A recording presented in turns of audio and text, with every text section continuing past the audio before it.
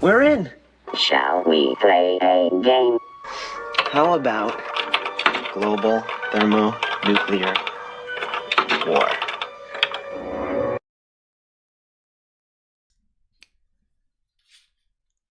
Hey there, HackerFrogs. It's me, the Shy Hat, and we're doing HackerFrogs After School today. We're doing HackerFrogs free hacking. We're getting down to a whole lot of hacking good time. All right, so let's talk a little bit about what we're going to be doing today on the live stream. So let's take a look. All right, so if you're wondering where our schedule is, so we generally publish our schedule every week over at, yeah, that's what we did over here. So we publish a schedule every week over at Reddit, and we also have a Discord channel where we publish the schedule as well. You need to look a little harder for that over there, but what are we doing today? So today is Friday, October 3rd, so TGIF everybody, and we're doing history today. So we're going to be doing, we're going to be talking about hacker history first, and we're going to be talking about the target hack of 2013.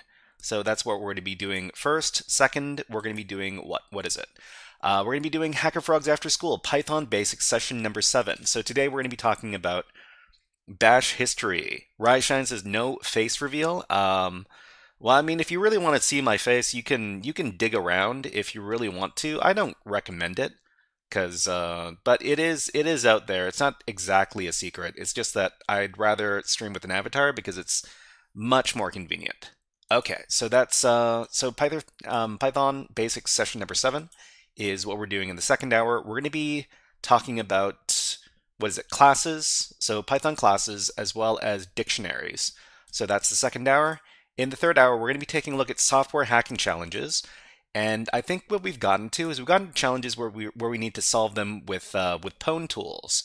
So we're going to be learning how to use the pwn tools module from Python, and we're going to be using that to solve some software hacking challenges. And that's the third hour. It's going to be over at OLIcyber.it. It's an Italian cybersecurity education platform. And Santa Vices love hacker history. Well, let's we'll find out about a hack. We're going to be doing some research. And the last thing we're going to be doing today is we're going to be going over to OverTheWire, and we're going to be exploring their Narnia labs. So the Narnia labs are a series of binary hacking challenges. So we're going to be going over there, we're going to be figuring out how to connect to the server, and we're going to be solving those challenges over there. And that's the last thing we're doing. So let's go ahead and put an hour on the clock, and then we'll start talking about hacker history. So we might or might not use the full hour to talk about this. So let's get going.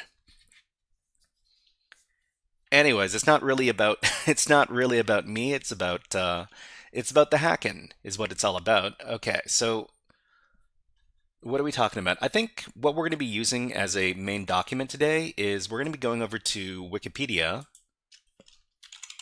So wikipedia.org, and we're going to be talking about the history of Target. So Target is the big company that got hacked back in 2013, and we're going to talk about the consequences of that.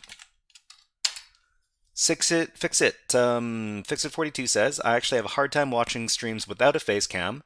Yeah, it is kind of difficult when it's just a screen and you don't see like interaction. I have an avatar, and it's a colorful cartoon green frog. It doesn't do too much, but it does show people that I am there in a way. Okay, Raishan says 2013. Man, has it really been 12 years? It's been a dozen years apparently. No Name says hello, hello, hello. No Name, nice to see you here on YouTube. And let's talk about what we're going to be covering today. So I've got a document over at the HackerFrogs website. Let's see if we can pull that up. If you didn't know, HackerFrogs has a very extensive GitHub project that has all of the segments that we talk about. So we do hacker history, cyber OSINT stuff. We do a lot of walkthroughs and occasionally some interviews. So go ahead and check out the GitHub if you want to check out what we're doing over there. And what are we doing? So this is hacker history, and we're doing the 12th topic today. We've gotten a few different ones in the past. We talked about the colonial pipeline attack, the Sami worm, solar winds, and so on and so on. We're going to be talking about the target hack today, and we're going to be answering some questions. Sykes says, I think Shahad he's doing well even without a cam. To be honest, thank you, Sykes. Thank you. Raishine asks, what were you doing back in 2013? Let me think about that. 2013, I was in Asia, and I was teaching English in Asia back in 2013. That was, it was a really long time ago. So, okay, so we're going to try to answer the following questions about this hack. So what happened in the hack? When was the hack discovered? How long do we think the hackers were operating before the hack was discovered? Who was the target of the hack? How was the target initially compromised? What other hacking methods were employed? What was the impact? Was the hacker identified? And if so, how confident are we of that attribution? Was that hacker punished? If so, how? And what are these hackers doing now? Do they do other hacks? What was the response to the hack? What makes this hack famous? And what did we learn from this big hack? So those are all the questions we're going to be answering today. Well, or at least we're going to try. But first of all, we can take a look at the Wikipedia article. I think this is going to be a primary document, Wikipedia. Most people say that Wikipedia shouldn't be used as a primary source, but we'll try to do some online research and try to figure it out. Dan's L says, 2013, when we were happy. Well, I mean, I guess they were simpler times back then. There are some people who were going through some really bad times during 2013. Not to say it was all sunshine and rainbows. Raishine says, English teacher in Asia to cybersecurity streamer, what a transformation. Yeah, I mean, people can change a lot in 10 years. Okay, so the cybersecurity breach was in 2013. Here it is. Okay, so let's see. Samavi says, Wikipedia deleted far too much to my liking. So let's see. So Brian Krebs broke the news. I wonder if the Krebs on security article is still there. They've got some sources. Okay, let's take a look at this as well. We'll take a look at that later. So on December 18th, 2013, security expert Brian Krebs broke the news that Target was investigating a major data breach, potentially involving millions of customer credit and debit card records. So this is really big because it was customers' credit card stuff, and that means a lot of potential information, maybe fraud could be going on. And Raishine says, Gameboy says, every moment is a new moment. Raishine says, 2013 was the release of the final season of BRBA. BRBA. Can you remind me what Breaking Bad? Breaking Bad, right? Is that what it is? Saint says, a walled garden to end walled gardens. I believe that's what they called it. Let's see. No Name says, where in Asia? It was a big continent. So I think in 2013 I was in. Where was I in 2013? I think 2013 was Japan. Was it Japan? No. Let's see. 2020. No, 2010, 2011. I think in 2013 I was in Japan. Singapore. No, not Singapore. I was in Japan in 2013. But anyways, what are we talking about? So customer credit cards and debit cards. On December 19th, Target confirmed the incident via a press release, revealing that the hack took place between November 27th and December 15th, 2013. Target warned that up to 40 million consumer credit cards and debit cards may have been compromised. Hackers gained access to customer names, card numbers, expiration dates, and CVV security codes. That's the really big one. Issued by financial institutions on December 27th, Target disclosed that debit card PIN data had also been stolen, albeit in encrypted form. Well, I mean, how hard could it be to decrypt or crack PIN data? Because PINs are only they're usually 4 numbers. So it can't be that hard to brute force it. Reversing an earlier stance that the PIN data was not part of the breach. Okay. CVV, devastating. Danzel, what was the biggest anime in 2013? I mean, you could probably look that up. Fixit 42 says you were all over the place. Yeah, I was. I taught in South Korea, I taught in China, and I taught in Japan. So I covered almost all of East Asia except for Mongolia. Rajan says I was 5 years old in 2013 and received my first electronic device, the Samsung Galaxy Tab 3.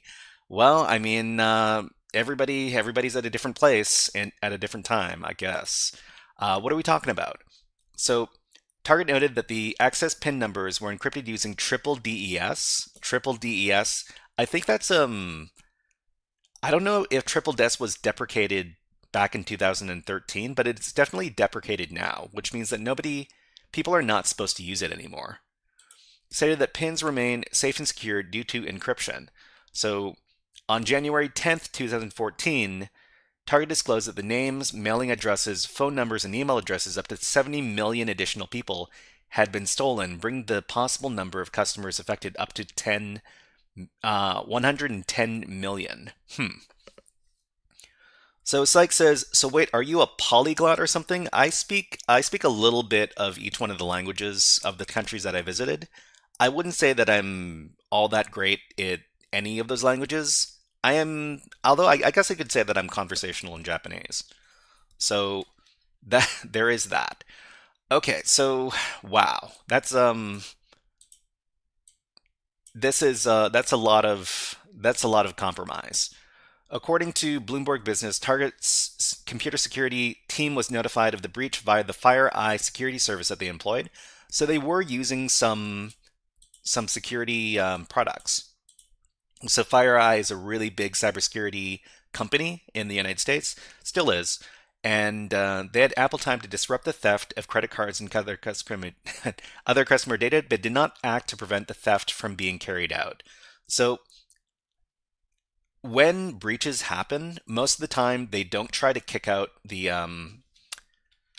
Sykes says I self-taught Japanese. I think I did learn a lot of Japanese on my own, but I definitely used a lot of courses and books and stuff to learn as well. Okay, so what are we talking about? Yeah, so most of the time when these big breaches occur, they don't immediately kick out the hackers as soon as they figure out that there's a breach happening. What they do is they try to come up with a plan and figure out when the best time would be to kick out the hackers. Because if you just kick out the hackers immediately, they might have back doors in place where they can get back in. So what you want to do is you want to figure out exactly how they got in and then figure out if they managed to, how many systems they managed to compromise, and whether or not there are, well, you want to figure out how they got in and then figure out how you can seal the security hole before you kick out the hackers. Otherwise, otherwise they could get back in. Let's see. Ravishan says, but you still have a Western accent in Japanese. I'm pretty sure that when I speak Japanese, people can tell that I'm not a native Japanese speaker. Let's see. Sanovi says, monitoring the hackers while leaving them in your machine. So, I mean, you want to figure out how they got in first, because if you don't know how they got in, then you will have a very hard time trying to keep them out again. So even if you kick them out, they might use the same vulnerability to get back into the system. And then when they get back into the system the second time, they know that they're being scrutinized. So it's best not to let the hackers know that you know that they're there before you completely kick them out. Okay, so Target encouraged customers who shopped at its U.S. stores, online stores are not affected, during the specified time frame to closely monitor their credit and debit cards for irregular activity. Retailer confirmed that it's working with law enforcement, including the United States Secret Service, to bring those responsible to justice. Okay. So this data breach has been called the second largest retail cyber attack in history. I wonder what the first one was. So retail cyber attack. You know what? I'll go ahead and get this link as well for a little bit later. Okay, so what are we talking about? So it's been compared to the 2009 non-retail Heartline Payment Systems compromise, which affected 130 million credit cards. and to the 2007 retail TJX Companies compromise, which affected 90 million people. As an apology to the public, all Target stores gave retail shoppers a 10% store-wide discount for the weekend of December 21st and 22nd. 10%, huh? That sounds great. Site says, "Hello, Mr. Victim. I am in your machine. Please notice. No, please notice me." That's that sure is something. So let's see. So according to Time magazine, okay, a 17-year-old Russian teen was suspected to be the author of the point of sales malware program Black POS, which was used by others to attack unpatched Windows computers used at Target. The teen denied the allegation. Later, a 23-year-old Russian, Rinat Shabayev, claimed to be the malware author. Okay, okay. All right, let's not argue in chat, please. Thank you.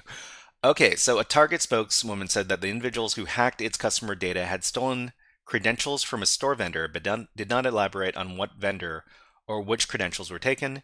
As the fallout of the breach continued on March 6, 2014, this is like 3 months after the initial compromise, it announced the resignation of its chief information officer. Okay, so this is the chief information officer is usually the person in charge of cybersecurity and an overall of its information security practices. In a further step to restore faith in customers, company advised it will look externally for appointments to both the CIO role and the new chief compliance officer role.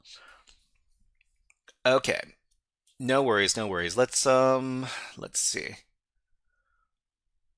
Okay, so this is as far as this article is concerned, this is the end of the security breach. But let's go ahead and answer some questions then.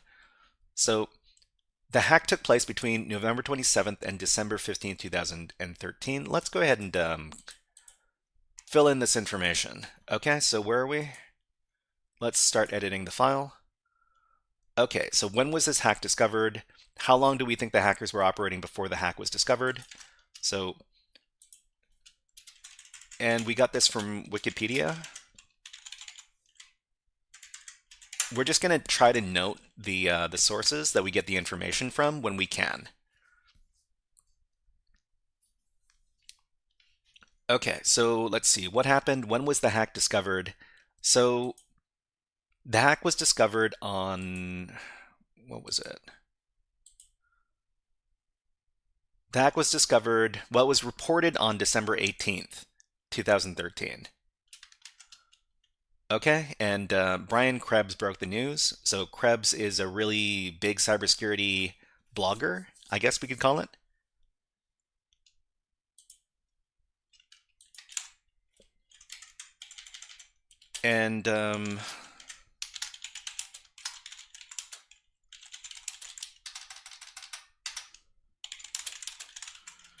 And we got that from Wikipedia.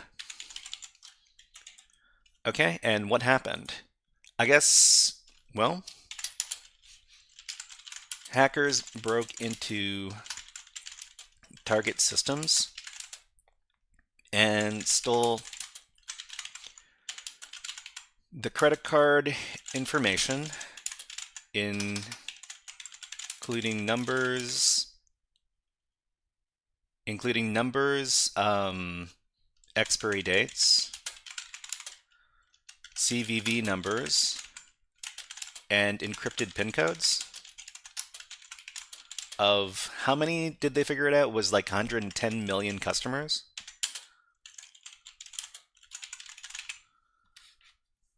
Okay, MC25 says, is this the Target air conditioning hack turned in late? Hi, MC25, nice to see you here. This is the hack of 2013. Whether or not they actually got in through air conditioning systems, I'm not too sure about that. So let's see, we got an article from Krebs on security, and we've got another article from the Chicago Tribune. So in case you're looking for those, let's put those links in the chat.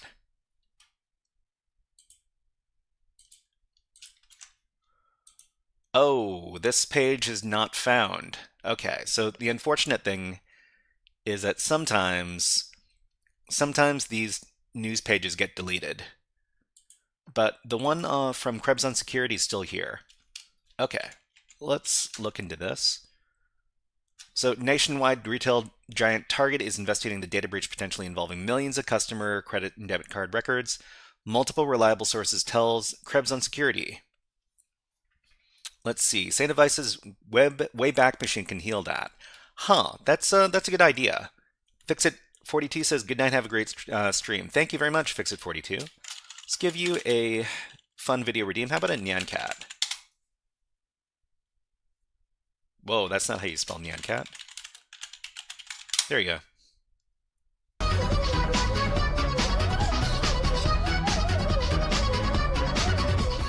Okay, let's try. Yeah, you know what? Sand of Ice. That's a good idea. We should try to check the Wayback Machine. Is it? Let's see. Wayback. So this is web.archive.org. Okay, cool. I don't very often look at the Wayback Machine, but I should probably do it more often. Okay, so where was the Chicago Tribune article? Let's look for it really quick. Krebs on security, Chicago Tribune. So this is the page not found. And let's go to the Wayback Machine, paste in the website. Okay, so let's take a look at the one from 2014. Green indicates redirects. And how do we actually look at the article then?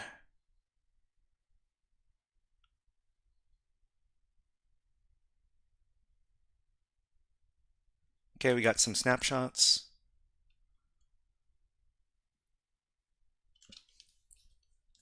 Calendar dots. Yes, yes. Thank you. Thank you. All right, so let's see if it actually got recorded.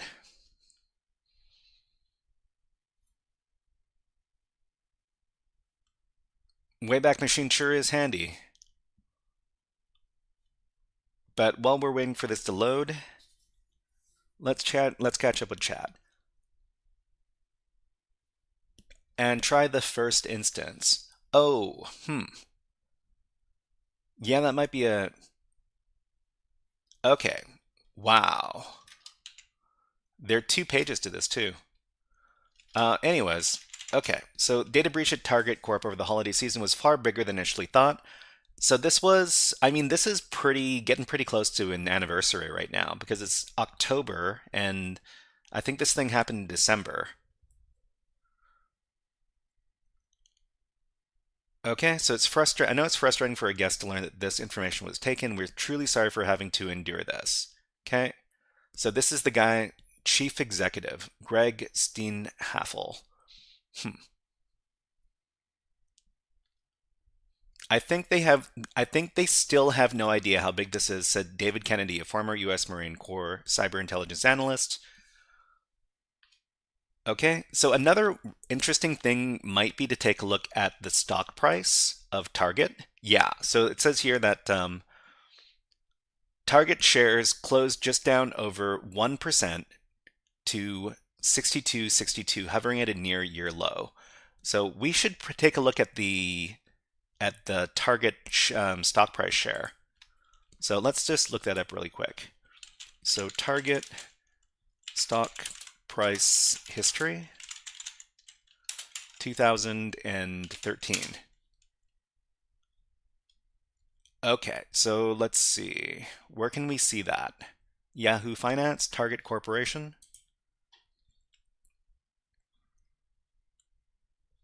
Okay, can we see a chart?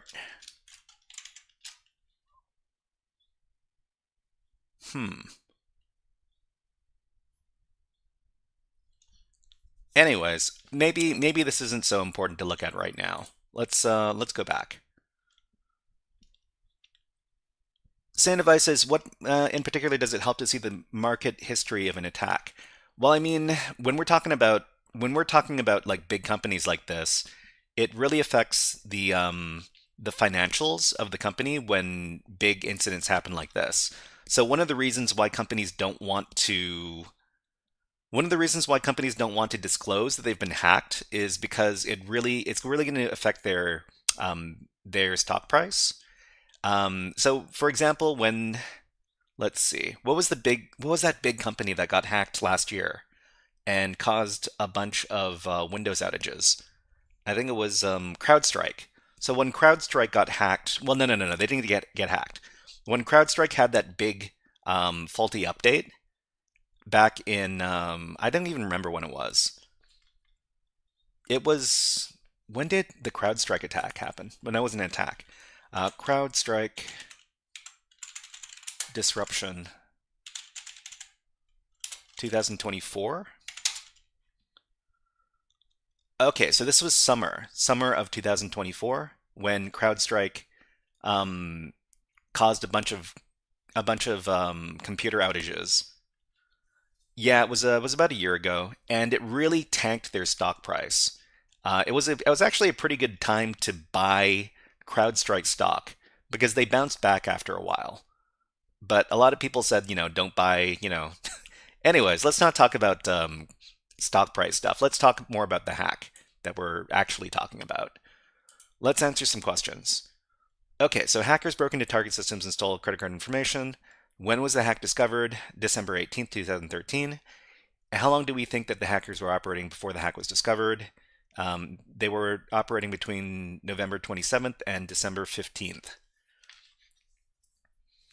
Globby Guy had to delete a file to fix it. I remember the first year at the HD.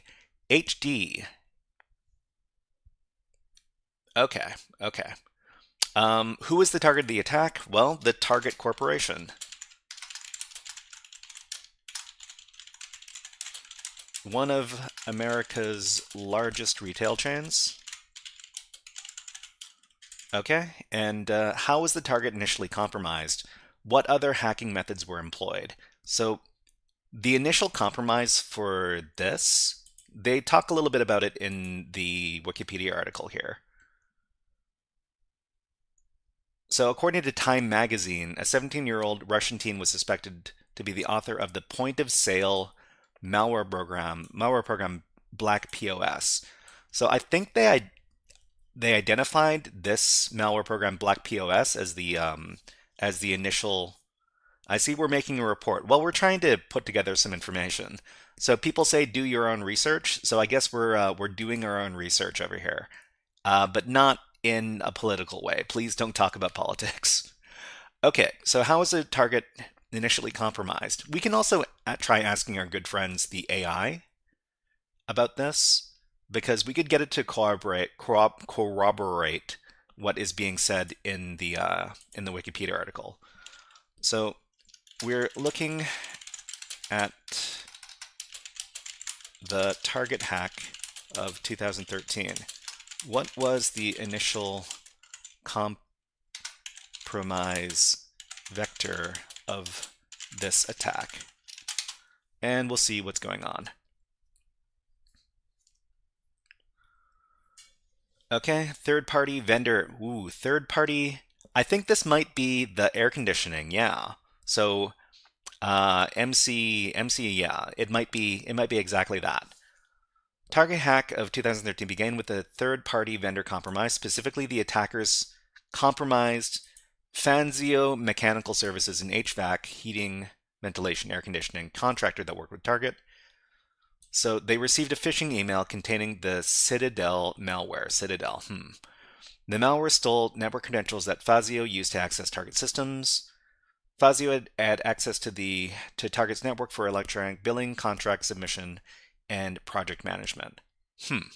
Okay. Oh, we got ads. Sorry about that, everybody. All right, you know what? I'm going to take this opportunity to have a little water break. We'll be back in about 20 seconds, but in the meantime, check out these birds. Just need to have a little bit of water.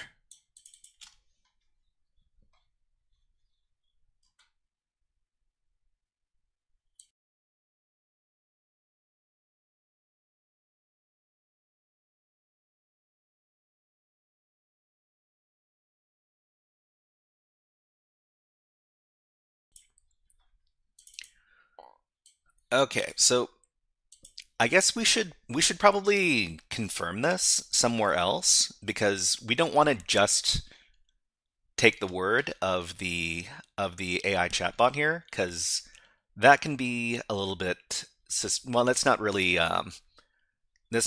a super safe way to do things.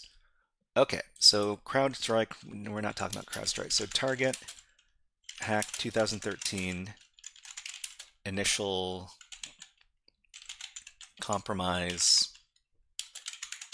vector. Let's see if we can Google it. Okay, so this is another AI overview. Let's see. So a phishing attack against a third-party HVAC vendor, Fazio Mechanical Services. So we got cooperation here between, what is this, Gemini? So this is Gemini and Claude. They tell us the same thing. Okay, so let's see. Rogue Wex, Z-Raj. I'm not too sure what to call you. But let me know what name you want to go by on YouTube. Thank you. Okay, so let's report on this then. So how was the target initially compromised? What other hacking methods were employed? So target was compromised through one of their third-party contractors, Fazio Mechanical something something. What was it called? Fazio Mechanical Services.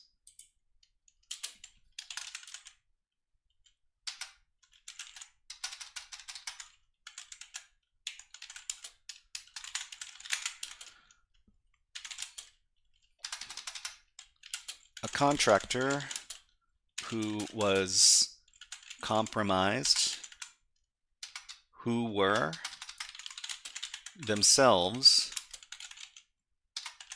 compromised through a phishing link or a phishing email with the Citadel malware. I don't know what the Citadel malware is, but Psych asks, what keyboard do you have?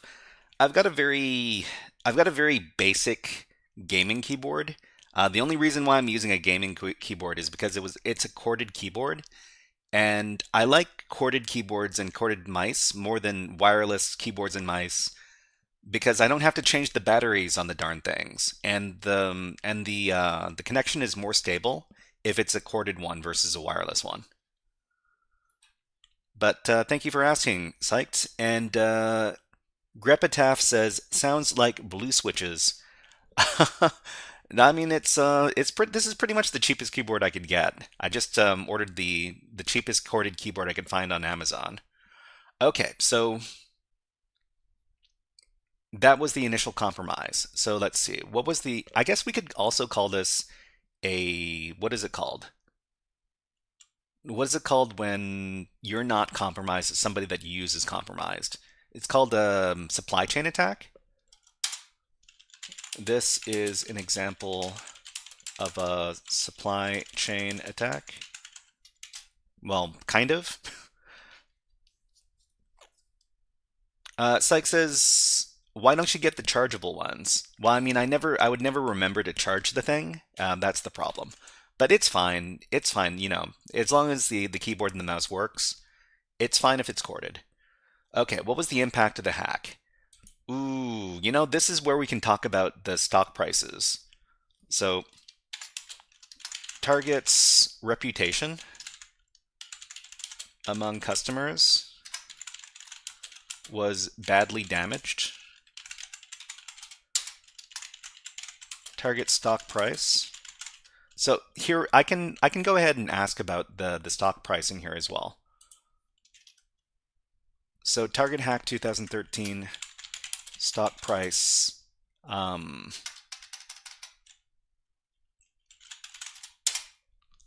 they'll probably tell us about it as well.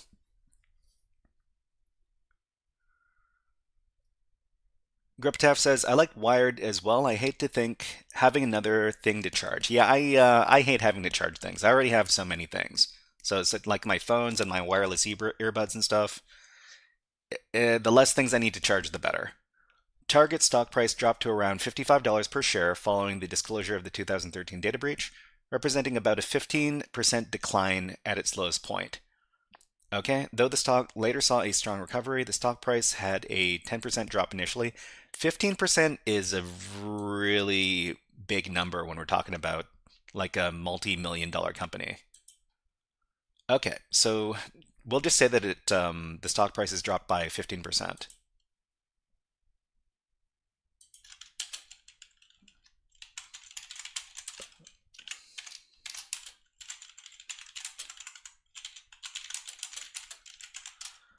Okay, so was the hacker identified? And I guess we'll say that we got this from Google. Was the hacker identified? How confident are we of the attribution? So in the article, it said that there were two different teens or two different people. So a 17-year-old person and a 23-year-old person. So we can probably. It doesn't say here. I wonder if it says in the Krebs article. So we got the Brian Krebs article over here, and let's see. First look at the target intrusion malware. A closer look at the target malware part two. This is pretty good. I mean, this is a cybersecurity website we're looking at. New clues. First look at the target intrusion malware. Let's take a look. Okay, this is back from 2014. This type of malicious software uses a technique that parses data stored briefly in the memory banks of specific POS devices. In doing so, the malware captures the data stored in the card's magnetic stripe in the instant that it is swiped at the terminal and is still in the system's memory. So, this really reminds me of what is it called? When you install things on card reading devices to, oh God, what is the attack called? What is it called when you steal card information? Is it called skimming? Yes. Yes, thank you very much, MC25. I teach stuff on this like every month, but I forget the term over and over again. Okay, so card skimming. It kind of reminds me of card skimming because this is how the malware steals the information. So that makes sense because they were able to install the malware on their point of sales devices and then steal the information when the customers scan their credit cards. Okay, thieves can create cloned copies of the cards and use them to shop in stores for high-priced merchandise. I mean, so this is called black POS, okay? And they don't say who the hacker was. I guess we could search for it and see if they ever really identified the people involved. So in the target hack, was the hacker or hackers ever identified?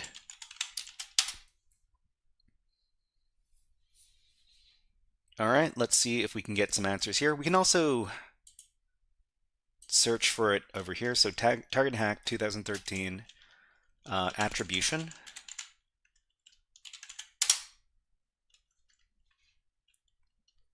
Okay, so how the hackers,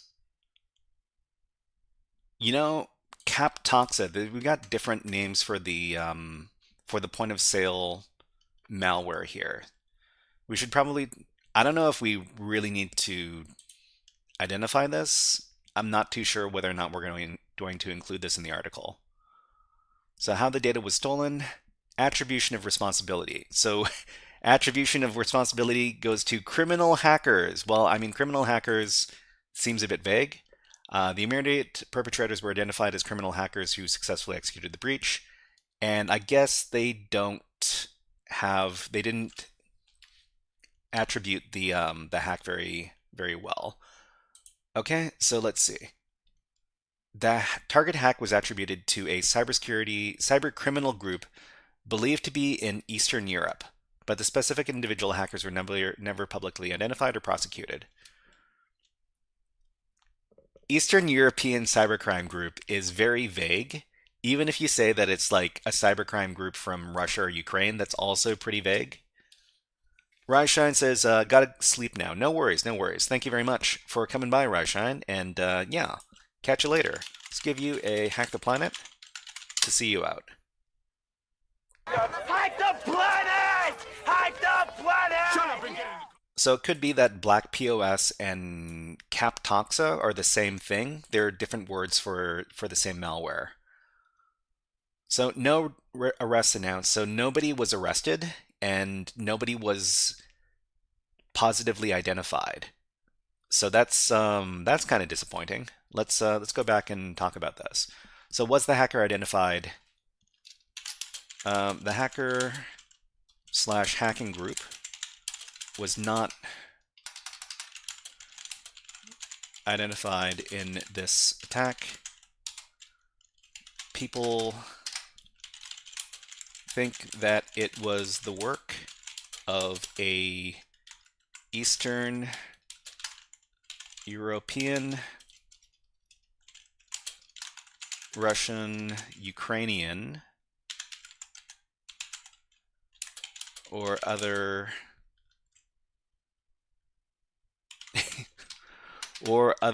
countries' cyber criminal group. Okay, so let's see. Saint Device says it could even just be a single guy or not even known. Press releases are not to trust. I mean, I'm pretty sure that, well, if they could pin this on anybody, they would have pinned it on somebody. But let's see. The malware used to steal the credit card info was called, what was it, Black POS, aka, what is the name of that thing? Captoxa.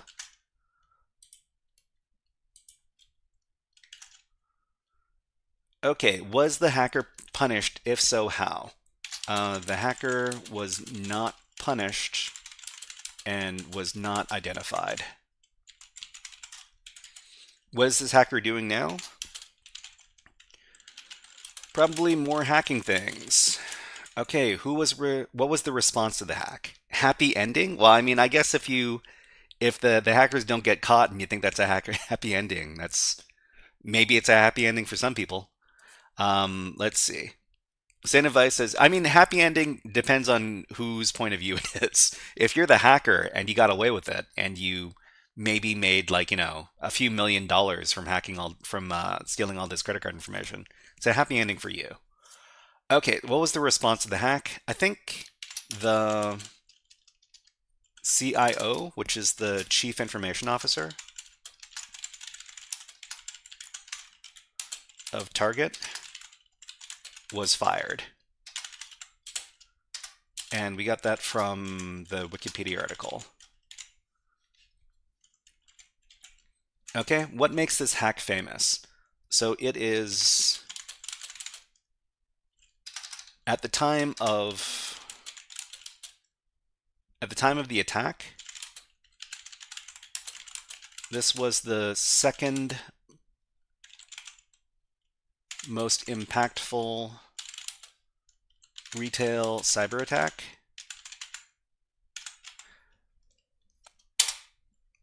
And we got that from the Wikipedia article.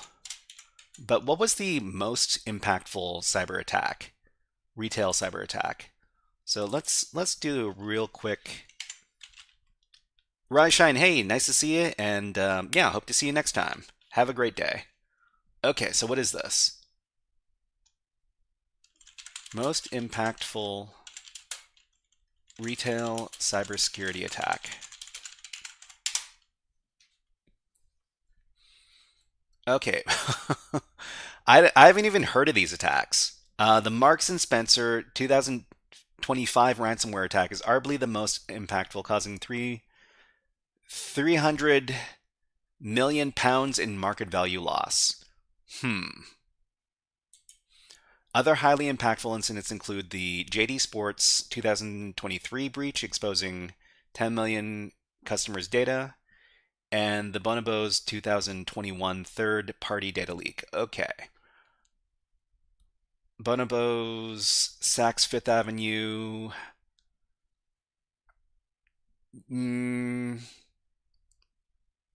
I wonder. Yeah. Okay, let's go back. Let's go back. We could. This is a rabbit hole we could fall down pretty deep if we wanted to. Let's try not to do that. This is the second most impactful retail cyber attack. Target lost a lot of customer trust.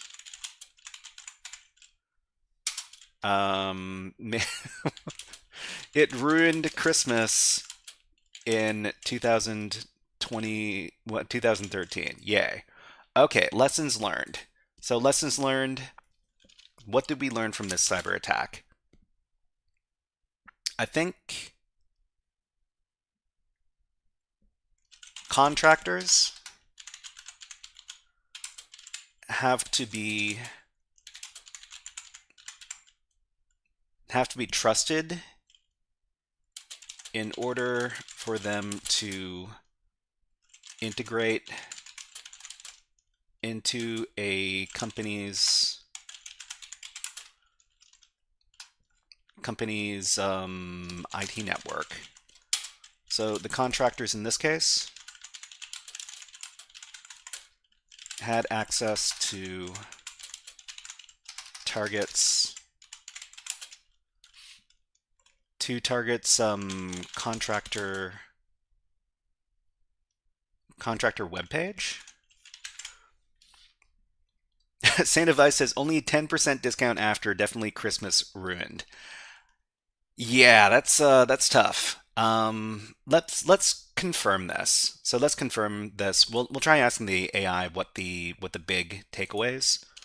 What are the biggest takeaways from the Target 2013 hack?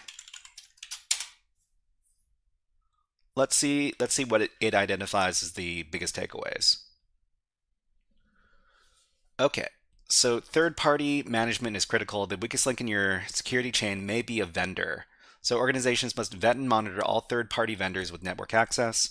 Even non-IT vendors like HVAC contractors, which was what these guys were, can be attack vectors. Vendor security assessments should be ongoing and not one-time checks. Network segmentation is essential. An HVAC vendor should not have access to the POS systems. So proper network segmentation could have contained the breach. Implement principle of least privilege. Critical systems should be isolated from general corporate networks. And then, So target security tools detected the malware, but alerts were ignored. What? Target security tools detected the malware, but the alerts were ignored?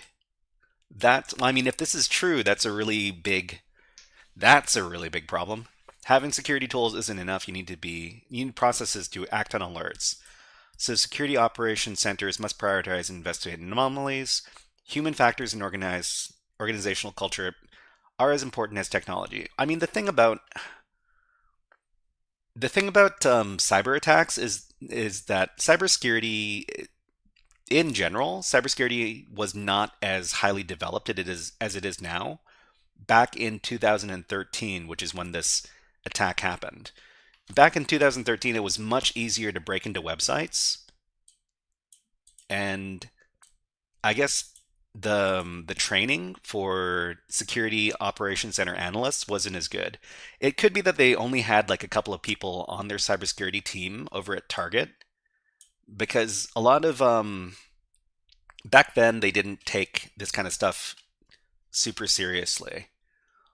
So security tools detected the malware, but alerts were ignored.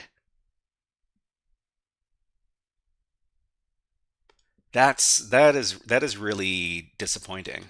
Okay, so through the contractor webpage, I mean, we're not sure. Let me do a little bit more digging.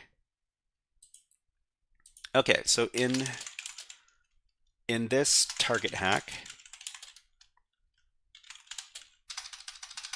how did the hackers get access to the POS system through the contractor access?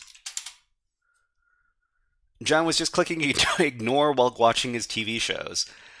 I mean, yeah, there were probably TV shows because they didn't have, people were not watching shows on phones back in 2013. Although I guess they could have been. There were tablets. There were tablets back in 2013, and you could watch YouTube through them.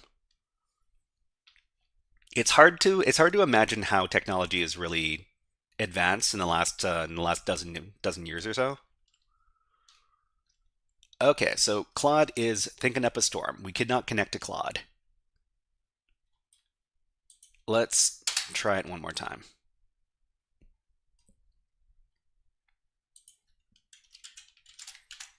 Let's try asking another AI. Let's try in the 2013 target hack. How did the hackers get access to the POS system through the contractor access? So this will ask Gemini, and Gemini will answer the question. Oh, hmm.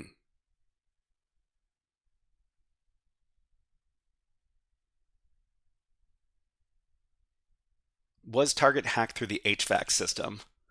One notable attack. All right, okay. Let's try asking DeepSeek. Can we ask Actually, we can ask ChatGPT. ChatGPT, you can access certain features from ChatGPT without being logged in. Stay logged out.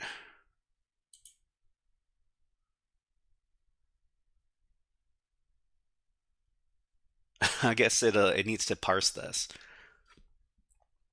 The attackers stole a third-party vendor's credentials via phishing, used that vendor's VPN account to get into target's internal network, then moved laterally, harvesting higher privilege Windows credentials, and pushed memory scraping POS malware into the checkout terminals.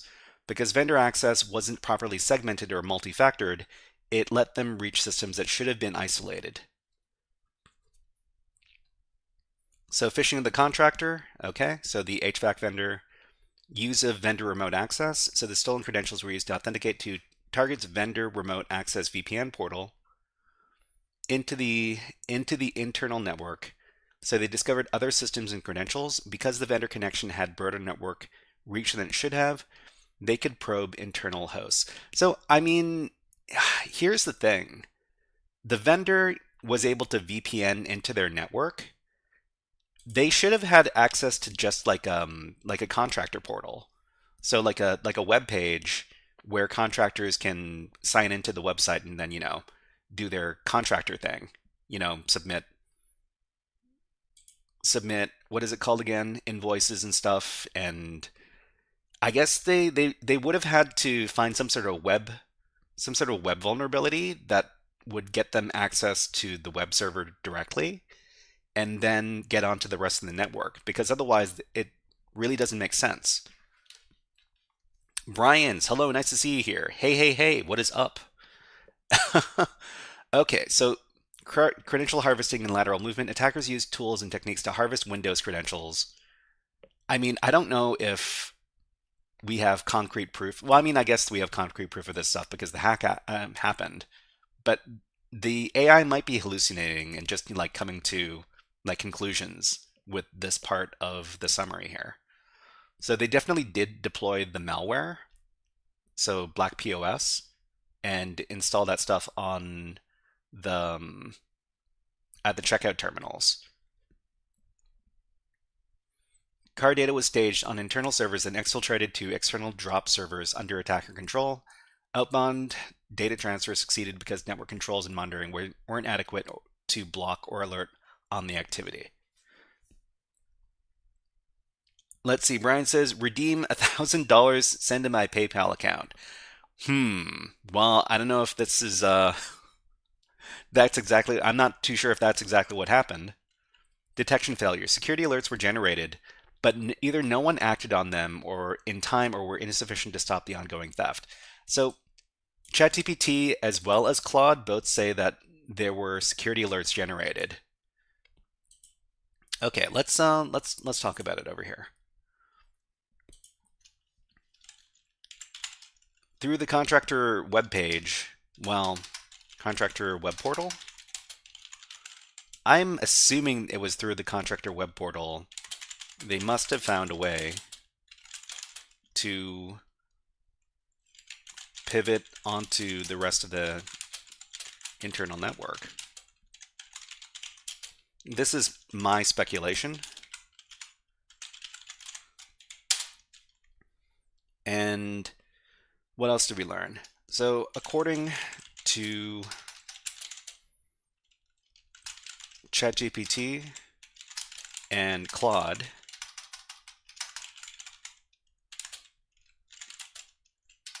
security alerts were generated for the malware installed on the POS terminals.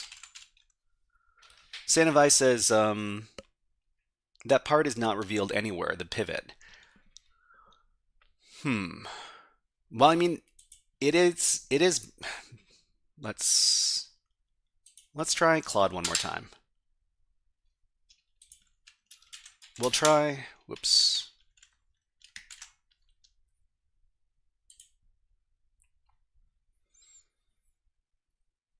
Yeah, Claude doesn't seem to be working right now. Oh, they did. Okay. So this is one of the critical failures of the target breach. Here's how the hackers moved from the HVAC contractor's access to the POS systems. So according to Claude, the attack path was, so they stole the credentials to access target's network, and they had access to an external facing web portal for submitting invoices, contracts, and project management. So this is what I guessed. So this gave them a foothold inside of the target into the corporate network. Okay. All right, we got ads running on Twitch. So I'll run one on YouTube, and we'll put on the birds. Let's put on.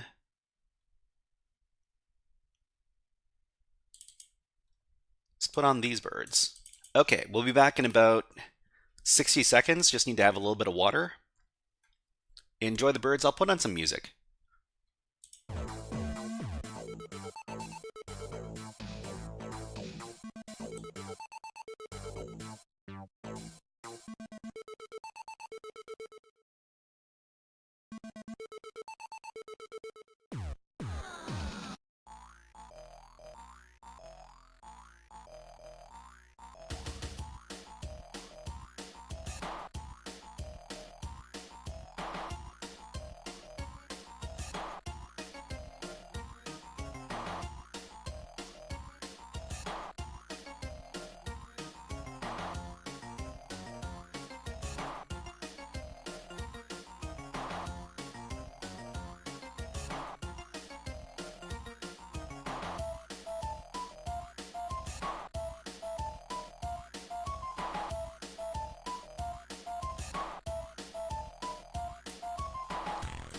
All right, let's put the birds away. And I think we'll keep the music on for a little bit.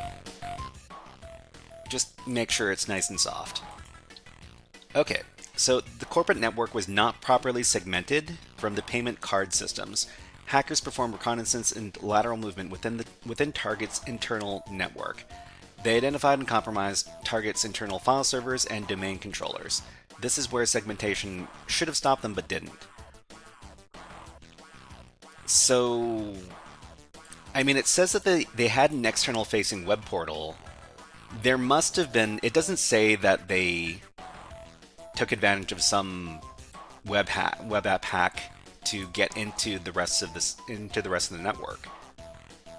It just says that they were not properly segmented. Shota Fujimori, thank you, and hello, nice to see you here. Anand says, hey, early mornings, just got a notification. Also, it's my birthday today. Happy birthday, Anand. Hope you're having a good one. We're just talking about this this hack that happened back in 2013, a really long time ago. So, come from the corporate network, attackers found ways to reach the cardholder data environment. They likely exploit shared credentials between corporate and POS systems, insufficient network segmentation, firewall rules. Once in the POS network, they installed customized RAM scraping malware, so Black POS or CapToxa, deployed to approximately 1,800 POS registers across target stores, captured payment card data from memory before encryption. Okay, so we need to wrap this up because we need to do our Python segment in just a little bit. So let's go ahead and close this out.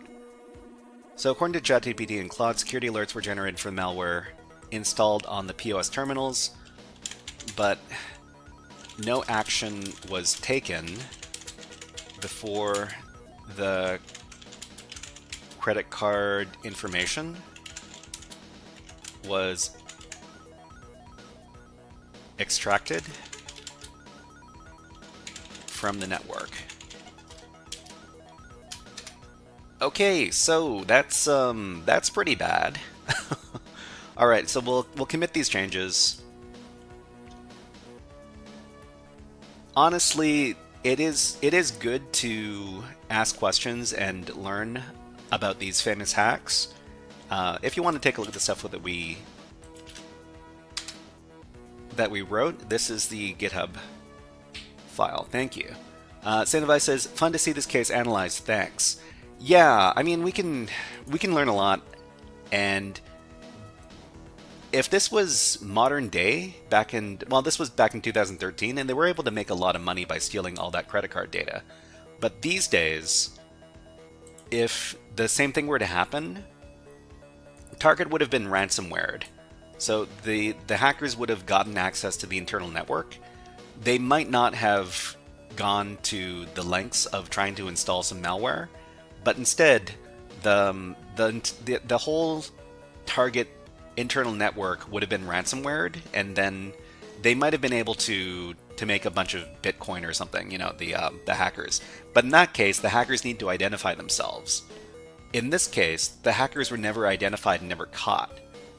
So, I mean, in some ways, this is a better way to do criminal hacking. Not that I'm, trying to tell people how to be a better criminal hacker or anything.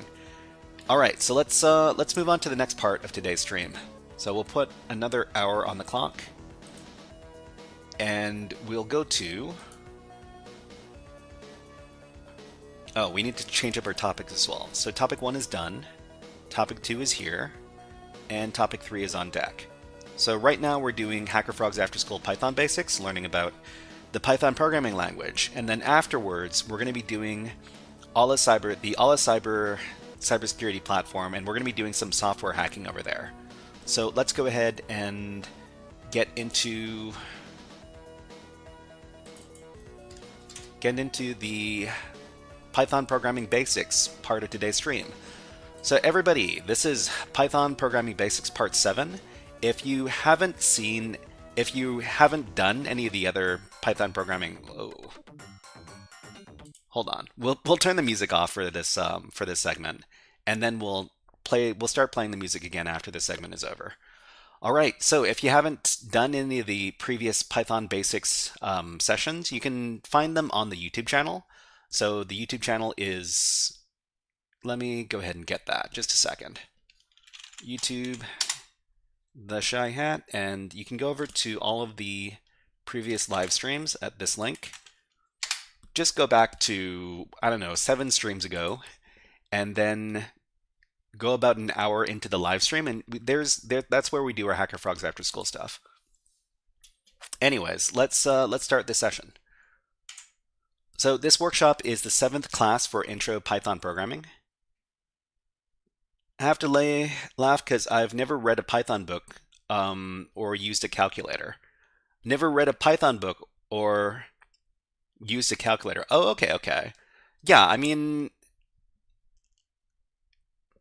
that makes a lot of sense. I mean, these days we all use applications and stuff to do our math for us. All right, so during our last workshop, we learned about a few programming concepts through Python, including the following. So the calculator part is what shocks me, of course. So we learned about functions last time. So functions are defined blocks of code that can be executed multiple times in the same program. When you use most programming languages, you're using a lot of functions because functions are basically groups of instructions that are run over and over again. It's very hard to find programs that don't use a bunch of different functions. We learned how to create functions and how to run functions. They say that the best way to learn Python is not to learn it. Well, I mean, if you are not a fan of Python, then you're not a fan of Python.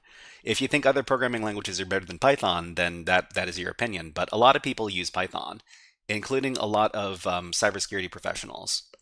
So executing a function is usually referred to as calling a function or a function call. So you'll hear about these terms all the time. So you run the function, you call the function, you invoke the function. These all mean the same thing. It's to run a bunch of instructions in the function. Okay, so in this class, we're going to be talking about the following things. Let's see. Rogue says, it's because Python always changes. I mean, the biggest complaint I have about Python is that it's hard to keep track of all of the different modules and libraries, and keeping track of what modules and libraries your Python program has access to is kind of a pain in the butt. But, well, I mean, for these lessons, we're not really covering that stuff. Okay, we're going to be talking about the following things in this session. We're going to be talking about classes and objects within the Python context. Libraries get broken often. Good advice, let's not choose Python, long live C. I mean, if you can avoid using Python and use other programming languages, go ahead and do it.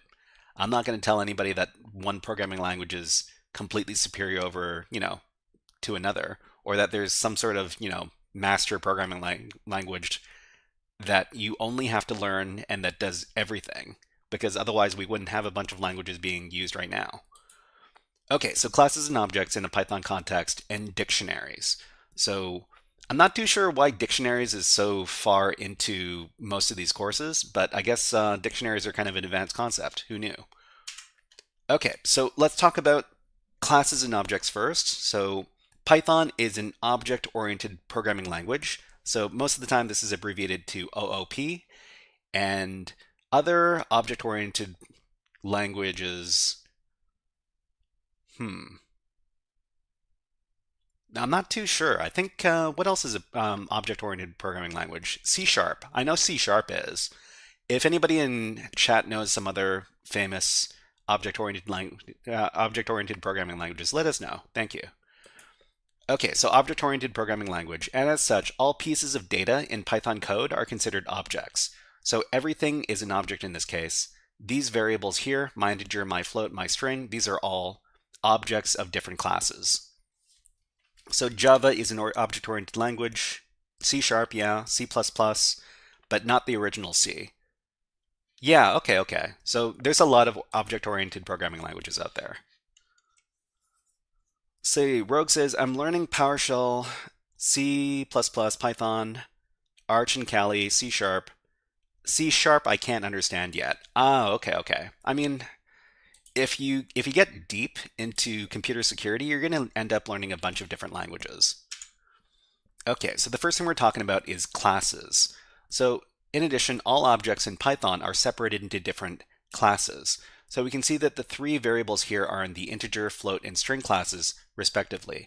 So each data, each piece of data in Python is an object. So my integer is an object, my float is an object, my string is an object. Each one of these objects are classified into different classes which have different attributes and functions and methods and stuff that can be applied to them. Sandevice says C# is easy once you learn actual C. C# is easy once you learn C. I heard that it was that C# and Java are like two very, very closely related languages, where you can basically pick up Java if you know C# and vice versa. Okay, so an object class indicates which built-in functions, methods, and variables it has. So if you've got a string, there are all sorts of functions and methods that can be run with objects in the string class. So all objects belong to a class, and an object's class indicates which built-in functions, methods, and variables it has, okay? So once we've executed a function and a method on the myString variable, here we've executed the function and method on the myString variable. So myString equals the HackerFrogs, print the length of my string, and print myString in the upper with the upper method. So here it gives you the length of the string, and it gives you the string in all caps. So this is because string objects have access to these functions and methods. Okay, Sandevice says C# is tad easy, and you should see the official Microsoft documentation to get help. Rogue says, I've been known to break and confuse live servers. It's like sticking a fork in Python to an Apple server mid API key download and hitting the off button. I hope you're not doing this stuff on purpose maliciously, because we don't condone that. All right, so if we change this myString value to an integer, executing either the length function or the upper method would result in an error message. So here we see that integers don't have the same functions and methods that are available to strings. So we just need to be aware that, we need to be aware that we can only run certain functions and methods on strings and then other ones on integers, etc., etc. Okay, so let's talk a little bit about creating new classes. So programmers often create new classes in their code to give the new class of objects common attributes, methods, and functions. So, for example, if you have a game that you're designing and you're writing it using Python, you can create a new class for each one of these monster objects, and then we can give them a bunch of different attributes and stuff. Okay, so let's try doing this ourselves. So we've got our online Python web page over here. Unfortunately, it has a bunch of ads, but we tolerate those because we want to use something that's free. Okay, so what are we doing here? We're going to create a new class. So how do we do it again? Let me take a look. Class. Okay. You know, I should. So let's make a class monster, and then we need to give it a bunch of different 250 free spins. Gonna get rich. Well, I mean, you can you can do that if you want. Yup. Okay, so class monster, what do we need to give it? We need to give it a bunch of stuff. So in this case, these are just some variables that we can set ourselves, and then we can set the attributes. So the attributes for this class over here, we've got name, level, health, attack, defense, all this great stuff here. Sandevice says classes look a lot like C linked lists to me. I'm pretty sure that they're related. As far as I think I tried looking it up before, and I think I'm not too sure what it would be in C++ though. Okay, so programmers often create new classes in their code to give the new class common stuff. So if you're creating a bunch of these different objects inside of your code, you might as well create a new class and then give them all the same stuff. So for example, every monster object is going to have a species, they're going to have a name, they're going to have a level, health, attack, defense, etc.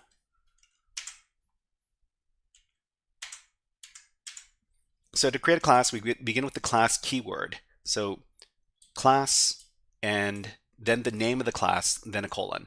The first letter of the class name is capitalized. So this is just some naming conventions. When you're creating a class, you need to make the name of the class capitalized. So in the next line, well, because this is a code block, we need to make sure that everything is indented. So next line, indent 4 spaces, then we can do a special function. So this is called the init function, a pair of parentheses, then inside the parentheses, self, then any other attributes the class requires, then a colon. So the special init function in here, it creates the different attributes that the class is going to have. So in this case, self, and then in this case, the student class they're all going to have names, and the student class are going to have a favorite subject. So an important feature of the class creation is defining the init function, which specifies the attributes of the class. So let me grab the code over here, and we'll just put it into our online Python coding app. Where are we? Here.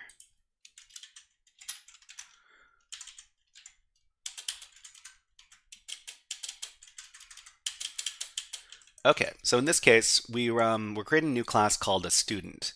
So inside of the definition of the student, we have to use the init function, which will give the class a self attribute, a name attribute, and a favorite subject attribute.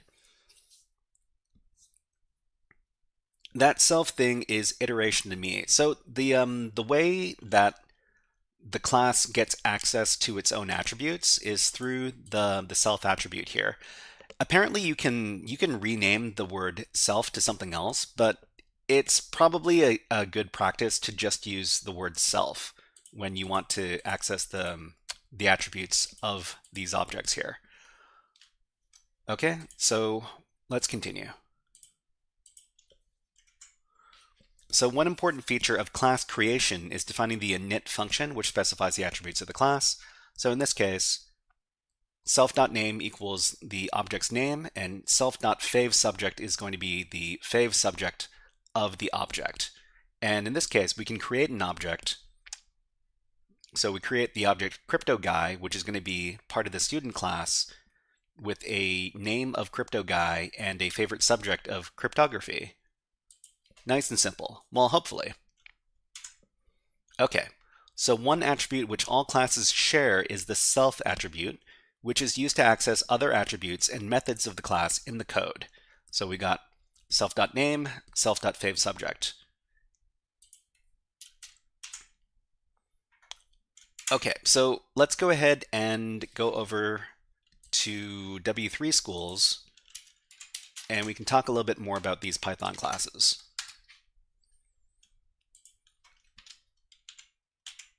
If you want to join in yourself, you can go to the link, and you don't need to be logged in to use this stuff.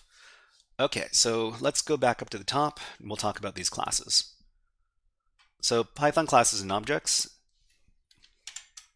So Python is an object-oriented programming language. Almost everything in Python is an object with its own properties and methods. A class is like an object constructor or a blueprint for creating objects. So to create a class, use the keyword class. So to create a class named myClass with the property named X, then we would do this. I mean, if we run this code, it doesn't really do anything. It does point to the main function for myClass, which doesn't really have anything. And let's move on. Creating an object. So we can use this class named myClass to create objects. So for example, we can create an object named P1 and print the value of x. So P1 equals my class, print P1.x. So we see here that we defined x as an integer equal to 5. So this should print the integer 5. And it prints out the integer 5. Great. Okay, so next we'll talk about the init method. So the examples, I always thought this was a function, not a method. So the examples above are classes and objects in their simplest form and are not really useful in real-life applications. To understand the meaning of classes, we have to understand the built-in init method. So all classes have a method called init, which is always executed when the class is being initiated.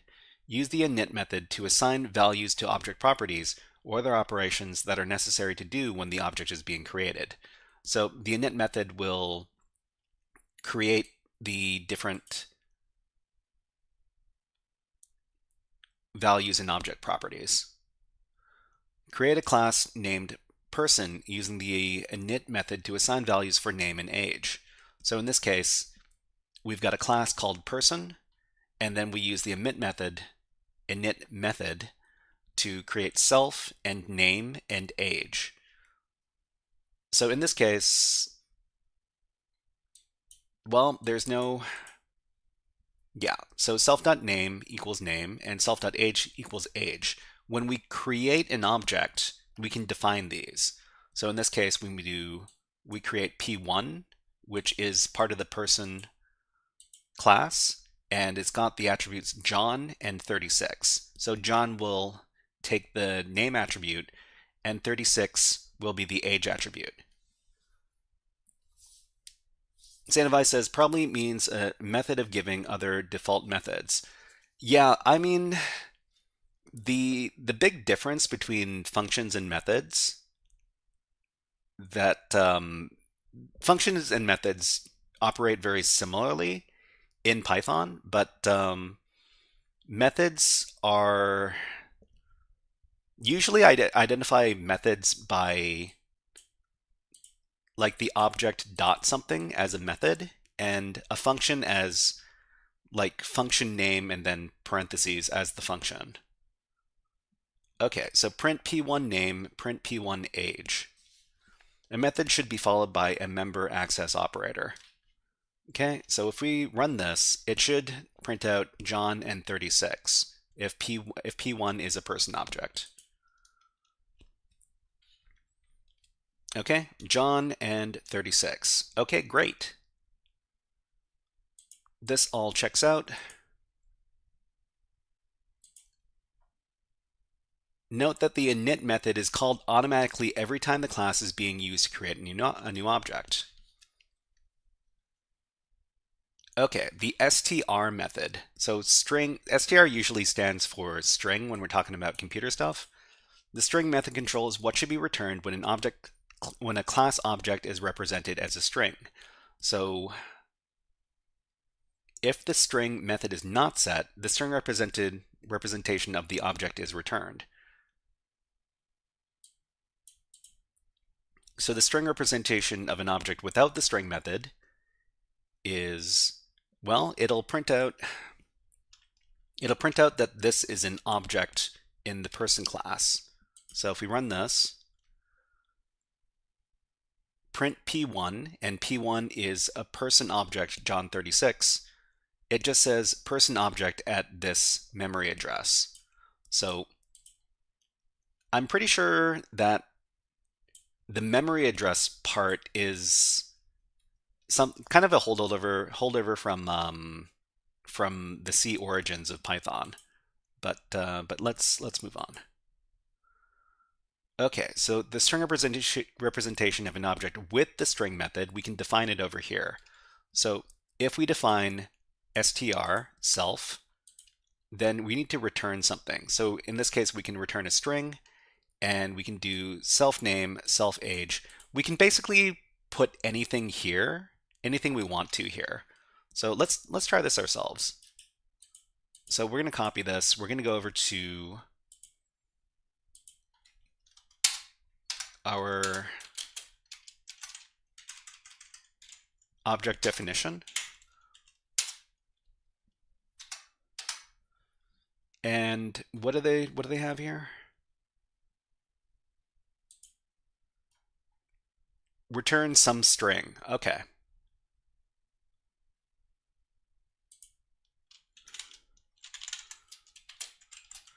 So return some string. This is a student.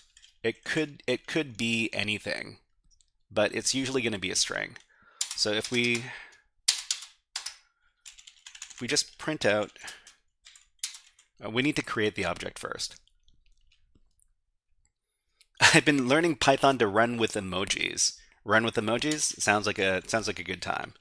Okay, so let's make a variable which is an object. Let's just say, let's call it S1. S1 equals student, and we're going to create the student object with some stuff. So there's a name and a favorite subject.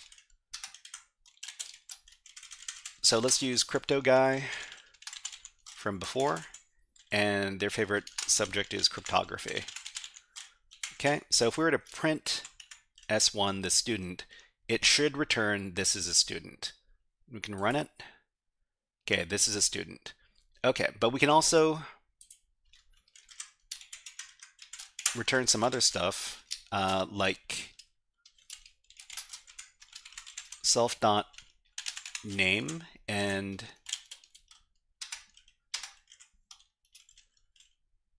self.name and self.favesubject.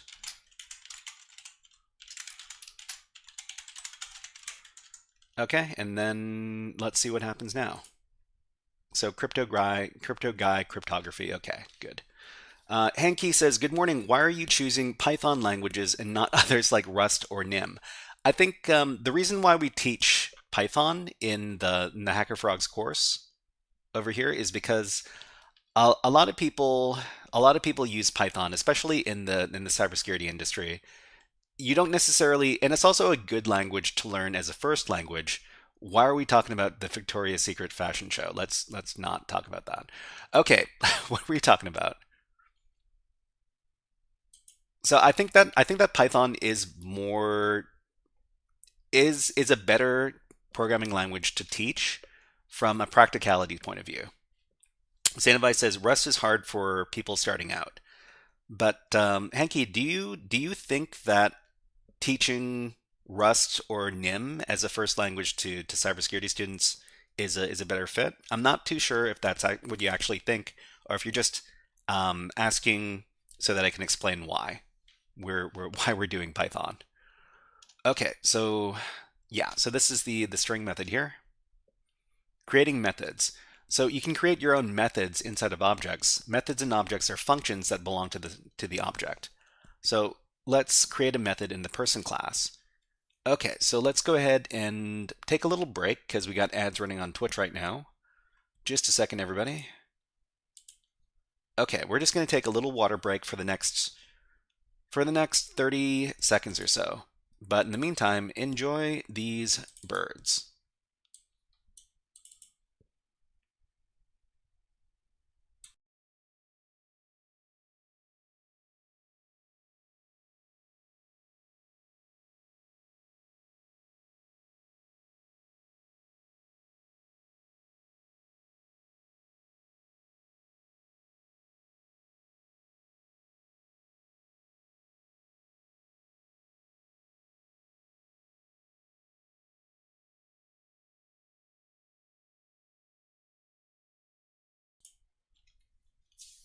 Okay, let's continue.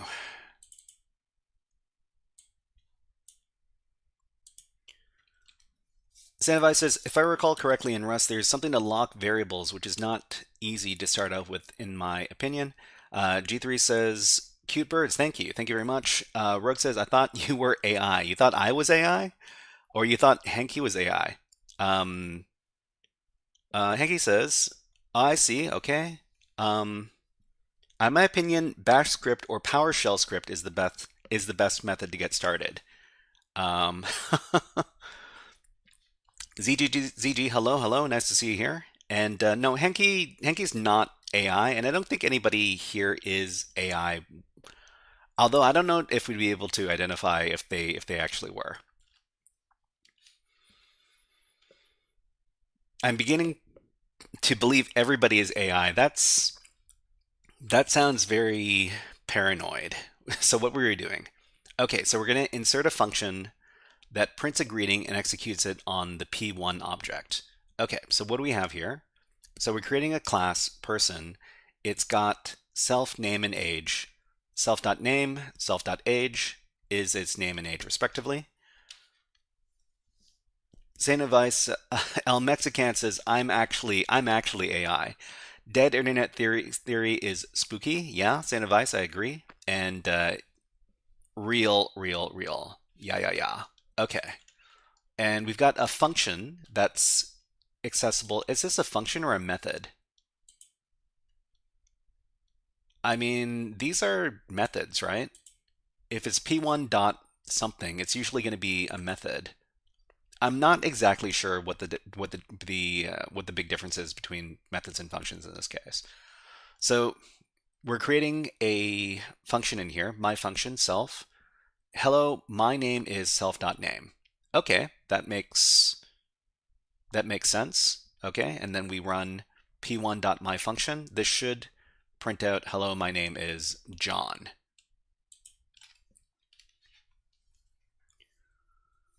The function inside the class, ZG has, oh, thank you very much for using the HackerFrogs emotes. the hype emote, thank you. Okay, so I gotta get some fresh air. No worries. Have a Nyan Cat to see you off. Hope to see you next time, Henky.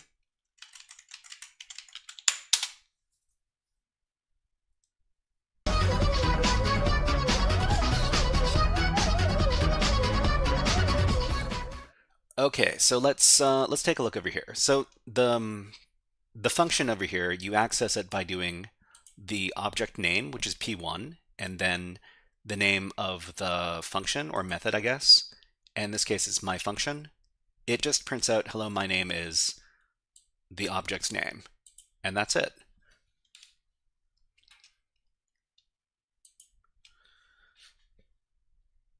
Okay, Rogue says, I'm Scottish and implanted within NFC, RFID, and have a command terminal to program it.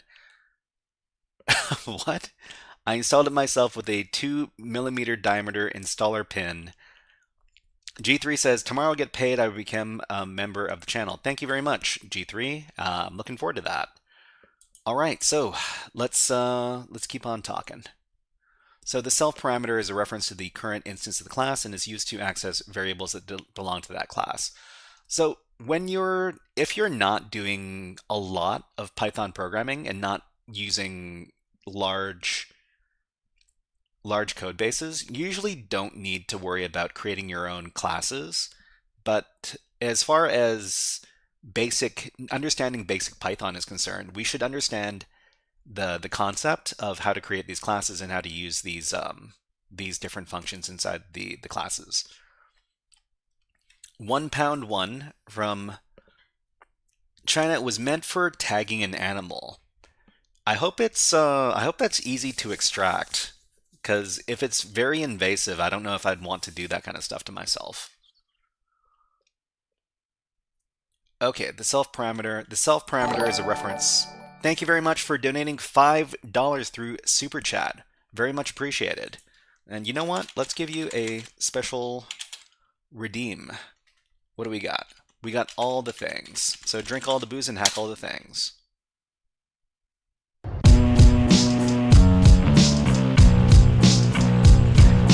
This one's dedicated to all the hackers. Yo. Okay, Sandevice says we have AI hallucinating in the chat. I don't think anybody in here is AI, but then again, like I said, we need to be careful about that. So the self parameter is reference to the current instance of the class and used to access variables that belong to that class. It does not need to be named self. You can name it whatever you like, but it has to be the first parameter of any function in your class. So, for example, we could call self mySillyObject or ABC instead of whatever we want. And what happens if we, so if we run this code, it says, hello, my name is John, abc.name. So my silly object.name equals name, and my silly object.age equals age. Define my function abc.name. We should really be naming these self, otherwise we can get really confused. Anand says he is awesome. Thank you very much, Anand. Okay, let's continue. So modify object properties. You can modify properties on objects like this. And for example, you can set the age of p1 to 40, p1.age equals 40. And if we take a look at the code, we can reassign these. So the object is instantiated on this line. So we got a class person. We create a person object here. So p1 equals person. John 36. And in fact, this happens all the time when we use modules. When we use modules, we create objects, and the objects have to have certain attributes assigned to them when we instantiate the object. A very good example of this is over, well, let's see, HackerFrogs. We were doing a whole series on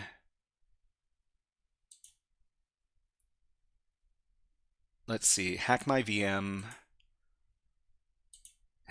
Temperance. And each level at Hack My VM and Temperance, it had us writing some Python code with the socket module. So when we use the socket module, we need to create a socket object in order to use the code from the module, the socket module. So here we're creating a socket object. So socket.socket, socket.afnet, socket.sockstream as s. So we create a socket object called s, and the socket object has these attributes. So socket.afnet and socket.sockstream. So whenever we use the socket object, we're going to reference it with s.something. So s.connect is the connect function. Let's see, s.send is the send function, and before we start using this object, we need to create it, which we do up here.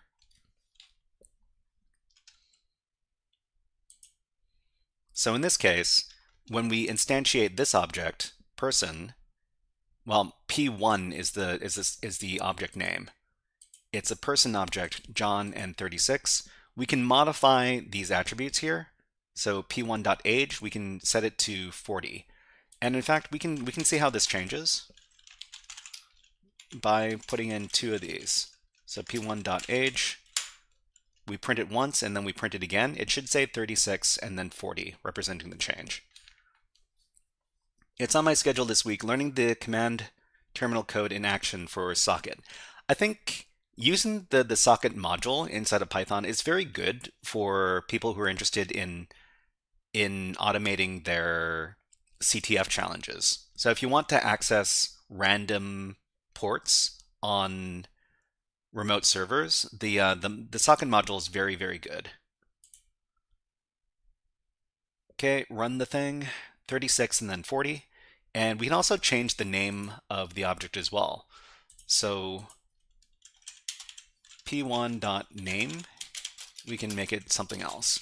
So HackerFrogs. And then print p1 age, p1 name. Let's see if it works. This is the way you do it, right? Yeah, 40 HackerFrogs. Let's see, what language is socket? It's Linux, isn't it? No. We're what we just looked at was Python. So we were using Python code and using the socket library to solve CTF challenges. If you're interested in this particular set of challenges, let me grab it really quick. Let's see, hackmyvm.eu. Let me log in real quick. I'll get the link. They're actually a very good set of challenges. G13, HackerFrogs, it's the best. Thank you, thank you. Can we log in, please? Thank you. Okay, so man, they revamped the Hack My VM site. I really like the new what is it called? Layout. Okay, so temperance is over here. And this is a set of challenges that you can solve using, you can use any programming language you want, but the default language you would solve these in is Python. Actually, yeah. So take a look at this. You'll need an account over at Shota Fujimori says, what is the website? So this is the hackmyvm.eu website. So if you just want to, if you want to access the stuff on the website, you need to make an account. It's pretty easy to create an account over there.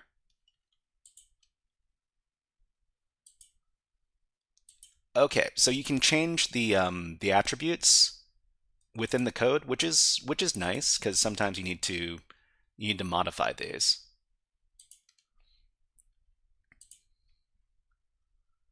Delete object properties. You can delete properties on objects by using the del keyword. Most of the time you're not going to be doing this, but I guess well, I mean, it's good to include this stuff anyways. So you can delete the attributes for the object. I don't see what the practical purpose of this is, but it's nice to see that the option is there. So delete p dot attribute, in this case age. I guess we could also delete the name, but like I said, it's not really something you need to worry about from a practicality point of view. So you can delete objects by using the del keyword. You can delete the actual object, okay? The pass statement. So class definitions cannot start empty, but for some reason you can have a class definition with no content. Put in the pass statement to avoid getting an error.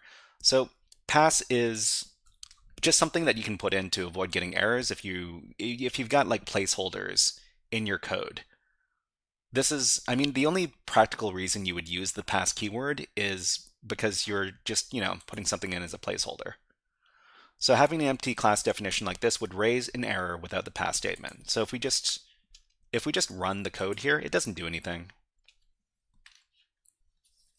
I'll join that website now. Epic. Yeah, it's a good website for why are we getting weird ads in our in here? Anyways,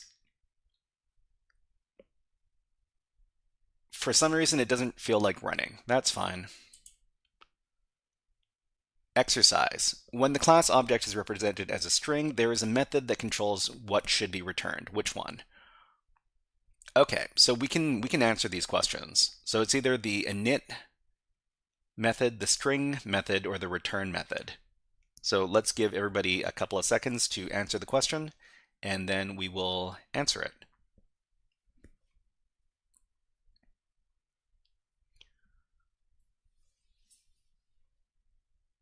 So in this case, when the class object is represented as a string, that's the important part. We should use the string method. Correct answer, next question. I guess we can answer some questions and then move on. What is the correct syntax for deleting an object named person in Python? So is it going to be person.delete, delete person, or del person? In this case, the correct syntax is del person. And we'll answer one more, I guess. Okay, so create a class named myClass. So does anybody know what the keyword is that we put in here? It's a 4-letter word. Day says del. Yes, that was the correct answer. Okay, so in this case, we need to use the class keyword. Correct answer. Okay, so we have one more short topic to talk about. before we finish up for today. So let's move back over here. Okay, so we're going to be talking about dictionaries.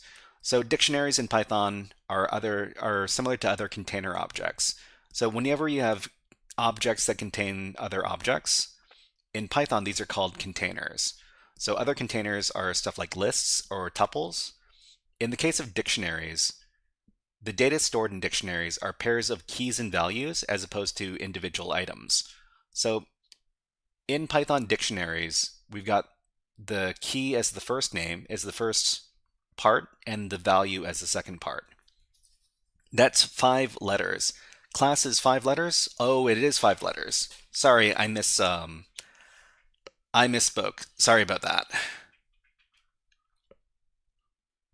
Okay, so we got England, so country capitals. Well, we assume that this dictionary here is a country and then the capital city. So in this case, England and London and Canada and Ottawa. So we can make our own dictionary over here.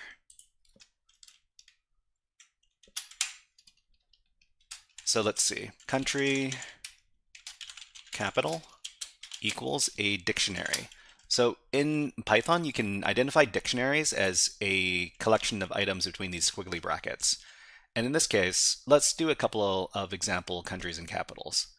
So USA, oh, this needs to be a string.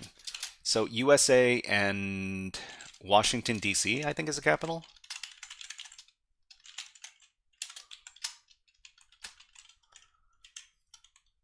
And another country capital combination, we could do Japan. Japan and Tokyo. So we got 2 country capitals over here. Country and then capital. After this, we can print this out. And it'll print out the dictionary here. Okay, USA, Washington, D.C., Japan, Tokyo. So this is a dictionary. We made a very, very simple one.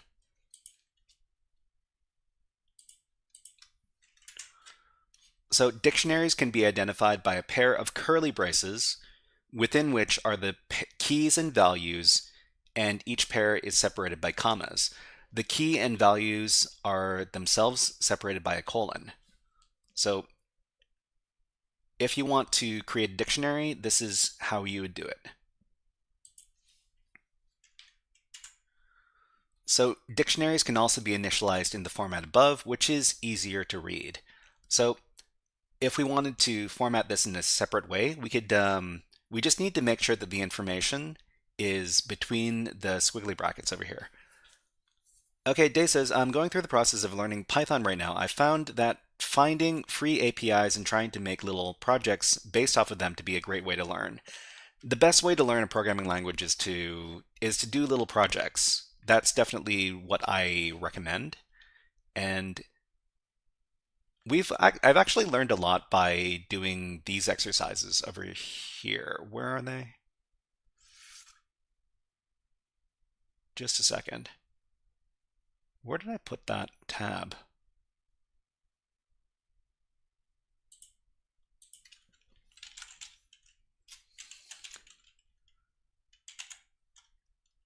We were looking at HMV Labs. Yeah, so these ones over here. So the Temperance Labs, we did these for a few months. We did the Temperance Labs for a few months. And each one of the Temperance Labs required us to code up a different script to solve the different challenges. So this is actually a great way to learn about Python because you're using Python to achieve a goal. And in this case, it's to solve these different challenges here. So in this case, in the first level, you're going to receive a string, and then you have to send the same string back. You write up a little script to do that, and then you move on to level 1. In level 1, it says you need to receive a string, and then you have to send the string back, and then you'll receive another string. So you receive 2 strings, and you send the same strings back to it. I think those temperance labs will be great. I'll definitely take a look. Yeah, so they're very... We used to do these every Friday, but they're new subjects that we've used to replace that. We might come back to this someday. We only had 1 level to complete left in our list. We should probably complete it one of these days. Anyways, let's go back to dictionaries. Okay, so dictionaries can also be initialized in the format above, which is easier to read. So we can go back here, and we can initialize our dictionary like this.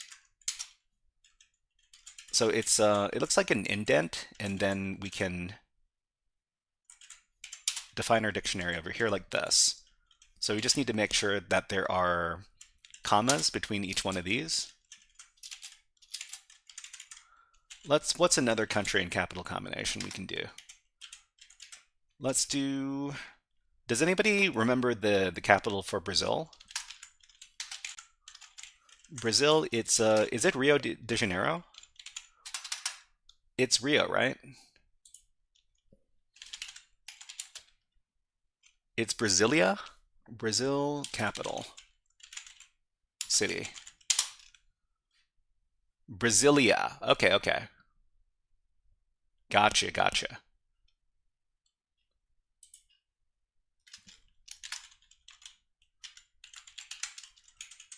Okay, so we can also create our dictionaries like this. This is probably the preferred way to do it if you got a really long list of dictionaries. But I guess it really does depend. But you can do it either way, and whichever way is better for you. Let's go ahead and print those off. Okay, great. Okay.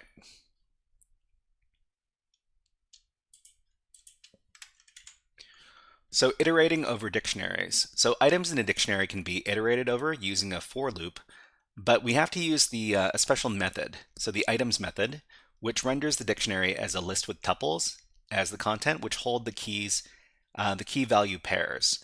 So if we ever wanted to do like a for loop, which includes the different items in the dictionary, we have to do a for loop that looks like this. So for ij in country capitals dot items, print I and j. Otherwise, you're only going to get the keys and not the values. So let's demonstrate over here. Okay, so if we do a loop like for I in country capital, print I, then we're only going to get the keys. We're only going to get USA, Japan, and Brazil. We're not going to get the actual values of the dictionary keys unless we do this. For I, j in country capital dot items,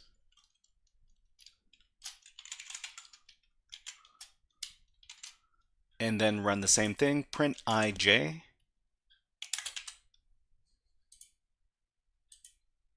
Then we get the actual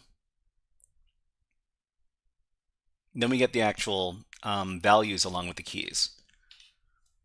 Day says, why do people still use that kind of syntax? It seems more unreadable to me. So are you talking about this one? This syntax here, or the original syntax? So the original syntax looks like this.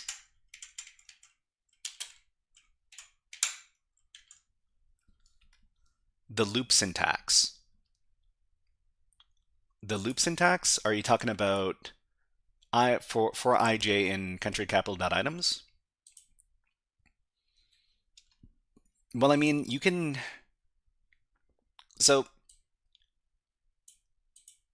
this is just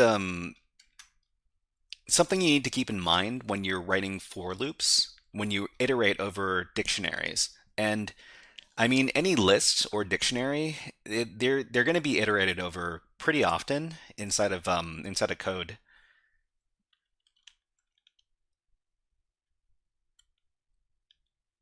let's see. Oh, are you talking about? Oh, okay. You know about IJ. So I mean, let's see. You can call this something else. So IJ, you could call this key and value. So print key value. You're talking about this, right? Right. Okay. So key value, or you could also do country capital. So you just need to make sure that this stuff all lines up correctly. So you can also do for country capital in country capital, print country capital. You just need to make sure it lines up. So Dave says that seems more readable to me. I mean, yeah, I understand. But most of the time when we're doing like for loops and stuff, and there's only one thing involved, I works okay. It's really up to you whether or not you want to name them using letters or to give them more descriptive ones.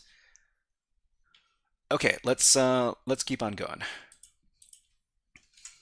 So adding keys and values. To add key entries to an existing dictionary, simply define the dictionary's index with the name of the key and then supply the value on the other side of the equal sign as shown above. So we've got friend and city. So this is another dictionary. So this is the name of your friend and what city they live in. So we got Carl, who lives in Toronto, Rachel, who lives in New York, and friend city Bobby, we're going to define as Texas. So this is how we can add entries to the dictionaries. So the important thing that we have to understand is that in a dictionary, we can't have two entries in the dictionary with the same key. So if we try to create, let's illustrate how to add these entries first. Okay, so let's go back. So we can add something in another line, country capital, and indicate the index. The index in this case is going to be, I don't know, let's call it Canada. And we're going to define this as Ottawa as the value. So when we run the code, we're going to see that Canada Ottawa was added to the list. Okay, great. Sozo says, do you know about HackSmarter free weekend? I didn't hear about that. If you've got a link that talks about it,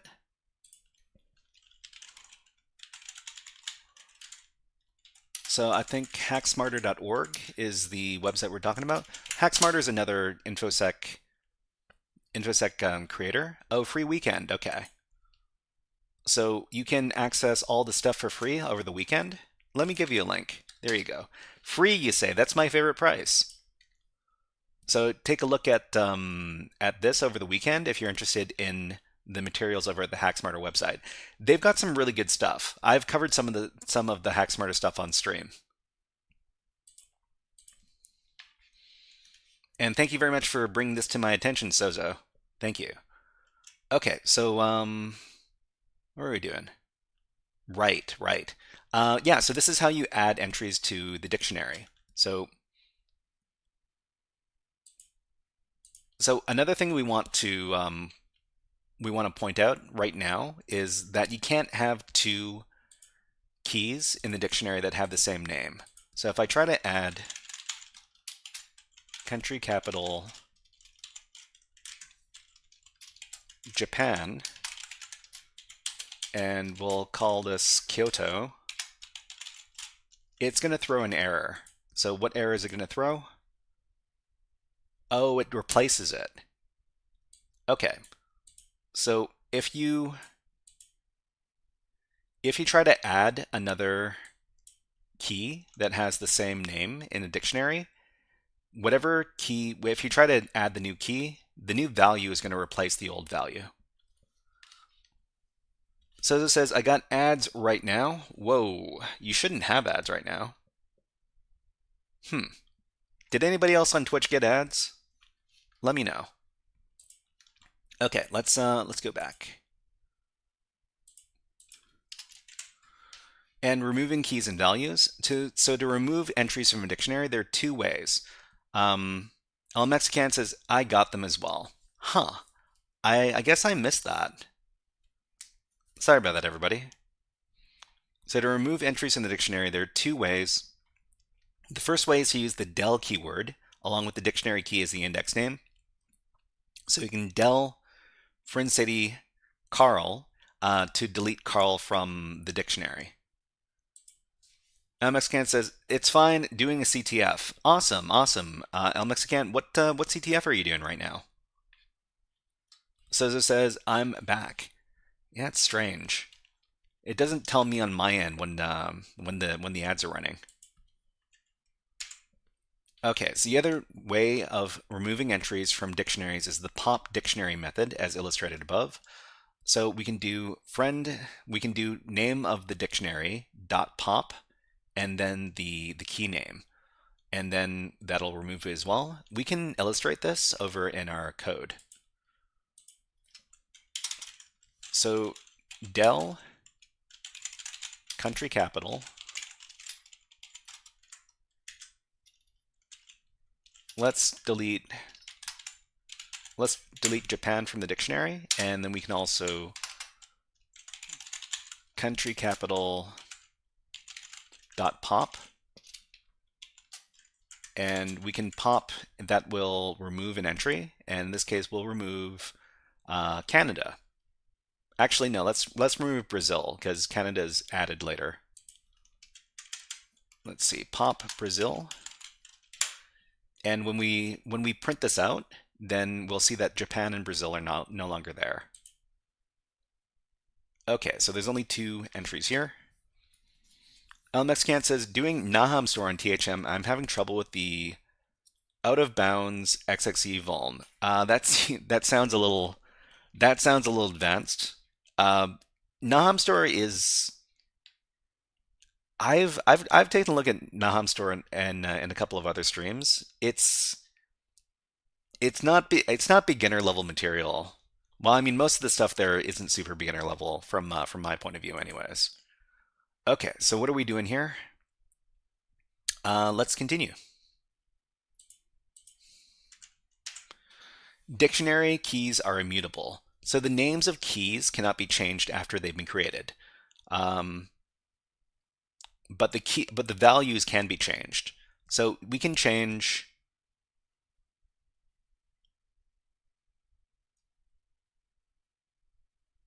We can't delete the keys.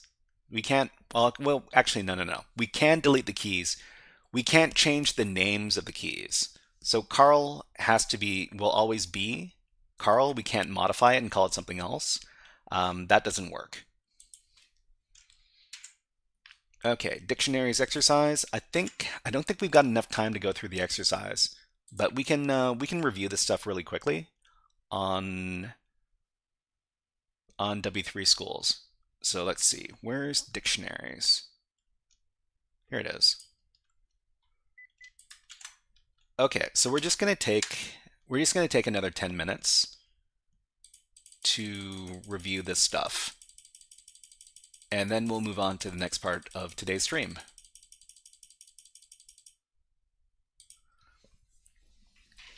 MXCant says, it's definitely a lot more advanced for someone like me. I had to look up a few write-ups because some things didn't work out the way I wanted, and I wanted to see how other things worked out.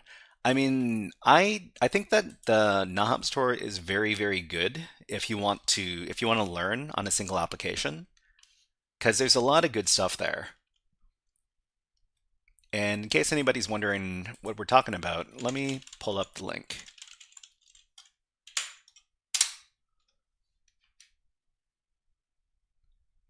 Hopefully it doesn't take too long to look up Naham store.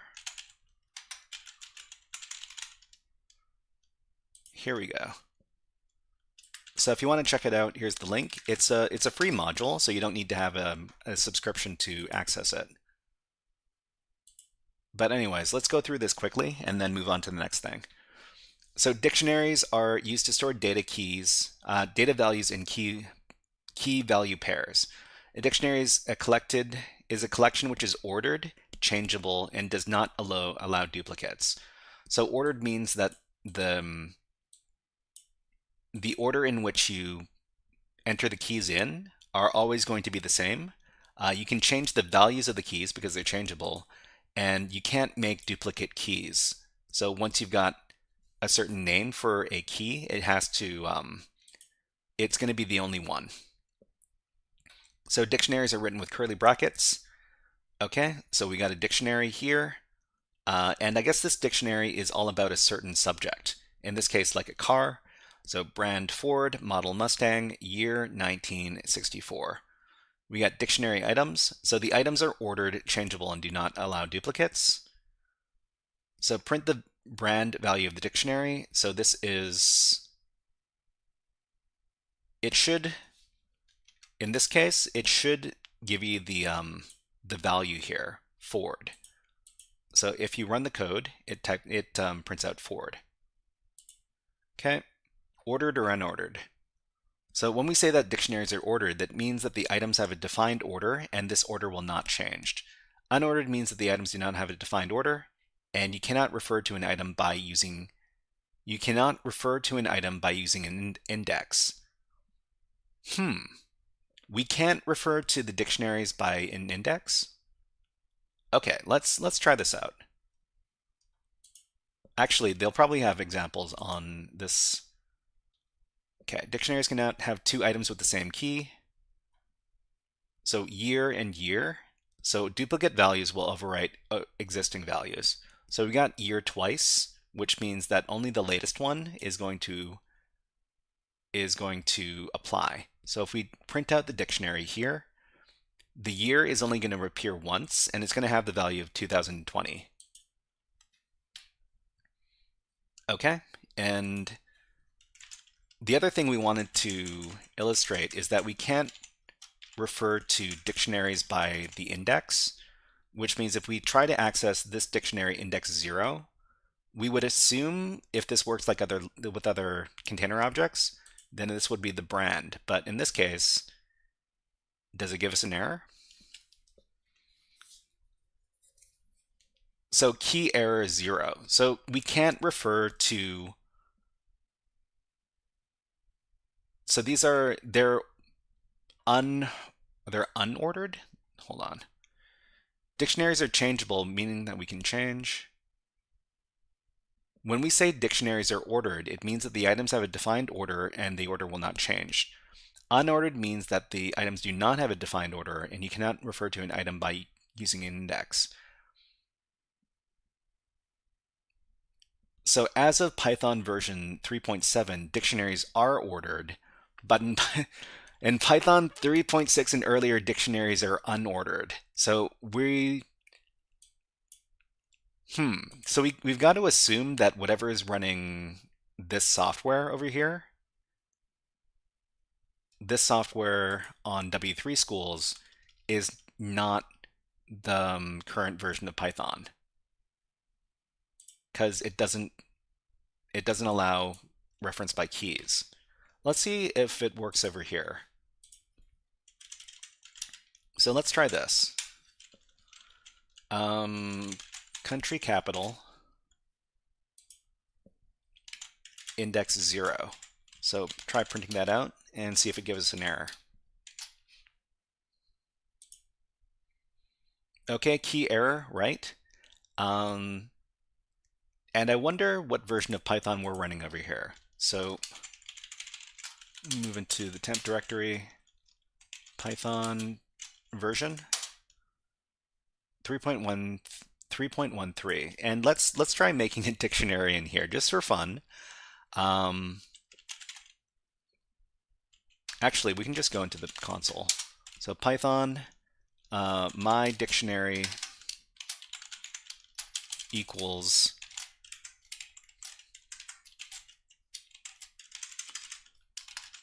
HackerFrogs rule. Okay, and then print out my dictionary key 0.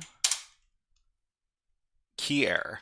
I guess you really can't refer to dictionaries by by index at all. You can't do it at all. Otherwise, this stuff would work. So it's key error, but you can actually print out my dictionary HackerFrogs, and you get this, the value. Okay, we only have a couple more minutes to go through this. Got to keep on going. So changeable, duplicates not allowed. Duplicates cannot have the same, dictionaries cannot have two items with the same key. Dictionary length. To determine how many items a dictionary has, use the length function. So this works with any container object. So if you got a string, you can use length. If you got a list, you can use the len function. This all works pretty much the same. So dictionary items data types. So the values in dictionary items can be of any data type. So you can put strings. The values can be any data type. Oh, does that mean you can't put, so keys can't be strings? Let's do an experiment. Okay, so let's do, instead of year, we'll call this 1, and we'll see if we get an error.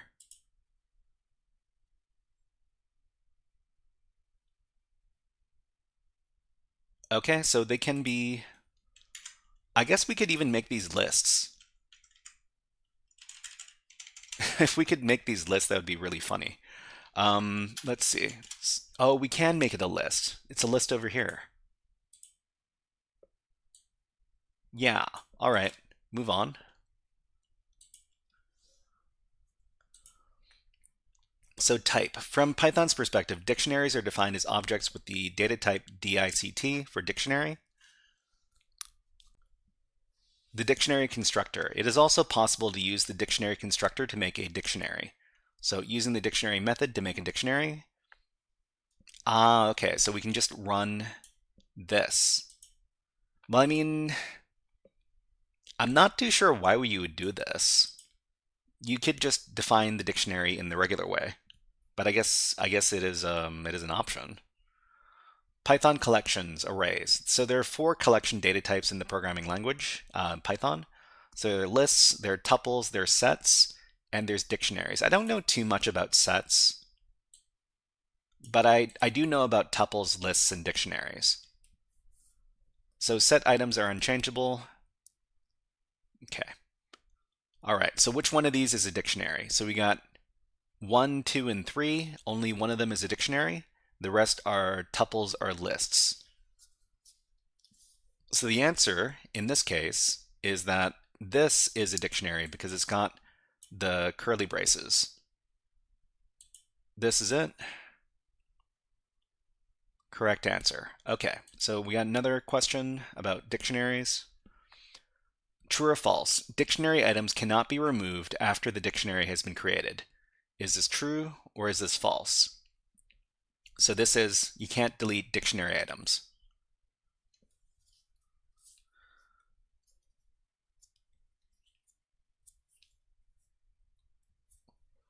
So if you were paying attention during the lesson, we went over a couple of different ways we can delete dictionary items. So this is false. Okay, and the last question. The last question is, a dictionary cannot have 2 key names with the same name. So if we've got one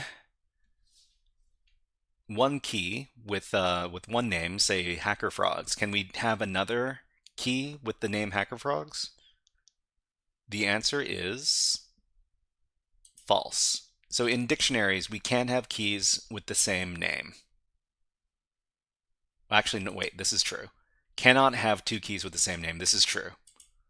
All right, let's move on to the, let's do the summary for today's lesson, and we'll move on to the next part of today's stream. Okay, classes and objects. So Python is an object-oriented programming language, and as such, all data in Python code are considered objects. All objects belong to a class, and an object's class indicates which built-in functions, methods, and variables it has. We also talked about dictionaries. Dictionaries in Python are similar to other container objects, such as lists, except that the data stored in dictionaries are pairs of keys and values as opposed to individual items. Dictionaries are useful for recording different key and value pairs that all pertain to one subject or one common value across a number of subjects.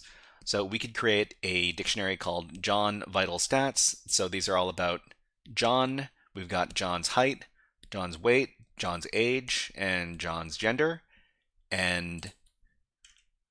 Or we could have one dictionary that has a set of information about a bunch of different stuff. So what are we doing next? In the next HackerFrogs After-School Python Programming Basics session, we'll wrap up our time with Python by writing scripts to solve CTF challenges. So in the next session, we're going to be using Python to write scripts and solve those CTFs. It's going to be a lot of fun. Okay, let's move on to the next portion of today's stream. So after HackerFrogs Python Basics, we're going to be talking about software hacking challenges. Okay, let me go ahead and put 60 minutes on the clock so that we can do our little countdown.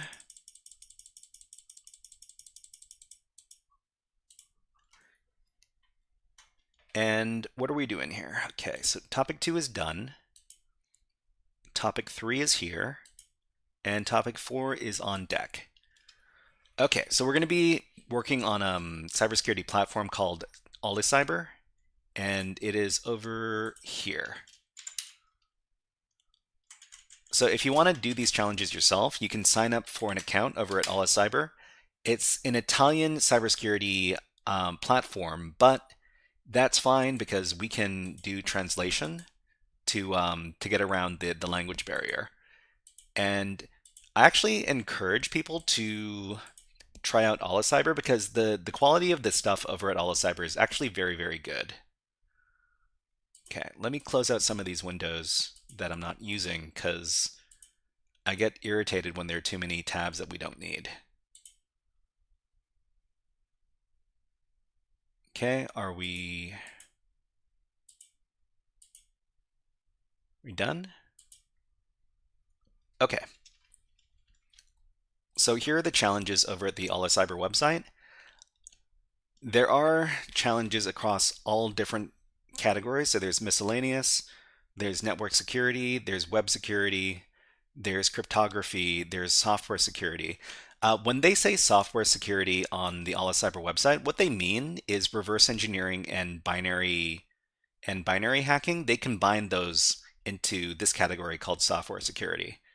And so all of the challenges on the OLIcyber website in the introduction section over here, they're all very, very beginner friendly, and they usually include a very long description that talks about the types of technologies you need to understand to solve the challenges. Okay, so let's go ahead. I'm going to put on some music because we're done with the instructional portion. Actually, this is all instructional portion, but because I'm solving challenges that I've never seen before, it's going to be less of a straight lesson. Okay, so for each one of these challenges, we're going to do a little write-up because documentation is very important when you're doing cybersecurity exercises. In cybersecurity, they say if you didn't document it, it didn't happen. So we've done 16 of these software challenges already. If you want to take a look at what we've done before, you might want to go back to some previous Friday streams because we usually cover these challenges on Fridays. If you want to take a look at the write-ups we did for the different challenges here, there's the link that I've just put it in the chat. And we're going to be doing a write-up for the new challenge we're doing right now. The new challenge is called Pwn Tools 1. So Pwn Tools is the name of a Python module, and the Python module is very popular for people who do software hacking. and it's usually used to automate this kind of binary hacking process. Okay, so pwnTools1.md. I'm going to start up my write-up document over here.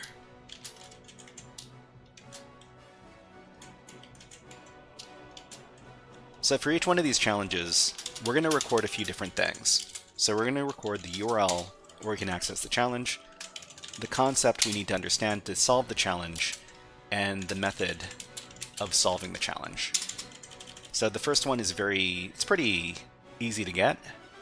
We just need to get the URL of the challenge, which is right here. So if you want to do the same challenge and you're logged into OLIcyber, there's the link. Okay, so the concept, I guess we're going to be talking about the pwnTools Python module. Okay, and let's go ahead and take a look at the challenge. So the challenge description is all in Italian, but that's fine. We can just copy it and then translate the text. Whoops. We need to go over to Translate. Okay. So Google Translate, I love machine translation. It lets us get access to stuff in different languages. Okay, so typically when tackling pwn-type challenges, it's common to interact with the program running remotely on a server. To make writing solutions easier, you can use pwnTools, a Python library that offers several features such as tubes, input-output wrappers for remote connections or local binaries. Sandovi says you can use the translator for Firefox. It translates the entire page constantly. Okay, let me see. So this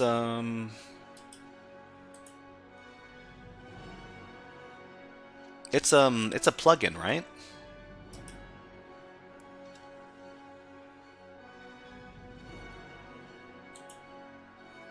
Let's see. On the burger icon. Okay, so the burger icon is here.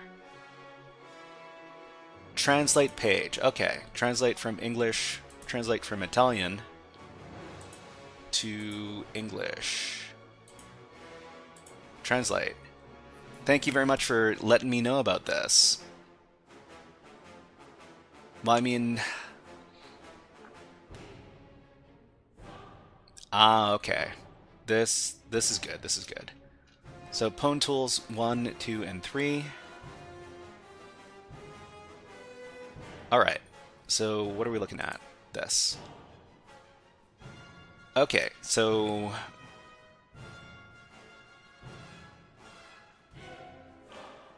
programs running on the server, you can use pwnTools. Tubes, IO wrappers for remote connections, packing, conversion between numbers and bytes in Little Big Endian, ELFs, upload and analyze ELF files directly from Python, assembling on-the-fly code, and GDB debugging programs with GDB. Okay. Do love me some built-in language tools, integrated by default. Same device. Thank you for letting me know about that. Although there are some cases where we want to do the manual translation.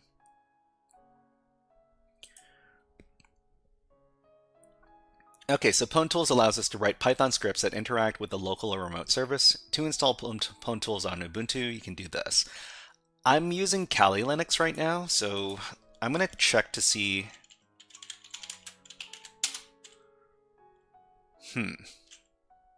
So it looks like pwnTools is not installed on here. Actually, let me...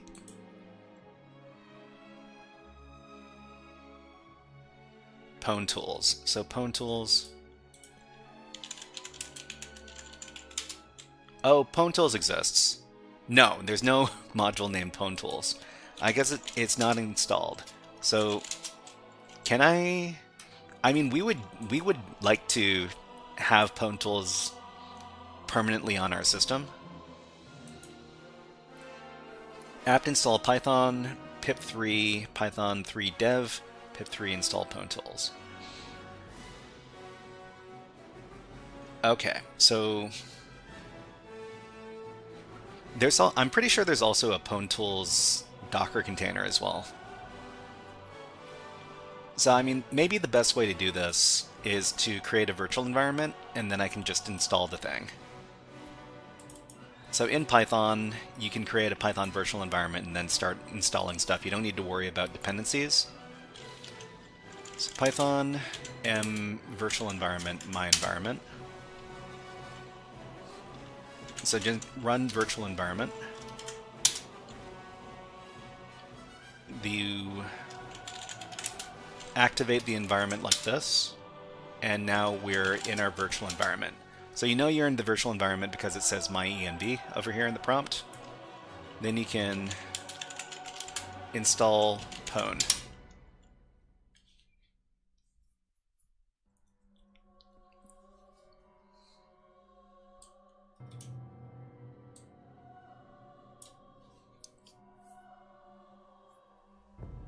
Okay, I think we've got an ad coming up in about a minute or so.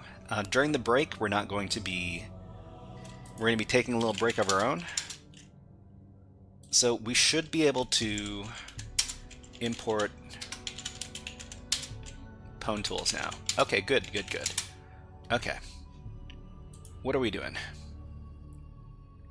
So in this challenge, you're asked to connect to the remote server and to resolve some simple arithmetic expressions. Among the attachments, you will find a Python file, script.py, that uses the library PwnTools and some examples of interaction with the remote server. You can connect to the remote service with this command. So we've got a netcat command. Okay, cool. So we've got this script that we're supposed to be using that has the PwnTools stuff. So we can download it by clicking on the thing. And if you want to take a look at this thing yourself, here's the link. You should be able to use this link to download the script. And this is the service that we're going to be interacting with. Okay. Alright, so we've downloaded the thing. It should be in the downloads directory. Okay, so there's challenge script.py. I think this is what we're looking at.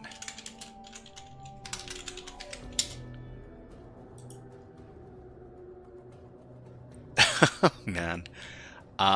You know what? So this script here, I'm going to ask the AI to translate everything in the comments. Because I can't read Italian. It would be nice if we could understand what the comments actually have. Okay, so let's start a new conversation.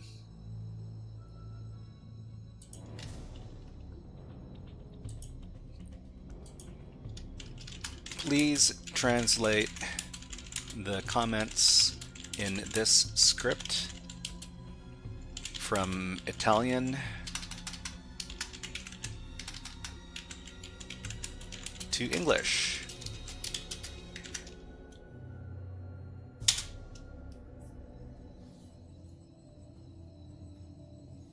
Okay, here's a script with the comments translated from Italian to English.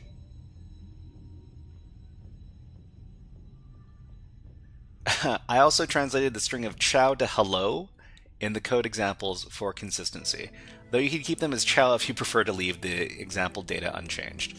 Anyways, let's copy the script. So copy, and then we will modify it. Maybe I can call this something else. Very efficient, Mr. GPT. Thank you. Thank you. Okay, we've got ads running on Twitch. We will run one on YouTube.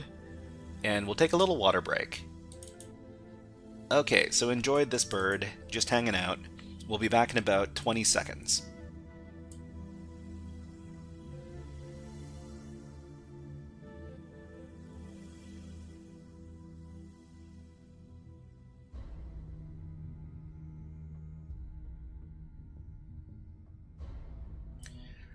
If you're wondering what the bird is doing, sometimes the birds land on the bird feeder, and and they've had their fill of peanuts, so they just hang out to stare at me through the window. I just wanted to get some footage of these, of these guys over here, just in case I never need to submit this as evidence to some police report. Anyways, let's put the birds away.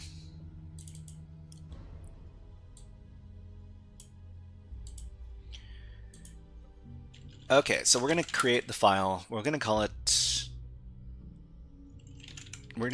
just call it mod script. Paste in this stuff. We're going to try to understand what exactly is going on in here. So user bin in environment Python 3, import the pwn tools library here. Okay, so from pwn import star. So we're importing everything from the pwn tools library, and then we're creating a main function.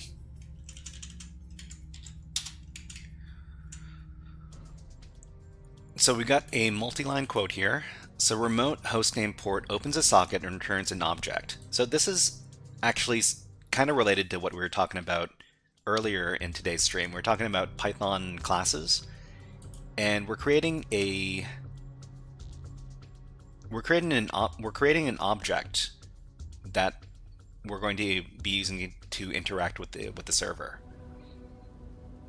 This can be used to send and receive data on the socket. So we got host name, port 1234, remote host port. We need to replace this. So host has to be the information that we got from the challenge. So the host name is actually going to be this, software17.challenge.OLIcyber.it, and the port is going to be 13,000 because that's what was specified in the challenge. So r equals remote host port. So remote is one of those functions from the pwn tools that we imported.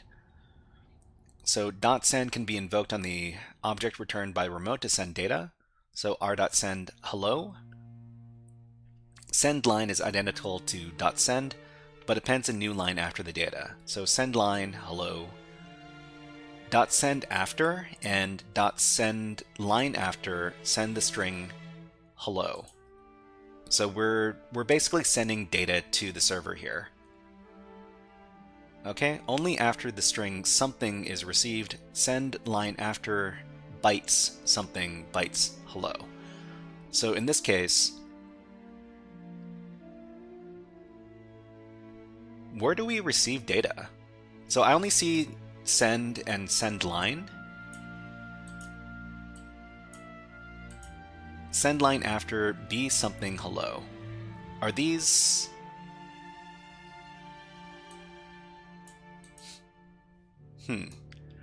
Okay, so .receive receives and returns at most 1024 bytes from the socket. So 1024 bytes is a kilobyte. So data equals .receive 1024. Oh, okay. You have to specify the maximum number of bytes to receive from the server here. Okay, so receive 1024. Receive line reads from the socket until a new line. I mean, this seems more convenient to use because you receive if you receive a big chunk of information here, this is going to receive everything, but this will receive a maximum of 1024 bytes. Okay, so receive until reads from the socket until the string something is encountered. So receive until something. This seems pretty. It seems like a pretty cool set of tools over here. Catch says, I want some advice. I started learning, then I slipped, then the cycle repeats. I don't know how to do it every day, and thank you. So you're talking about keeping a consistent study schedule? Is that what you're talking about? I mean, you have to be passionate about the stuff that you're studying. If you're studying something but you're not interested about it, then it's hard to keep motivation. But I mean, most of the people that learn about cybersecurity, they're really passionate about cybersecurity, and they think it's really, really interesting, and that's what keeps them consistently studying. So, I mean, my recommendation is to find something that you really like. Gotcha 365, thank you. Sandovi says Shia LaBeouf noises. What are we talking about? So, Ketch says I'm a real person. Okay, no, I'm really passionate. Is that what you're trying to say? So, Ketch, let me know how. So, what subject are you having a hard time studying? So, is there one subject that you really have a hard time studying? Like you like most of the other stuff, but there's one subject that makes you that bores you? Let me know.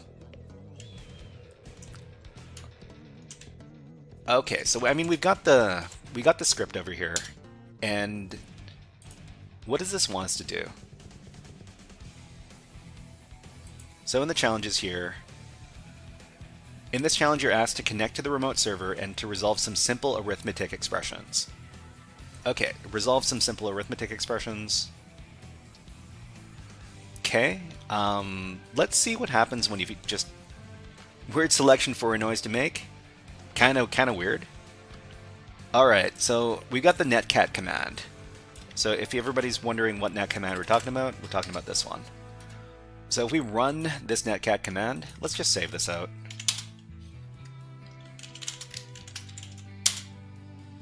Okay, so welcome to something Pwn Tools.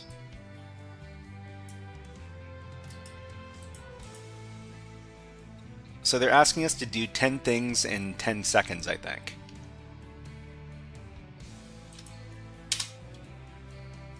Ah, okay. Okay, so they're asking us to programmatically solve some math equations or something? Anyway, so you have to do it. We have to do the 10 steps in 10 seconds. Let's talk about this. Let's translate this. Welcome to your first Pwn Tools challenge. You receive a list of numbers, add them up, and tell me the result. If you're fast enough, you get the flag. You have to complete 10 steps in 10 seconds. OWASP top 10. Not exactly OWASP top 10. Okay, Catch says Windows system. So you're having are you saying that you're having a hard time studying about Windows systems? Techie Nut says web security is really critical. UK car manufacturer Jaguar Land Rover still shut down following a cyber attack. Estimated cost so far is 2 billion UK pounds. They employ 30,000 workers, with another 100,000 workers in the supply chain affected. The UK government has to underwrite a $1.5 billion pound 5-year loan bailout. That's yeah, that's the reality of cyber attacks. They cost these companies a lot of money if they're serious enough. Okay, so if you're fast enough, you get the flag. You have to complete the 10 steps in 10 seconds. So we need to. All right, so I think. So step 1 is to add some numbers. So we're gonna receive a list of numbers in here, and we need to save this and then add all the things in the list. So we can sick in the mind. Hello, nice to see you here. So we need to modify our script, right? You know what? This is actually very similar to what we did in what is it called? When we did the temperance labs. So what we're going to do is we're going to create a new terminal. On this part of the terminal, we're going to run the Python script, and in the other part of the terminal here, we're going to write our Python script. So here we're going to execute Python. Here we're going to write Python.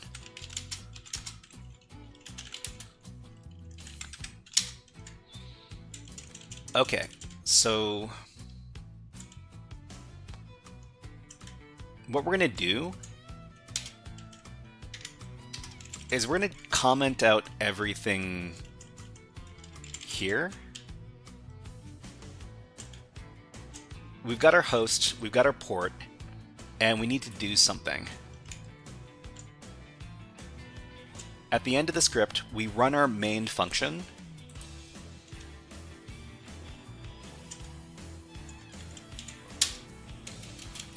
So what are we doing here? So the first thing we want to do is we want to connect r dot. We should probably comment everything that we're doing here.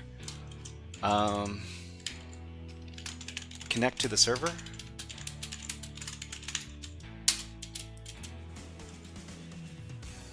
So we're going to receive. So close the socket, allows interactive mode, receive until something is received.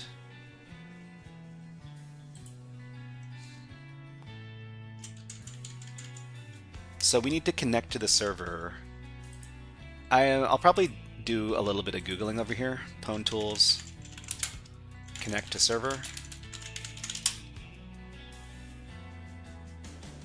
Connections with Pwn tools. Trying to interact with the remote console using Pwn tools. Okay, so just to make this a little bit faster, we'll just ask the AI. Using the Python Pwn tools, how do we connect to a server?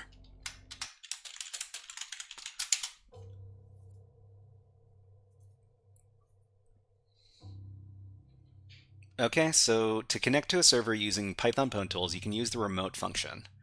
So r equals remote. Oh, so the remote function already connects to it. Okay, so we don't need to...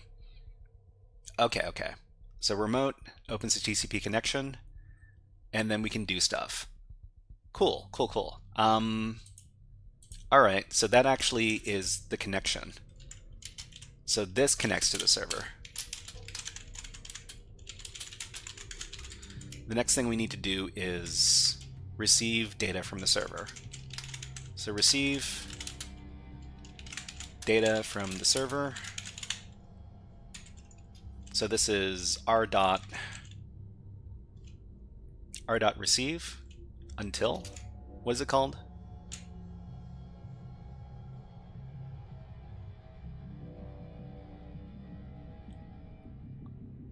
R dot receive until something. So we know the first part of the server does. Let's see, software 17.shells .OLIcyber.it on port 13,000.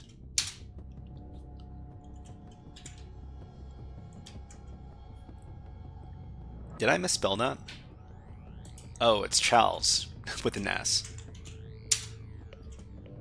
Okay, so we receive until we get this string right here. Actually, yeah, so this one. This string right here, including all the dots. So this is r.receive until.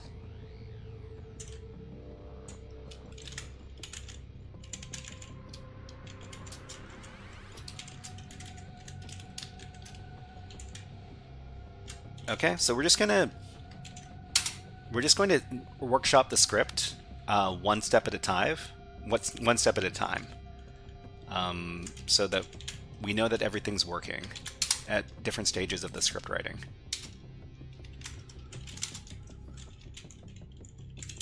So Python run mod script. No module named. Oh, I need to. Darn it. I need to set up the virtual environment in this window. Okay, just a second. Every time I set up a virtual environment, it makes my head hurt.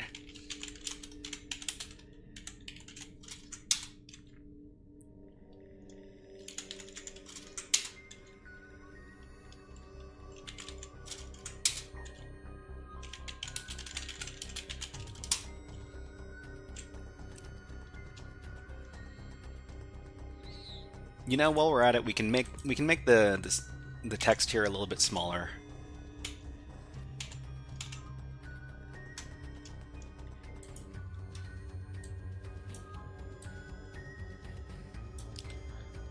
Okay, so we're done here, so we should be able to just run opening connection. Huh. So we weren't able to...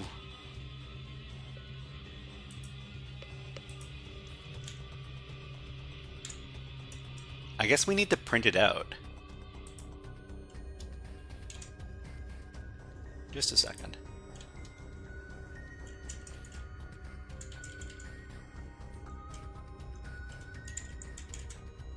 Data equals, then we'll print that data.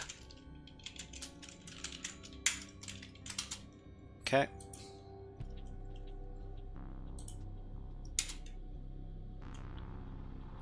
Okay, so we actually got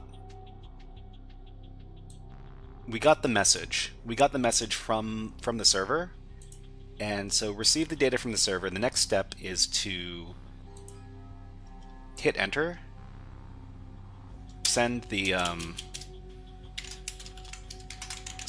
new line. So this is r.send. So we need to send bytes. So if we send a new line, send line, I guess just send line. And we'll send an empty line. So send a new line, and then what's the next step?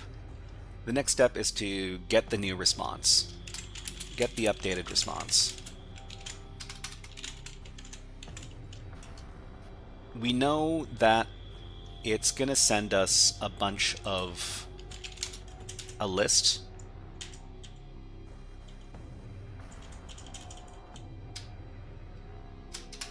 Okay, let me get that. Let me get that netcat command again.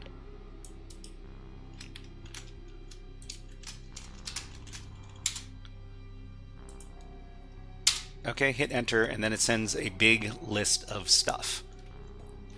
Okay, so step one. Step one, add some numbers. So here it's gonna send.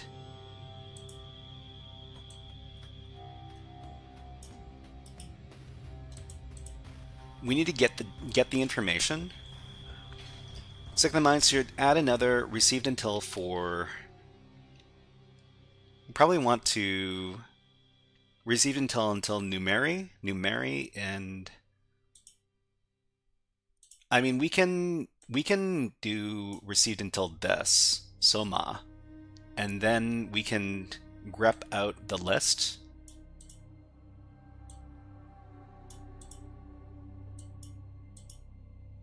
Here.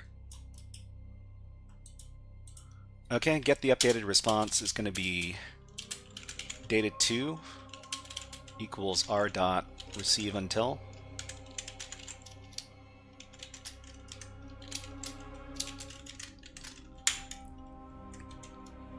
And we can print that. Print data2.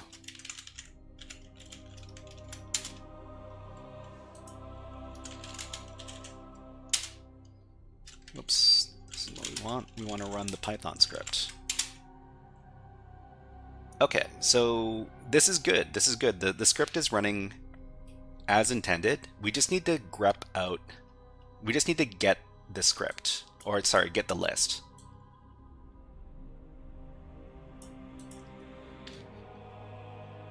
So print data2. Data2.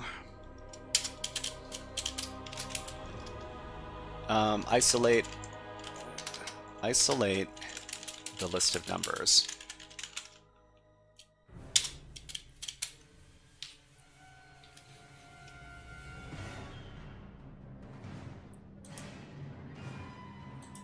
Okay, so we'll ask the AI, because the AI is really good at giving advice about coding. we are using Python, and we have string which contains a list between some brackets, some square brackets. How do we isolate the list? Okay, I do receive until numeri and then receive until there's no need to grep that thing. Ah, rogue, okay. Falling asleep? No worries, no worries. It's really late where you are. Hope to see you next time. You can split by new line and then pick the second value. Okay, so there's several ways to isolate the list from a string in Python.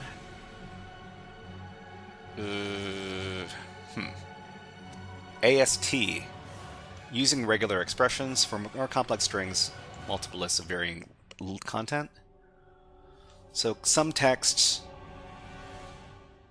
simple string slicing. If you know the exact positions, I mean, we're pretty sure we don't know the exact positions in this case. Sigmaster is still adding more code than you need to von Bork.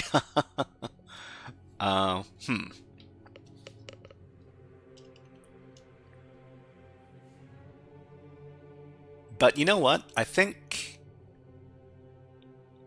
Okay, what we could do... So receive until... We can isolate this, right? So numeri this. We know that we're going to receive this. And then we can... Yeah. So data, receive data from the server, get the updated response, send the thing, right? And then we receive until data2 is receive until this.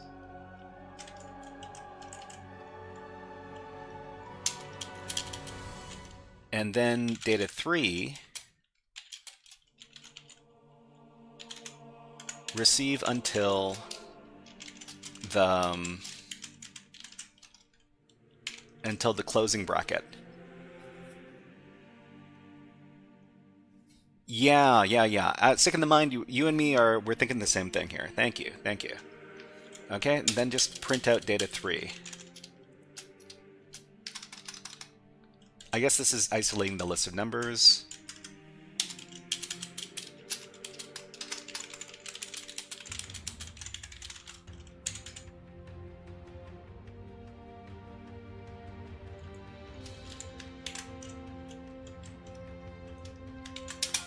And we'll just print out data3. Print data3. Okay. So this suddenly gets a lot more complicated. So data3 is this. So data3, we can transform that. Transform this into an actual Python list. Transform the bytes into a list. So we need to change this. So let's see. Num list equals data3 dot encode. Is it encode or decode? Decode from UTF-8, I think. Print num list. Sick of the Mind says, so what are we doing? And we also need to make sure that this is a list. So is there like a list function? Okay, so if we have a string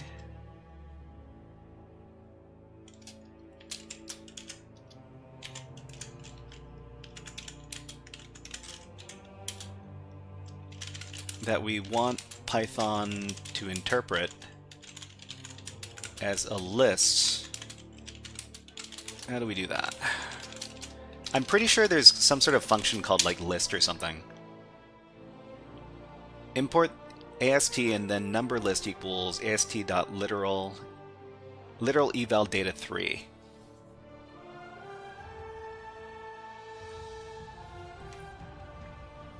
Number list AST.literal eval. Best practice is AST. I've never used AST before, so I'm just a little hesitant about it. Okay, so let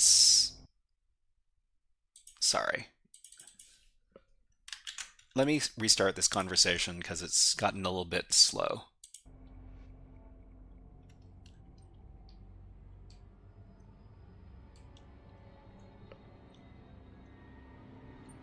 Just need to... let's do a new chat. Okay, we have a string that we want Python to interpret as a list. How do we do that? I'll just get the answer. Converting string to list in Python. So this is import AST. Sure, okay. Let's follow the instructions. So we're just going to go up here. From pwn import star, import AST. And then we'll keep on going.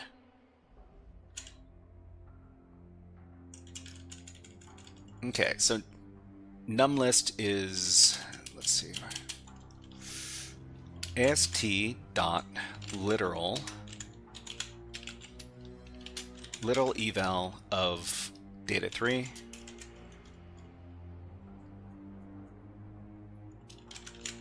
Well, literal eval of numList. Actually, can we do it up here? AST.literal eval. And is this going to turn into a list from bytes, or is it going to get stuck?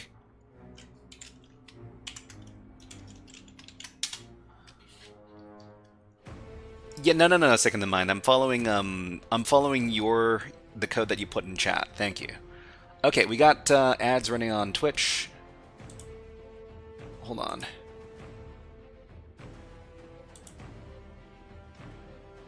It's one on YouTube. And we'll be back in about 30 seconds.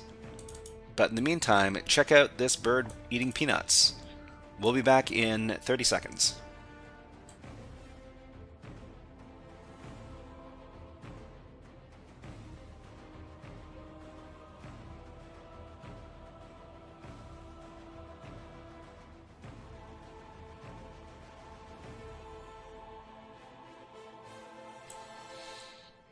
What a greedy little guy, chowing down on those peanuts.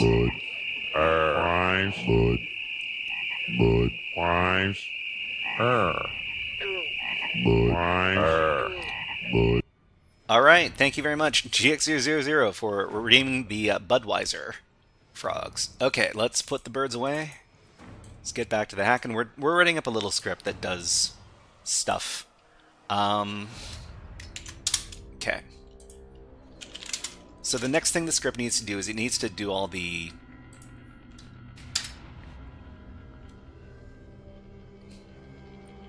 value error. Value error, malformed node or string. Okay, so I think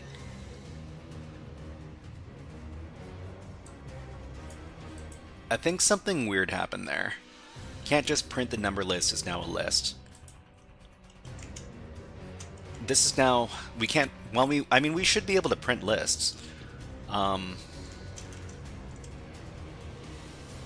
convert the list to a string to print it.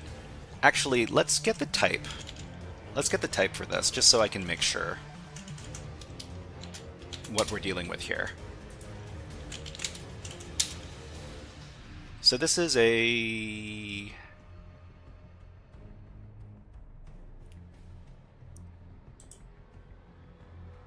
Ah, okay.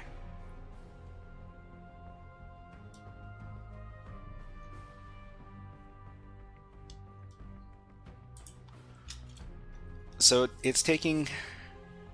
Gotta convert the list to a string to print it. numlist.join.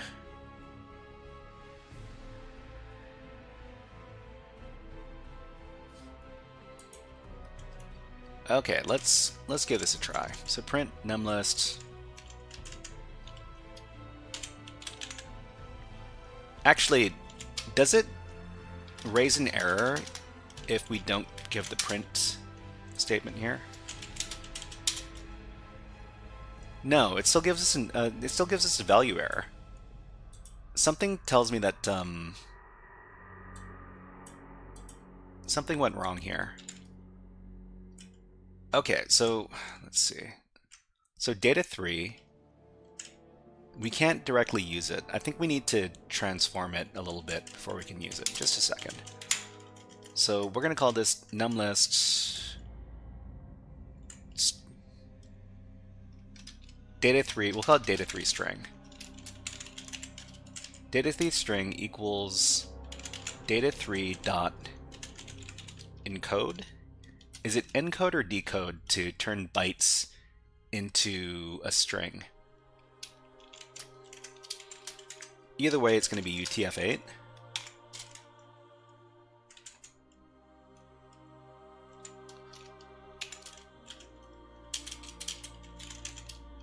And then we'll try printing out the data 3 string.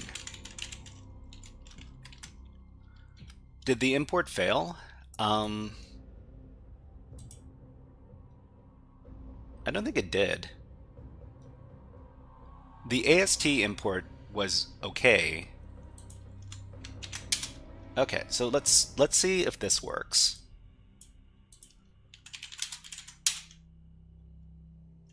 Attribute error, bytes object has no encode. Do you mean decode? I get this mixed up all the time. So we have to decode. And thank you very much, GX000. I guess you're lurking. If it's bytes objects, so you have to use decode. So yeah, we get everything that's being handled here. They're all bytes objects. Okay, so yeah, so we can convert it successfully into a string. So now I think this is where we turn into a list. So num list equals this thing on data 3 string.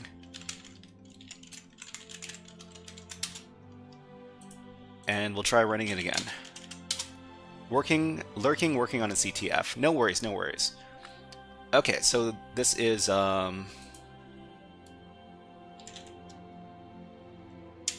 we'll try getting the the type for the num list.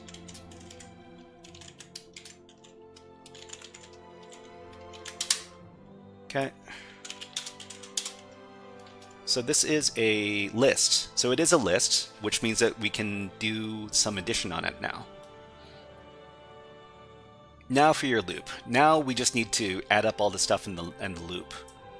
Well, we need to add up everything in the list, because that's what the server's expecting. So transform the bytes into a list. Next thing is to add up all the numbers. So there's got to be some function that adds up everything in a list.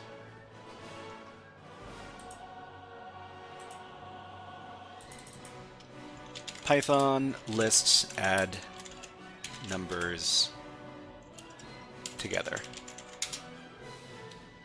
You can sum instead of the loop. To add numbers together in a Python list, the most common and Pythonic method is to use the built-in sum function. So total sum mylist. Awesome. Sum mylist. Sum num list. And we'll call this one sum answer.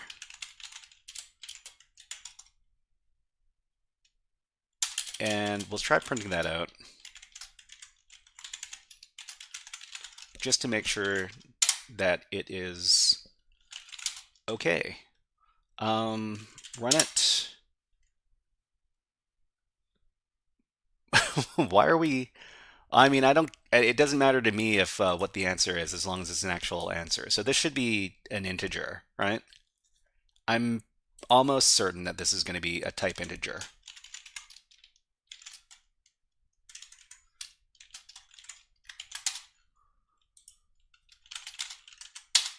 You could send it over the server.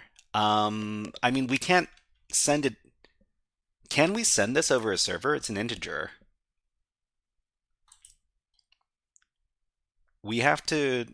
No, actually, wait. We can send the byte version of the integer, right? I'm pretty sure we can... Let's see.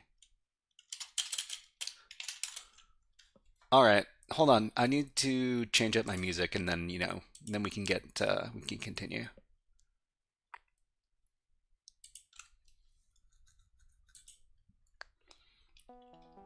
Convert it to bytes and then send. Yeah.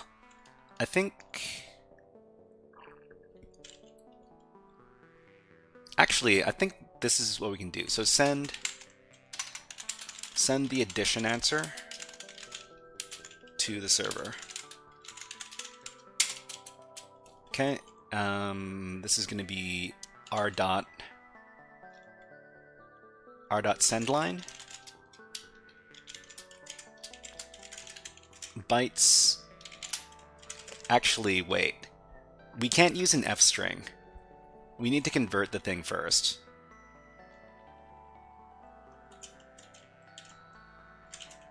Add up all the numbers, then convert to bytes.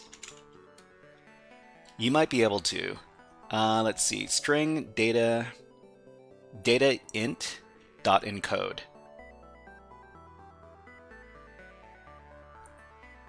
Henke, let me give that a try, because if that's true, then that really helps me out. Thank you. Let me give it a try. Okay, so send the addition answer to the server.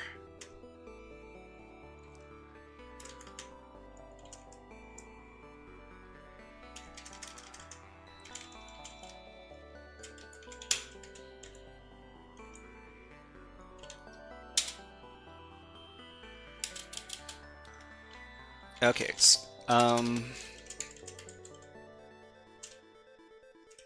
sum answer equals a string of some number lists and dot encode.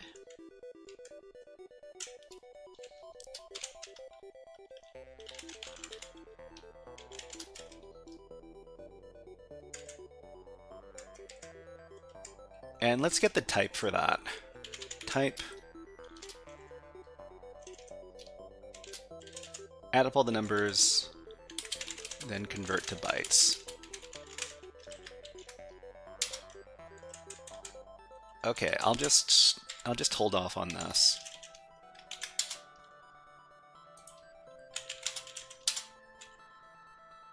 Okay, so this is bytes, so we can send this.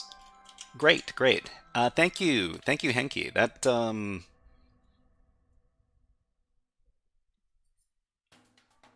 That helps me out a lot. So send the addition answer to the server. So send line bytes. Actually, just send line sum answer. That should be bytes.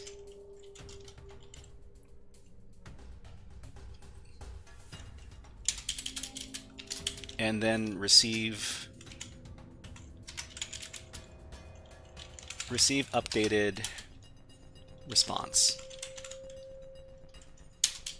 So r dot receive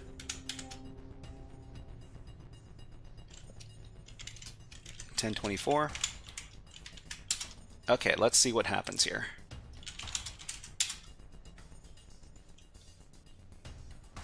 Connection closed. What? What happened? So this is, let's see, we should have added up the numbers. Class bytes. We should send the answer.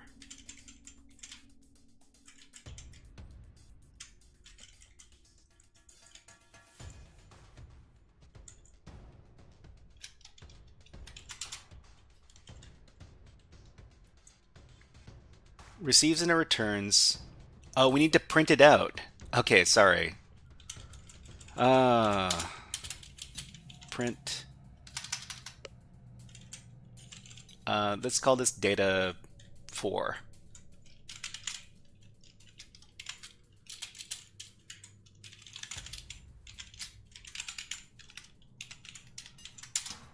All right. Nothing prints out because we didn't give the instructions to print out. Okay, so we sent this thing.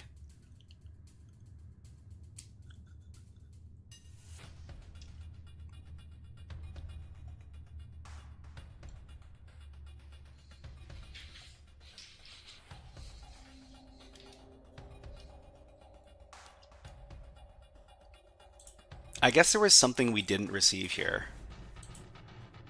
We sent the answer.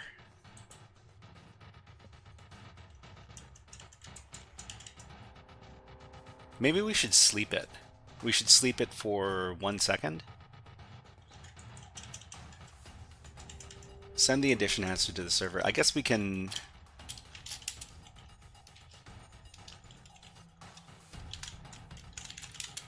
receive leftover data. They receive leftover response. R dot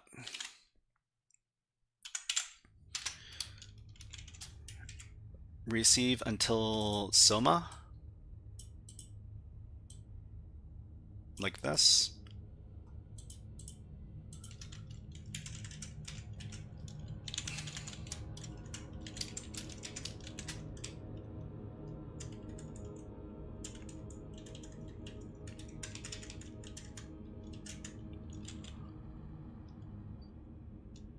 We'll call this data 3 leftovers.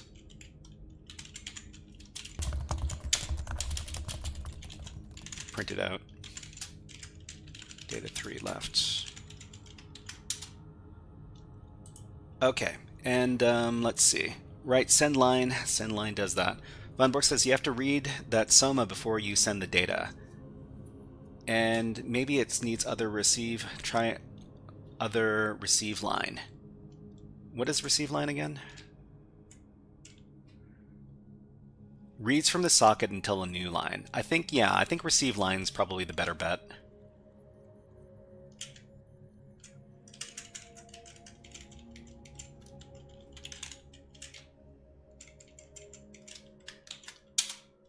Okay, let's give this a try.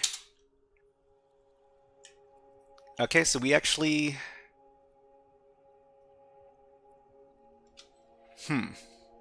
Something's gone wrong. I mean, we do add everything up. We do send it over. But for some reason, we don't get a response. I guess we can do r.receiveLine here as well.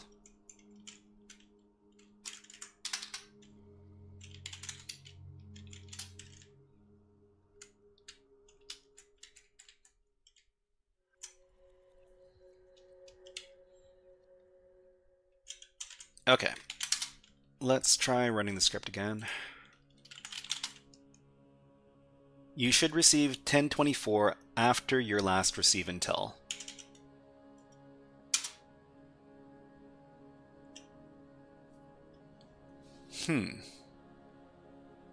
They send us a couple of new lines. They send us a couple of new lines here, and since that's not the end. Okay, so we should probably save this until we receive everything here. So received updated response.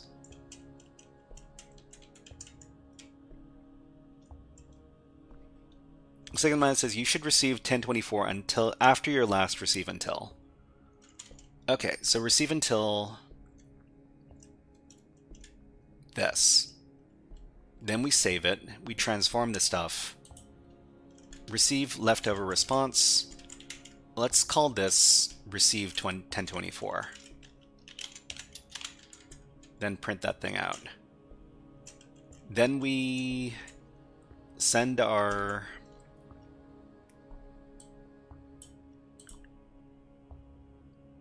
thing.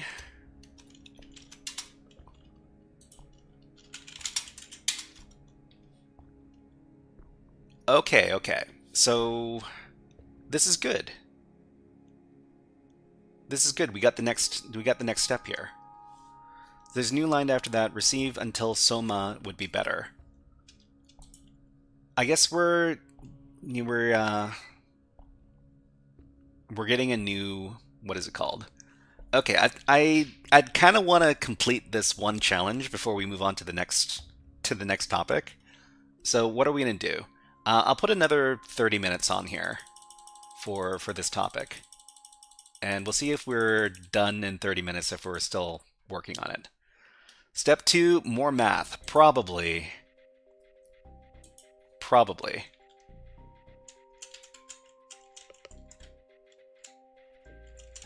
Okay, so receive until what? Soma again?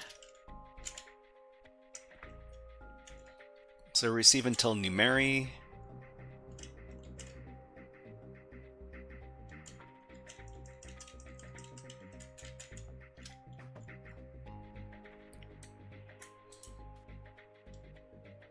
So I guess they'll ask us for Soma again.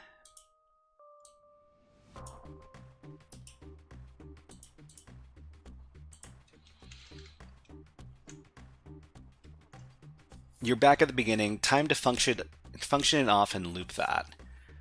I think we're really depending on what the next step actually is. We might turn it into a function. True. Okay, so we got data for, and this will be receive until.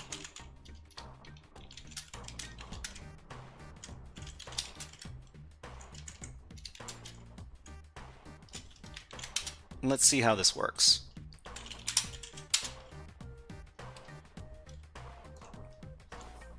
Okay, so step 2. Is this the same? Is it just running? Are we just adding again?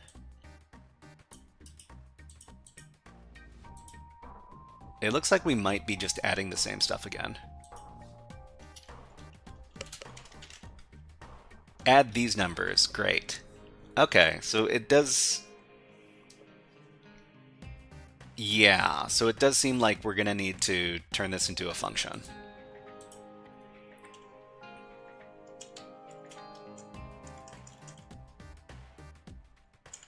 Okay, so we're going to call this one add numbers. So add numbers, and we need to supply a list.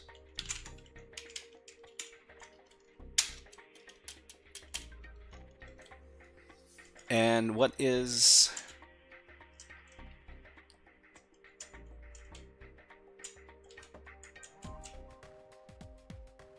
So we need to return, so the function needs to return bytes.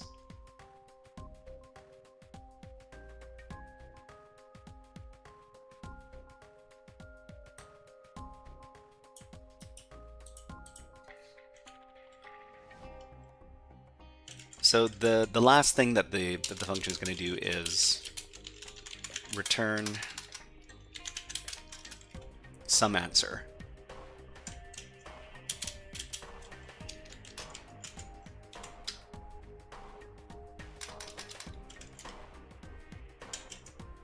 Okay, so list is going to be the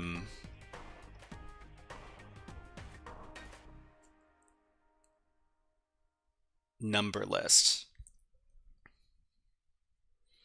So this is just for adding the numbers. There should be another function that does the conversion.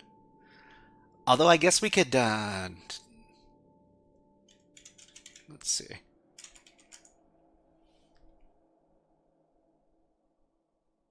Sum answer equals the string encode. Return the sum answer. That's going to be bytes.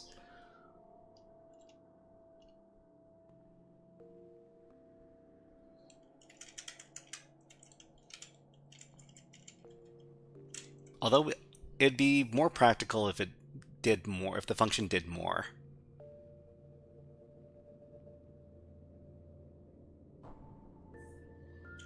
Let's call this receive and add numbers.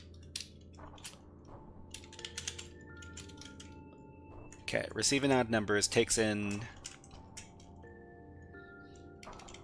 It takes in it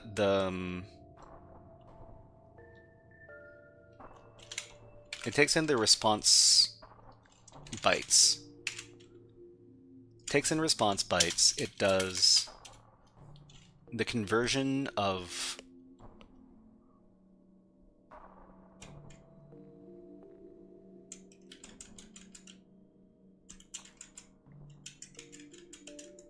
isolate the list of numbers. So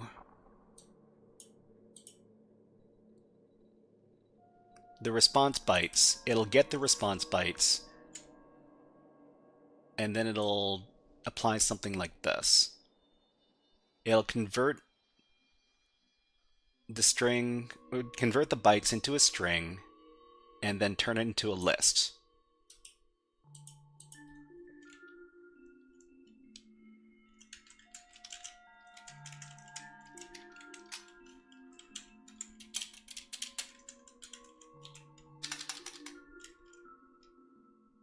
Okay, so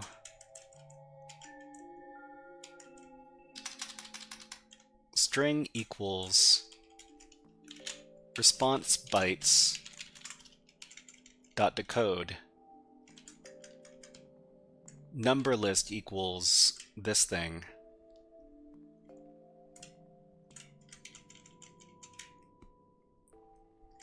Sum answer equals number list encode, return sum answer.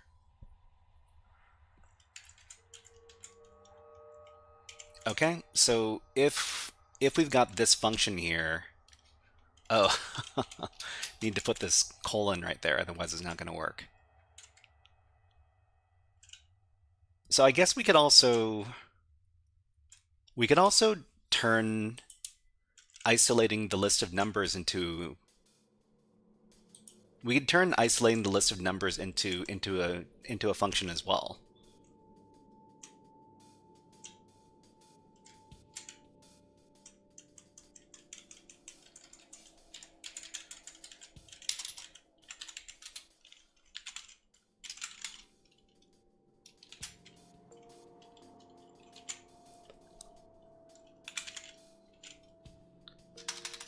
Isolate number list. We need to take in response.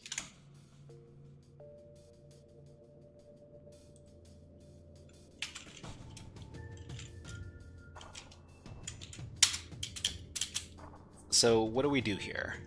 We're r dot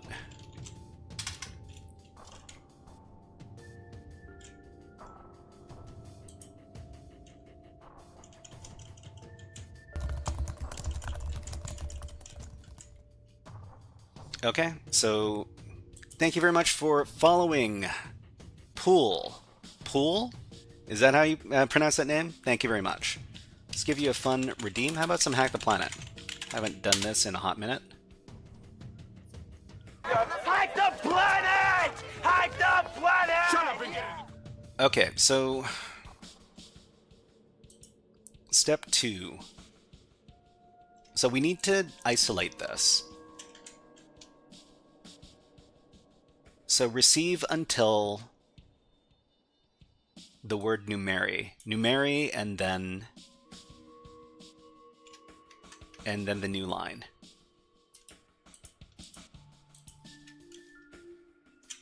Yeah, so this stuff right here.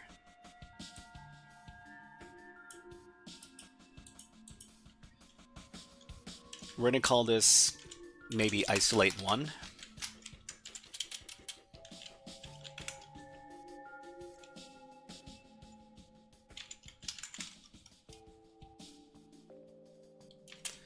Actually, do we need to take anything in here? Or we'll call it isolate pre.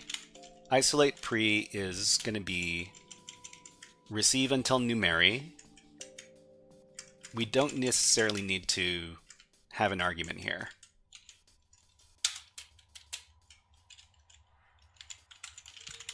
Isolate lists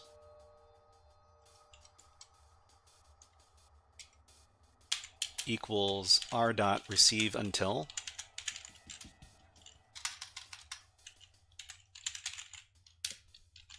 And we need to get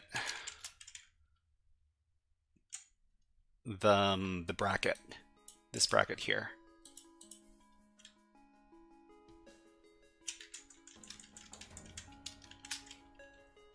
Okay, isolate list equals that. Receive, I guess we need to return isolate list.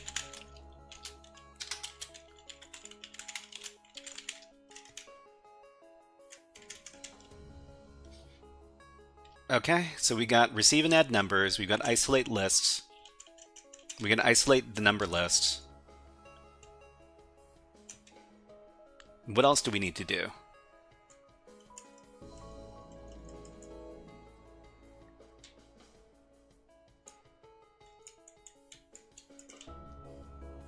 So in this case,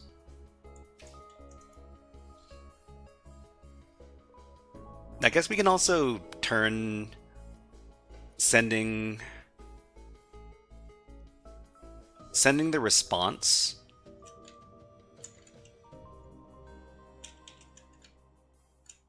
receive and add numbers, some answer, return some answer. I don't know how far we can take this. If we take it too far, it becomes very messy.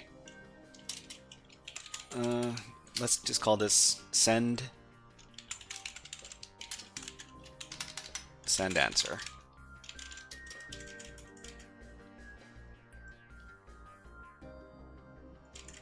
So send answer takes in the answer bytes.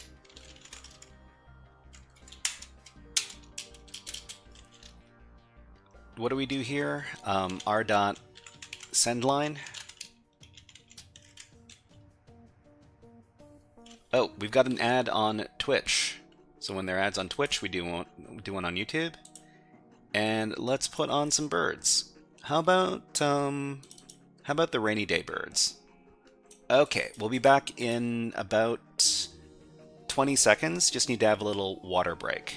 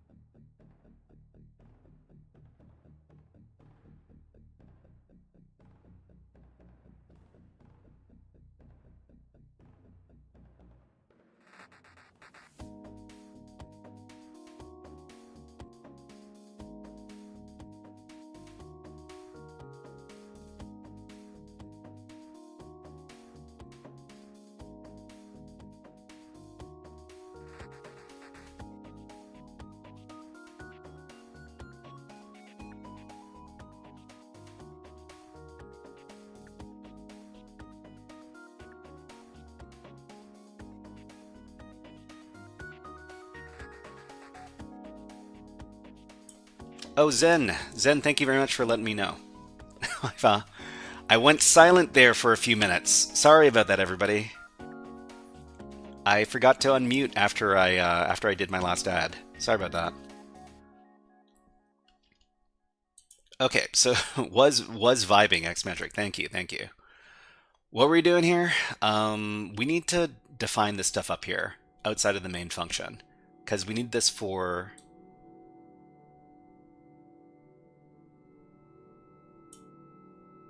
this. So r dot connect to the server is going to be defined up here instead.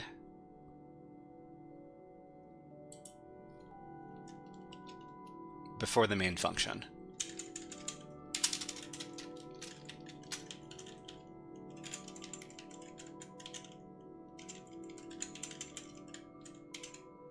Okay, then we do our definitions,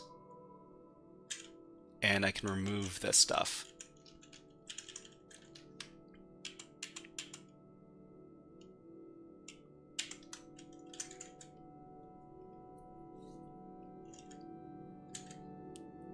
Okay, let's hope this works. Xmetric says not vibe coding because that's trash. Well, we try to understand the code that we're writing because otherwise we don't learn anything. But thank you, Xmetric. All right. Okay, so I think it's working. So step one, add some numbers.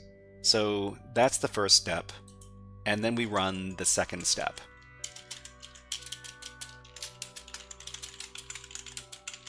I mean, I guess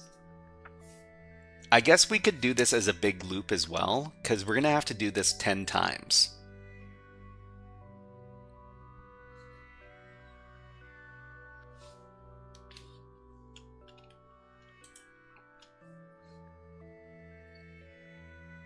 So while I guess we could do like a while true loop.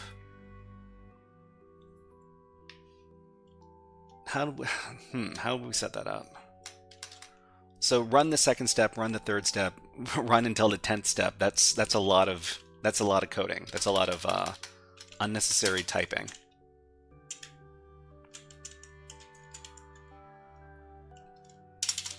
So instead, what we can do is we can do a while true loop. So run a while true loop.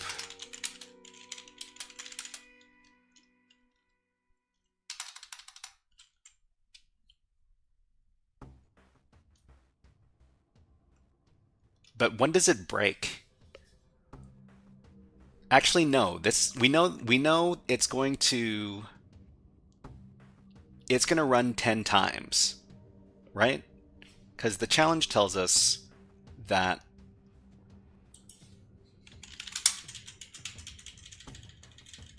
where's my netcat command? This one.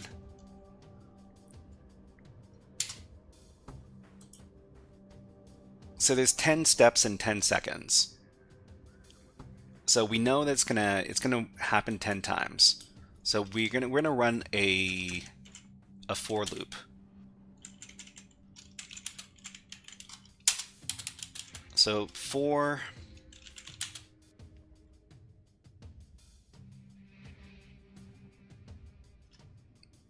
x in range 11. So 11 runs the loop 10 times.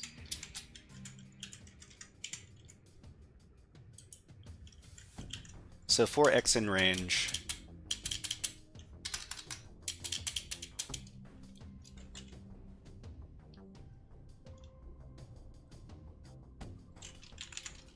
list equals, well, we just copy paste this.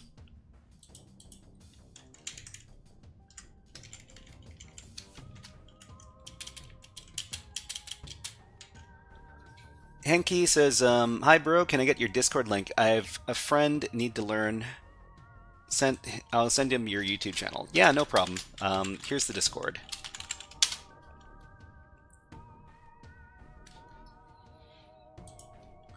Okay, so list equals. So for x in range, add equals send equals.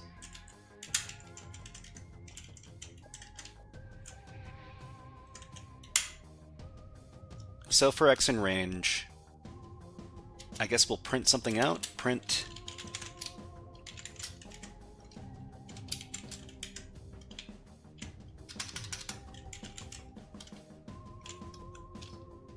step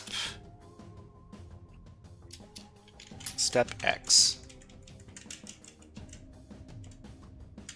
I guess we can start with 1.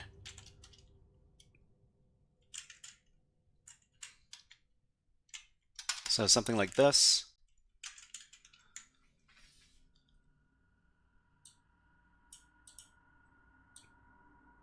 Get the thing, send, add, all that good stuff.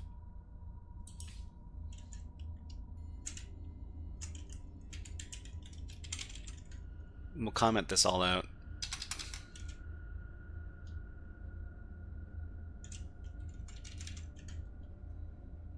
Oh man, why is this so...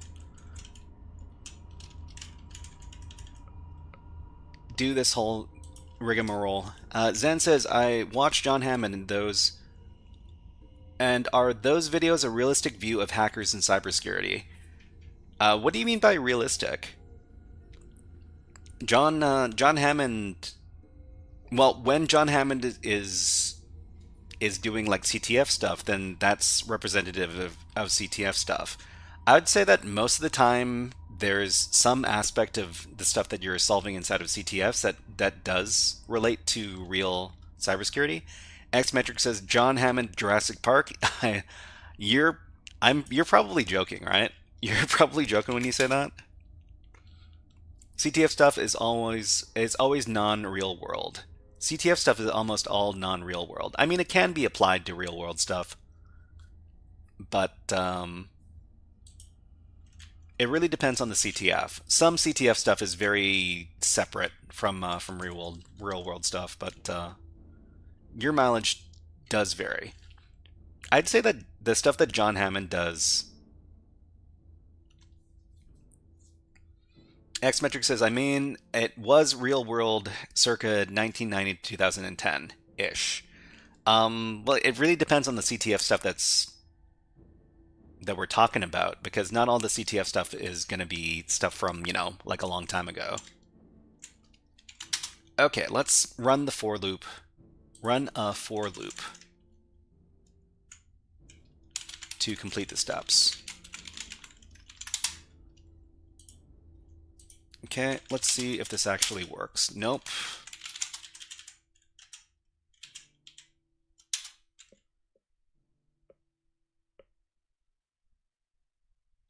Okay, so it looks like the loop works.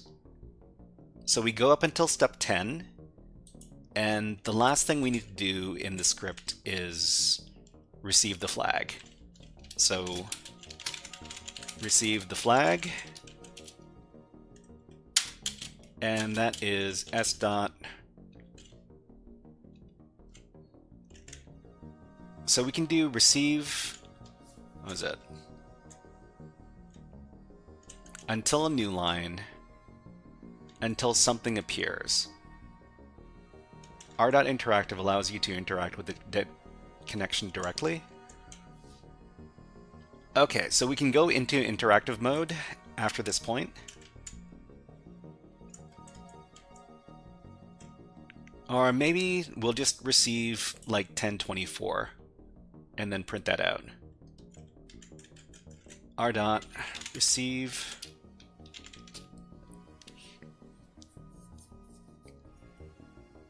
Okay, so let's see.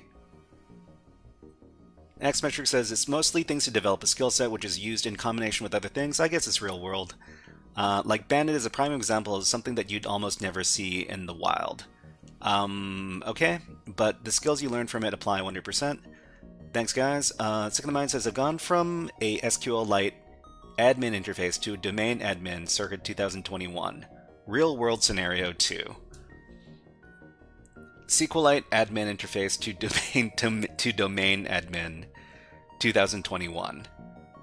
I mean, I think that is very CTF like. Yeah, I mean, that is the type of stuff that you would see in, like, you know, CTF box challenges from Hack the Box and Try Hack Me. Okay, so receive the flag. We'll receive 1024 bytes. We'll call this last data,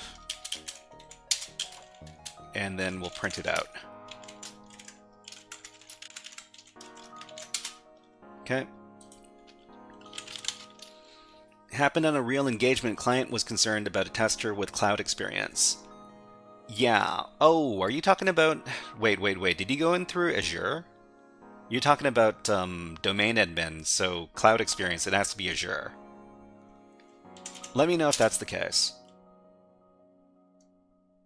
Okay, 10 steps. Wait, do they want us to do this again?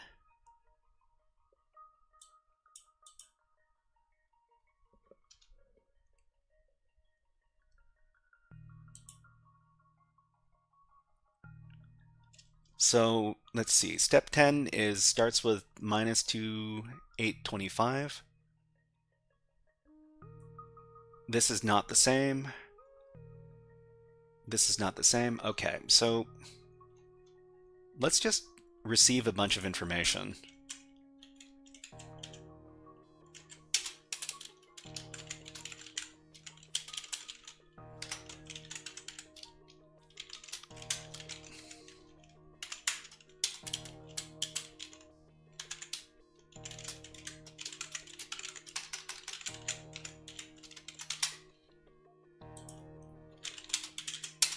Run it back. Step 3, step 4. Okay, we got the flag. Great. I mean, it's not the best. It's not the best script. Looks like you need to add the loop. Yeah, got the flag. Got the flag. This took a long time. So this took like something like 2 hours. Did we spend 2 hours doing this? It's probably like 90 minutes.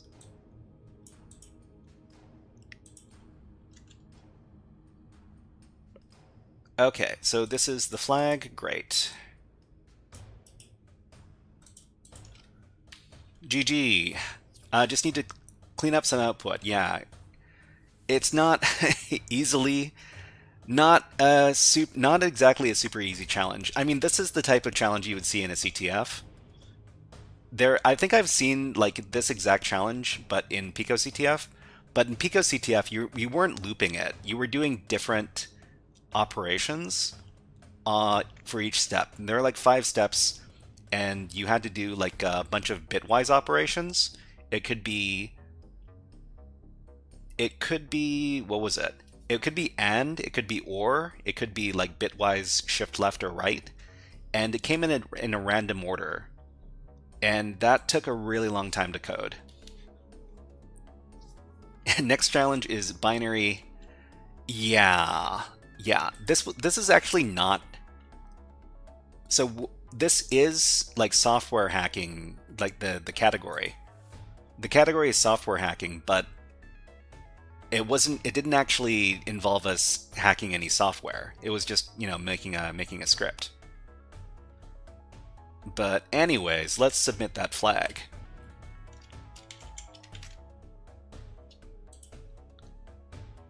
That's a valid flag. Awesome. All right.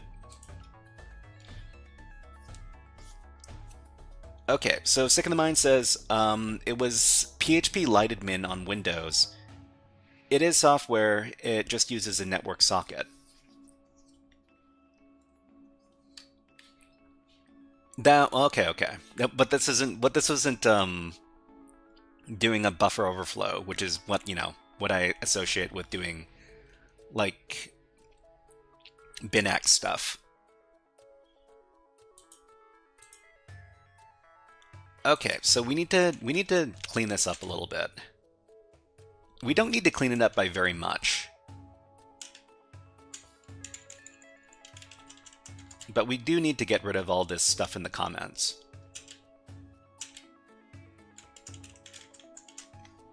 Just need to get rid of all this stuff.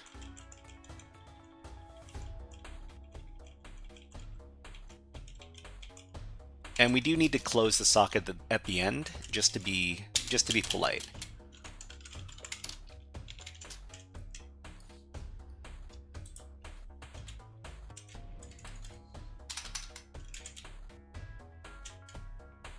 This does receive the flag. I'm not too sure why we need to do this twice, but I guess the first one gets this part. But why doesn't... I guess it has to be a separate response. Oh, you know what?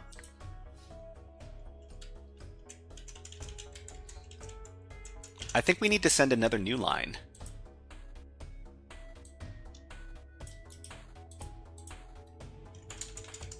So receive the line, receive the flag. I think what we need to do is we need to send line. Let's see if this works.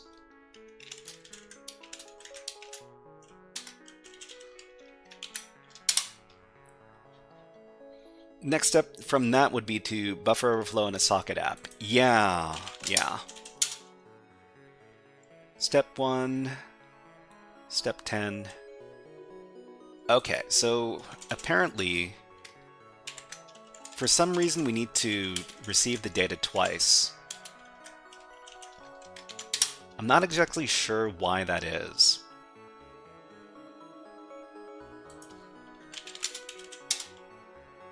Okay.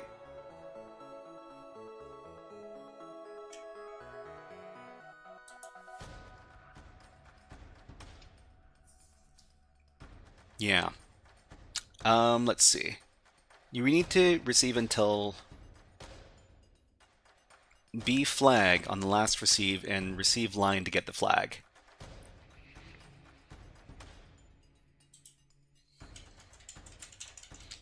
I mean, this works too, just receiving 1024 bytes a couple of times.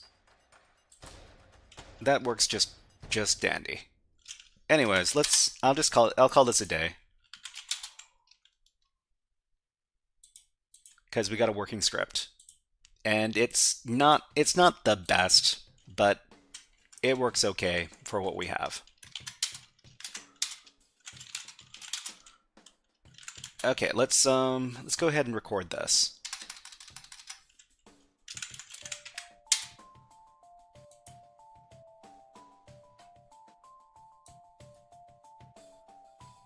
Remember, everybody, if you don't document it, it didn't happen. Okay, Pwn Tools Python module, and the concept is learning how to use the Pwn Tools functions.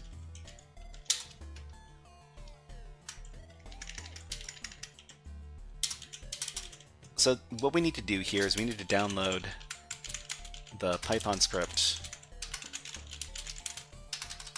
provided by the challenge and modify it to fit the challenge details. The server to contact is this. The port to connect to is this. Okay, let's get those details, and then we can complete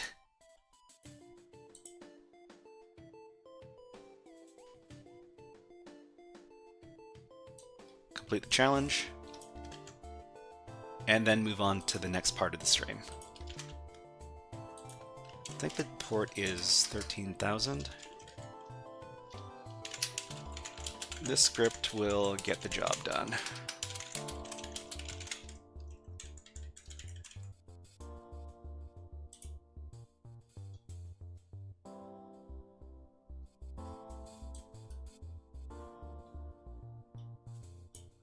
Yeah, but thank you very much to Sick in the Mind, Xmetric, and Henke Lodwig for letting me know about all those fun Python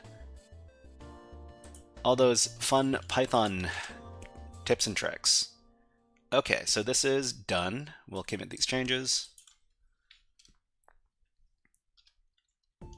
And let's move on to the last part of today's stream. So the last part of today's stream is we're going to be doing more software hacking stuff. Okay, so we're just doing OverTheWire Narnia. So OverTheWire is a very, very well-known CTF wargame site. And we got ads. Sorry everybody, we need to put in an ad. Let's put on some birds and get to the hacking afterwards. Okay, we'll be back in about 30 seconds. Just need to have a little water break.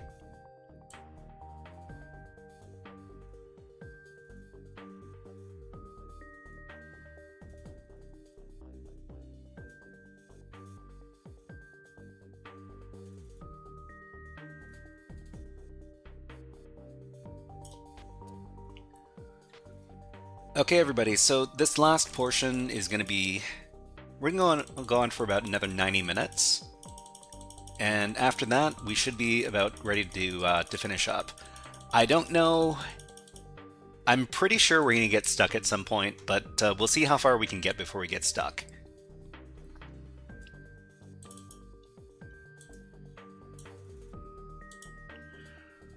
Okay, so this is OverTheWire.org, and this is the Narnia wargame. So it's a wargame that has been, well, it's talking about software or binary hacking. You can get the most common bugs in this game, and we've tried to make them easy to abuse. So you'll get the source code for each one of the levels to make it easier to spot the vuln and abuse it. The difficulty of this game, blah blah blah. Okay, let's talk about how we're going to solve these levels.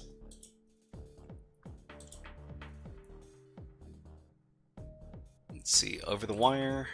This is the Narnia game, and we've already started up a little write-up for level 0. So, importantly, we need to know how to connect to the game.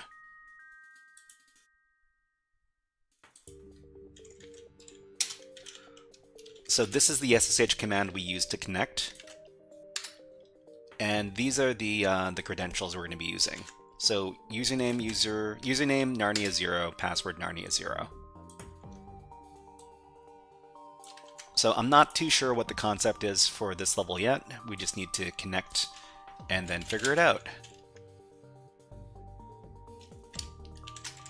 Okay. So what is the password? The password is Narnia0.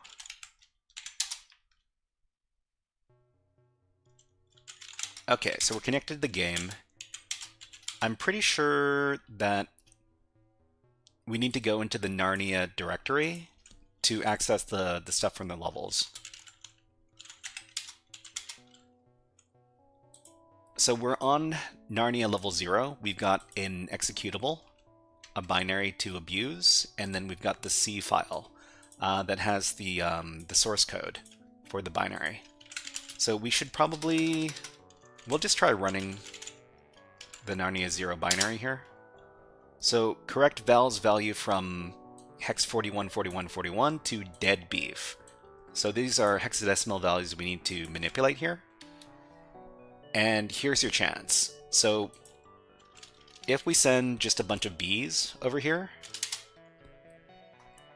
we see that the val value over here has been overwritten from 414141 to 424242, which is the hexadecimal value of the capital B character over here. So we're just going to take a look at the source code.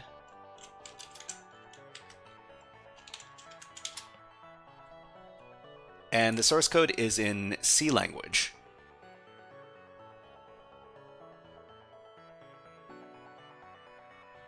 Okay, so what's going on here? So we've got our standard libraries that are being imported here. and we're defining a long. Long is an integer type. I'm not so good with C. I really want to get better at coding in C because, you know, I like doing these binary hacking challenges. So character buffer is 20. So the buffer is going to be 20 characters long, which means that if we send more than 20, it does a scanf over here that takes in user input, and it saves it to the buff variable. So the buff variable is an array of 20 characters, and if we send more than 20 characters, it's going to overwrite.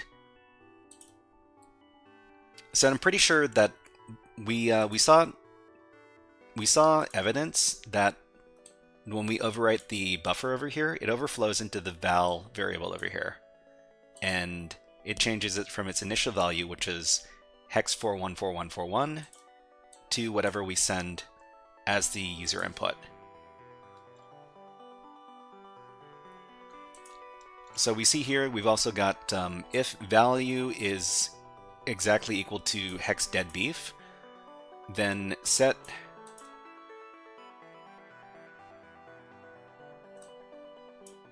re user ID, get user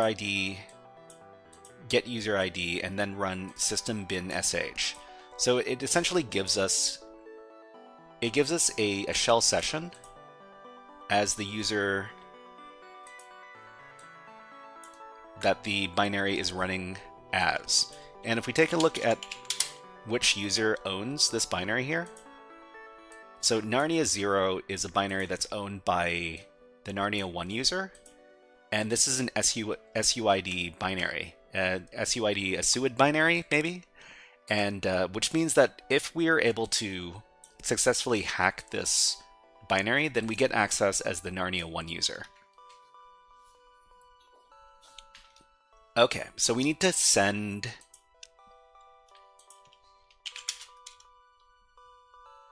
So let me think about this. So the concept here is we're doing... This is essentially variable overwrite via buffer overflow.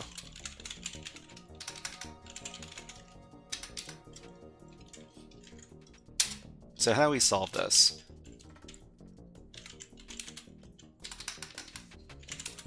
The binary source code is this.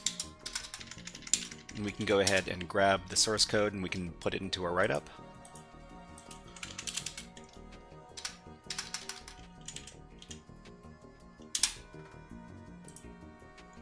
This right here.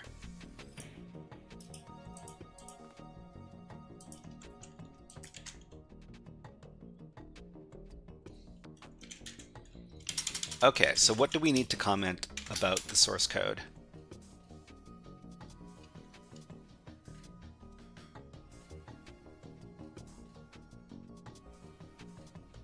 So the val variable is initially set to this.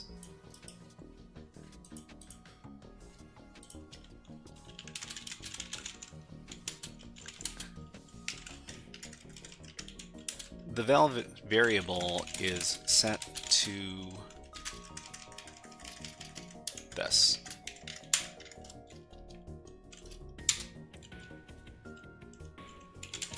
If the val variable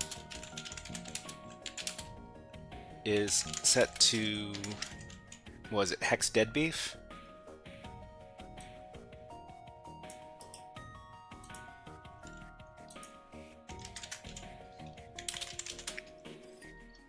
Then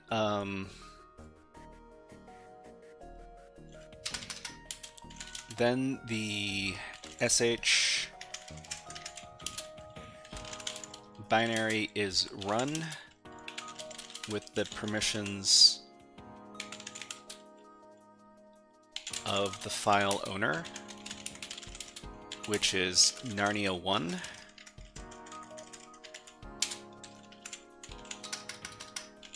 if we can get access as Narnia 1, then we can read their password and get access to the next level.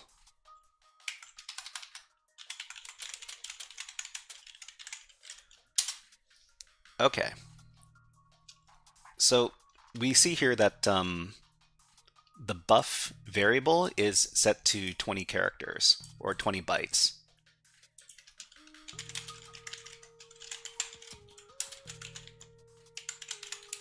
Which holds our user input, has a maximum size of 20 characters.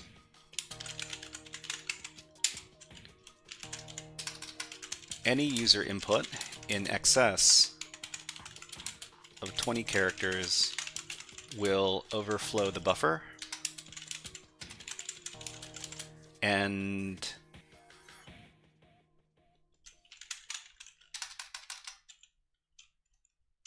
overwrite other memory addresses. Okay, so from here we need to figure out how many characters we need to enter into the val variable over here. So it's going to be over 20, but how many over 20 we're not completely sure. Let's go ahead and do our experiments. Okay, so we're going to echo out a certain value, and we're going to pipe that into Narnia 0. So we can do, let's see. So that's 10 characters. That's 20 characters. And then we'll start with 4 characters. So let's see, 1, 2, 3, 4. Okay, so we see that 31, 32, 33, 34. So it immediately goes into the val variable here. So which means if we remove these 4 characters, then it should be, val should be 41, 41, 41. Okay. Huh. But there's a null. Okay, okay. So this is the terminator, so the null terminator right here. So when we give this, the null terminator is at the end, and the null terminator actually overflows into the val over here. Which means that if we remove this, then val is untouched. Which means we need to send 20 of something. So we can do Python. Actually, no. What do we like to do? We could send Python stuff. We could also send... We could also send Perl. So there is Perl here. And let me get something from my notes for another... Because I forget what the syntax is for sending bytes in Perl. We need to send bytes.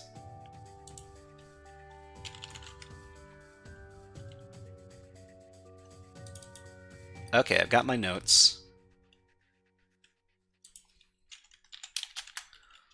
So this payload right here, this is what I used for another one of these challenges. I'll paste it in chat. So basically you send a Perl command, and then you send a number of A characters to overflow the buffer. And then afterwards you append some bytes, and then you feed it into the binary. In this case, the binary is called Narnia 0. And the number of bytes we need to send is 20 to overflow the buffer. And then we need to feed in these bytes right here. So hex dead beef, which means we need to feed them in little endian order. Why little endian order? That's because most of these challenges have little endian as their byte order, which means we need to feed them in backwards. So we need to feed in EF and then BE, and then AD, and then DE. Okay, so if this payload works, our shell prompt is not going to say Narnia 0. Instead, it's going to be Narnia 1. So let's go ahead and run the payload. So let's see. Val equals dead beef. Ah, okay, okay. So we didn't get the shell session. That's because we need to give some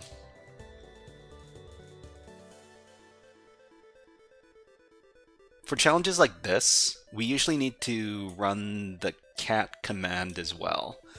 I'm not exactly sure why. It has something to do with how...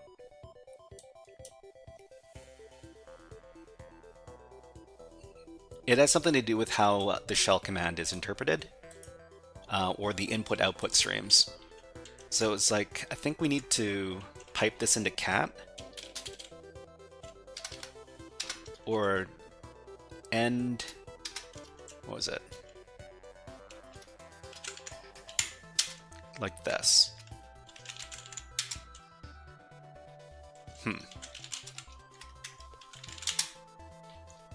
Okay. Let me ask the AI about this.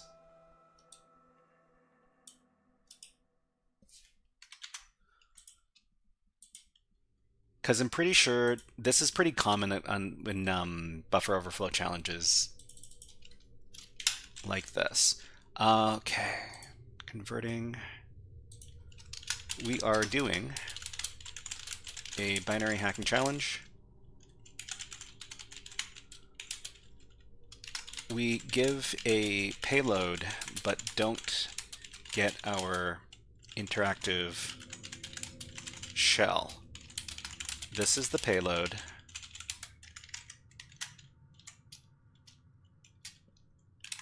And this is the code used for the binary. We can just paste in the code.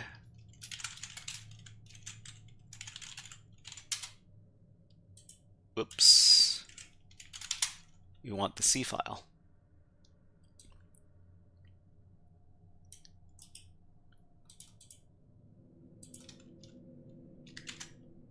Okay, it'll probably tell us about how we need to pipe it into cat or something like that. So the issue is that your payload closes standard input after sending the input. So when the program tries to spawn bin sh, there's no interactive input available. So solution is keep standard in open. Use cat to keep standard in open after sending your payload. So we need to wrap this in parentheses and then run cat. So the parentheses create a subshell that first executes your Perl command, sending the buffer overflow, and then runs cat, which keeps standard in open and forwards any input you type into the shell. Okay, so all we need to do is run the same command we were doing earlier, but wrap it up in some quotes.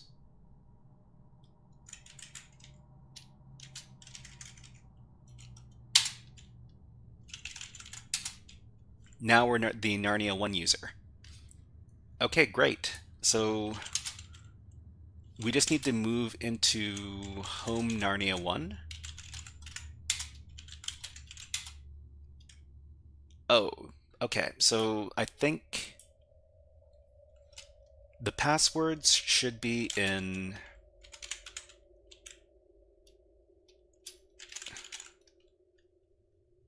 etc. Narnia? No? Okay. Let's get a bash shell instead. We can't get a bash shell. Okay, our shell died. No, it didn't. It's just that we can't get a good prompt. Okay, so let's take a look at the data for the levels can be found in /Narnia. And where are the password files? I think it's like Narnia pass.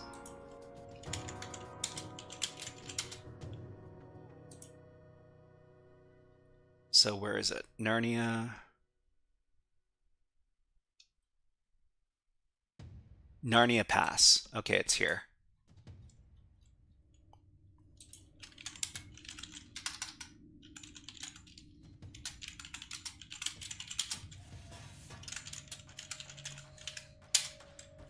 Okay, so this is the password for the next level, which is Narnia 1. So I'm just going to, well, if you're following along at home, this is the username and password. Okay, so from here we can exit.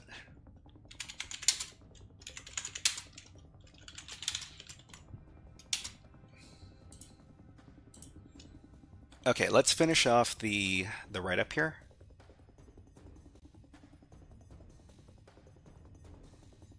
Okay, so let's see. Any input in excess of 20 characters will overflow the buffer and overwrite into other memory addresses. From testing, we see that even sending 20 characters. Khalid, hello, I'm new here. What are we doing? So we're playing a binary hacking challenge over at OverTheWire.org. So if you've got access to a Linux machine, then you can join along with us.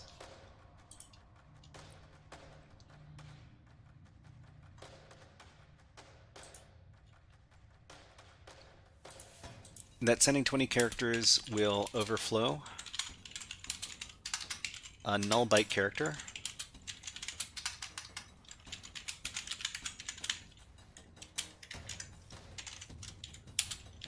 into the val variable. So this payload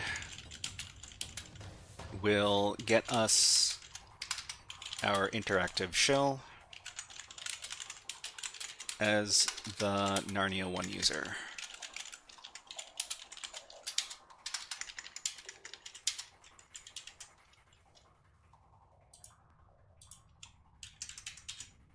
Here, this one.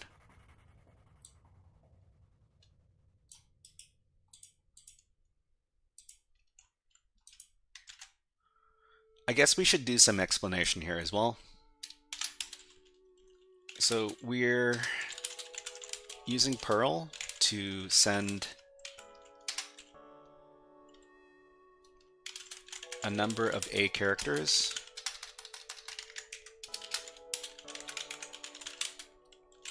to fill the buffer, then append the desired hex bytes, which is dead beef.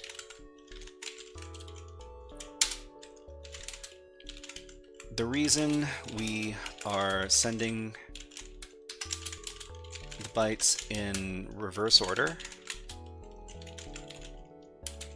is because the binary uses little endian byte order. Okay, so if we didn't know that the binary uses little endian byte order, we could probably run some sort of utility to find out. So for example, we could run robin 2-i, which gets the information about a binary on Narnia 0. And it'll tell us that the endian order for the bytes is little endian, which means that it's reverse. So big endian is the regular left to right, and little endian is right to left. So the bytes go in from the right to the left, and big endian is left to right. Okay, we also get a bunch of other relevant details about the binary as well, such as its architecture, which is x86, the bytes, which is 32, which means it's a 32-bit binary, and a bunch of other stuff too. It tells us about whether or not there are any memory protections on the binary. In this case, nothing we need to pay attention to. And we can finish the level, and we can advance to the next level. which is Narnia 1. So just a second.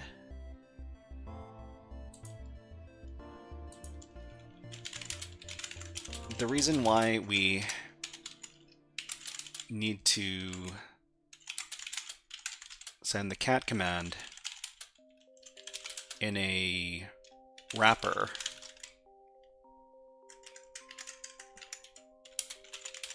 with the Perl command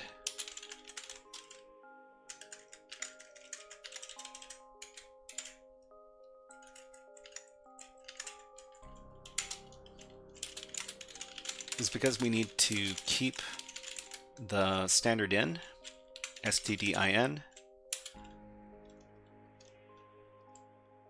the standard in of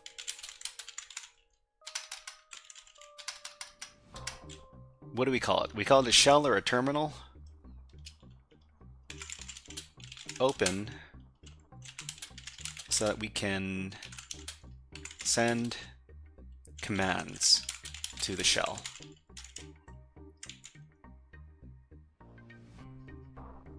Okay, I think we're done. Okay, let's save that out. And let's go to the next level. Mexican says, after doing many buffer overflows, I have memorized how to make a Python tool to get a RCE. It was fun, but dang, is it also not brain racking. I mean, I really like binary hacking. Binary hacking, it feels very hacker. It feels very hacker because, you know, you're doing a lot of experimentation and stuff, and you're also sending hex bytes. What's more hacker than sending hex bytes to a binary in order to get it to do what you want? Anyways, let's move on to the next level. So Narnia level 1.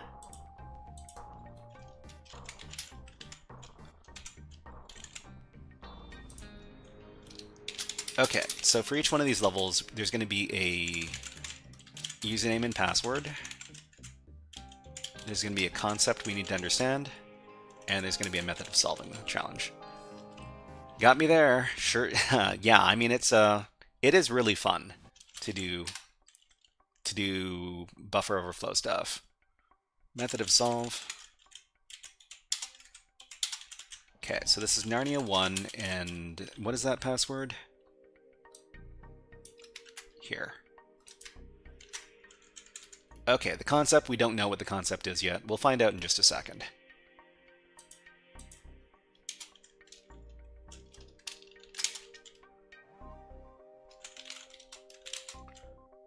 Okay, so we need to enter the Narnia directory. So we'll just try running Narnia 1. Give me something to execute at the environment variable egg. Environment variable egg. So are we taking advantage of... Okay, everybody, before I start printing out the environment variables, I just need to make sure that there's no... that I don't dox myself, because sometimes the environment variables have IP addresses in them. I'm just going to make sure that my IP address is in the environment variables. Just a second, everybody. I'm going to go to the be right back screen for a second.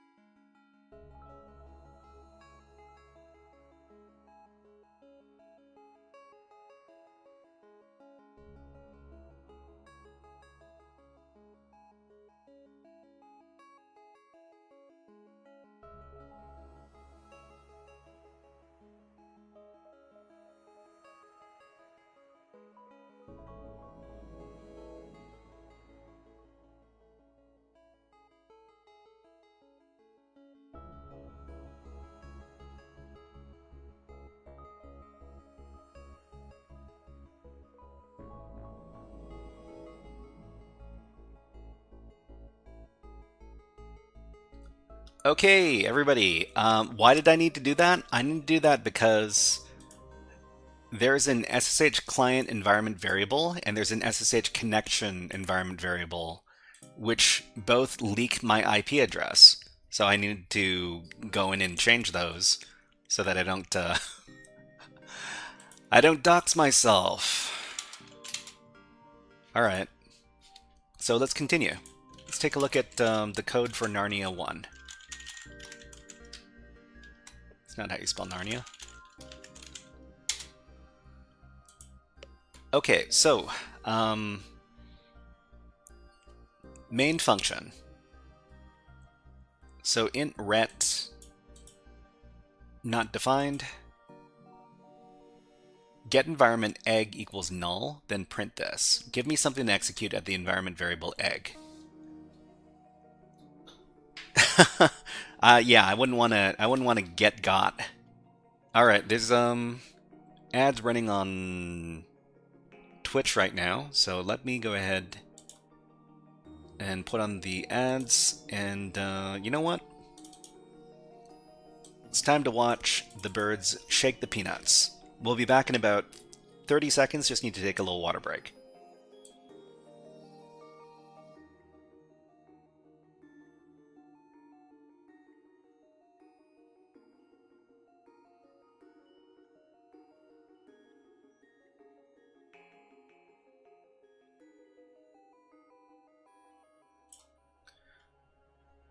Okay, let's get back to the hacking.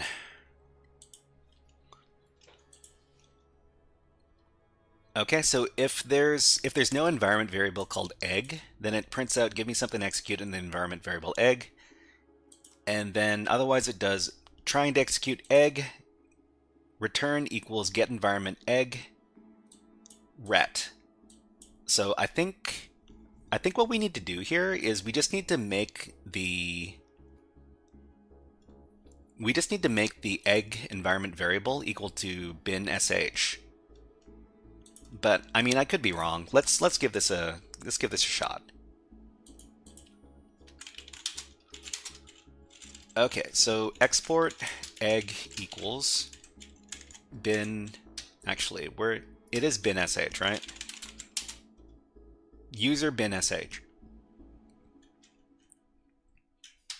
So we'll do export egg. This is how we set environment variables. So egg equals user bin sh. And then we'll run Narnia 1. Trying to execute egg. Segmentation fault core dumped.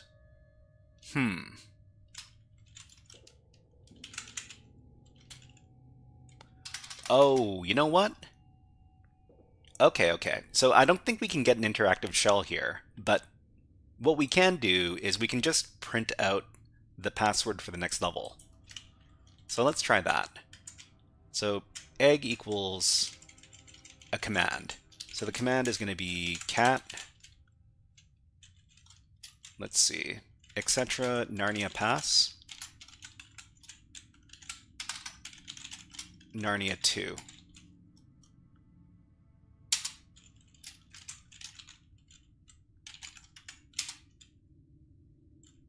Trying to execute egg, segmentation fault core dumped. Okay, so this is not how we're supposed to do this. Let's take a look at the C file again. Ret equals, so it's going to run ret, the ret function. Ret equals get environment egg. Call the ret function. The ret function is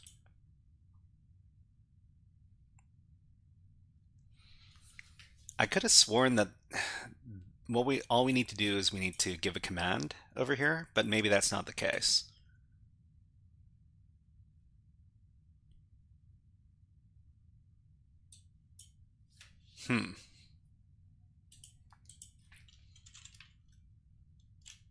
Okay, so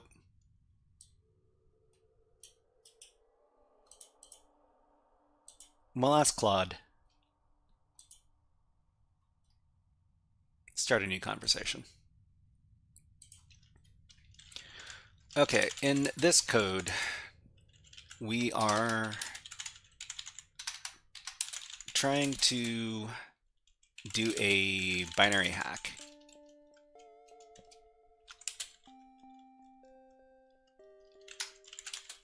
What value should we set egg to? So, I mean, my guess was that we set egg to some command, but apparently that's not the case. Krazox, not too sure how to pronounce your name. Let me know how to pronounce your name. Thank you. Okay, the code is trying to execute shellcode from an environment variable. The program gets the value of egg, treats that memory address as a function pointer, calls it as a function. So to make this work, you need to set egg to contain executable machine code, shellcode. So, however, I should note that this approach has significant problems in modern systems because of all these different memory protections. Okay, so we're not giving a command. We need to give shellcode. Don't hack me, please. I don't hack people for fun. That's not what I do. I'm here to educate people. Thank you very much, Krazox. So the code is misleading. Get_env returns a pointer to a string, not executable code. So for educational CTF purposes, if you're running this on a system without protections, you would set egg to contain actual shellcode bytes, like a bin_sh spawning payload. Typically, you would use compiled assembled machine code for the target architecture, often inserted using techniques like egg equals Python C something something something with actual shellcode bytes. I can't provide specific working shellcode as that crosses into hack development territory. Okay, so we need to find some shellcode. Shellcode for user bin_sh.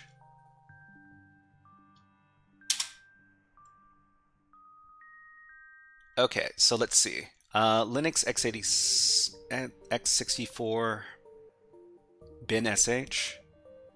Shellcode database for study cases. So shellstorm, let's take a look.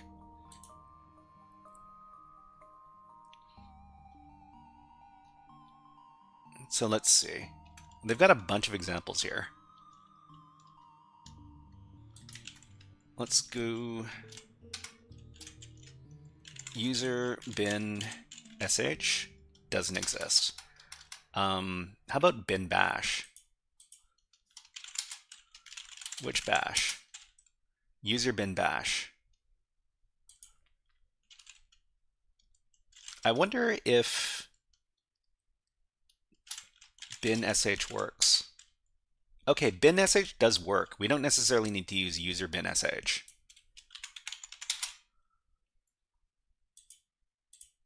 Okay, so where is the shellcode for bin_sh?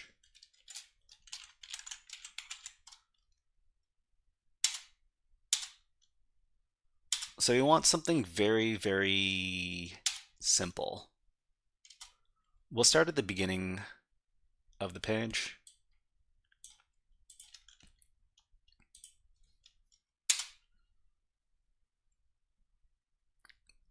And we need it to be in x86, or no, we need to be in Linux.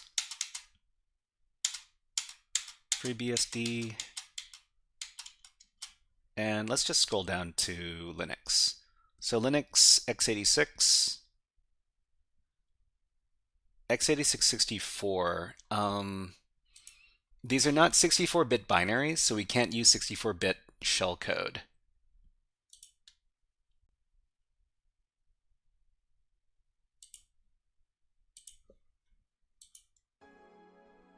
So Intel x86, okay.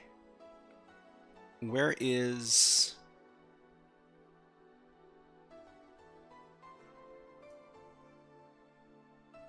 obfuscated bin sh. Well, I mean, we don't necessarily need it to be obfuscated, but let's take a look.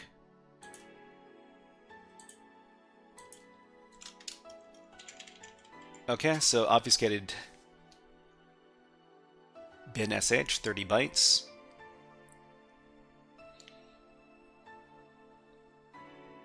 So these are the hex bytes. All right.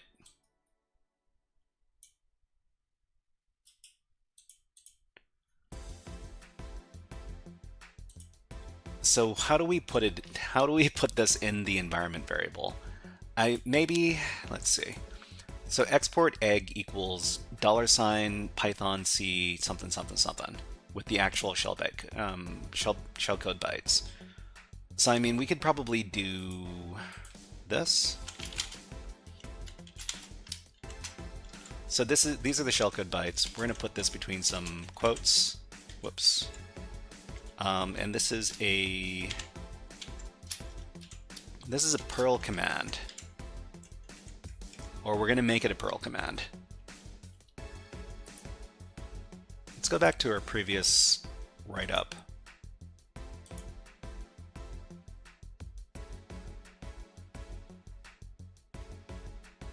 Okay, so the first level was OverTheWire Narnia 0.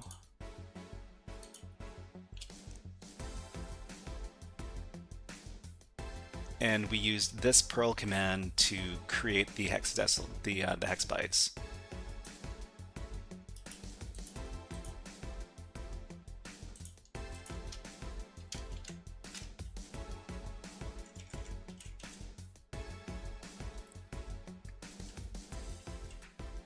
So it's just print the bytes over here.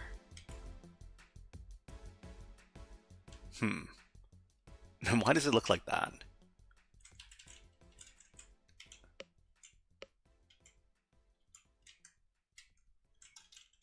Okay, so print this thing. So these are shellcode bytes. We need to export egg equals this stuff. Okay, let's see if it works.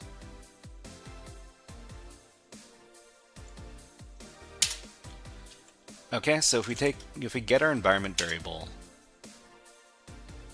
yeah. Okay, so it looks like we've got our shellcode here. Let's try running the Narnia 1 binary now. Okay, awesome, it works. But why are we Narnia 1? Shouldn't we be Narnia 2?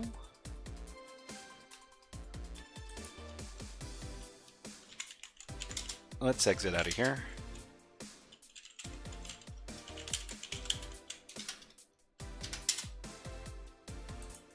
Narnia 1 is... Oh... Is the reason why this doesn't work because we have to give like a bigger command?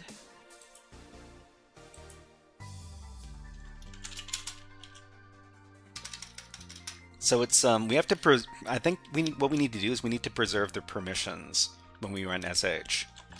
So if we go sh.help sh-h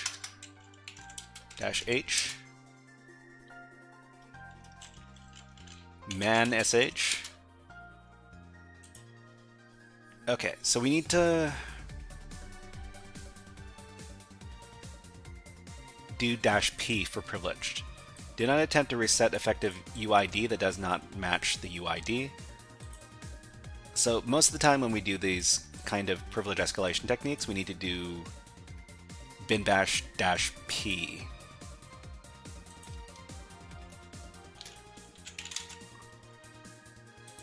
Let's see if we can find it in the shellcode here.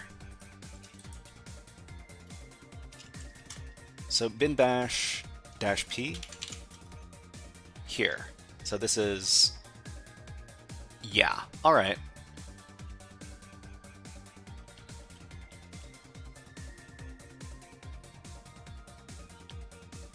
Let's see. Rogue says, hey man, don't keep credentials on your device, then you have nothing to hide. Credentials on my device. Okay, so...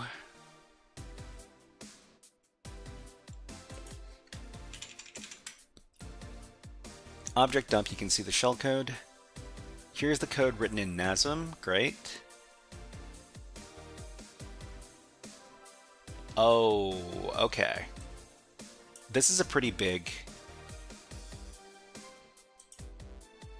Yeah, this isn't exactly what I want. Let's look at some other stuff then.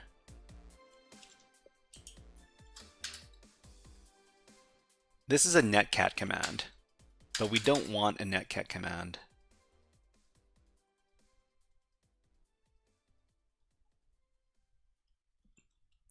So how do we... There must be some sort of like simple shellcode conversion. Maybe like a web app or something. Shellcode generator.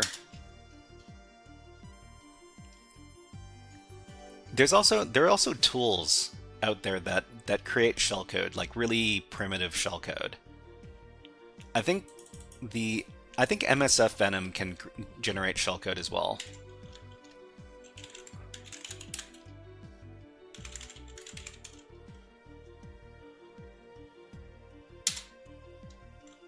Okay, so generating shellcode.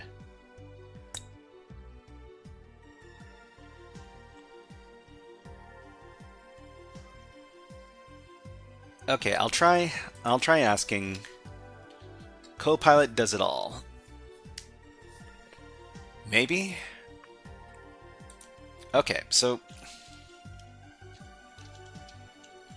if I were using the Venom,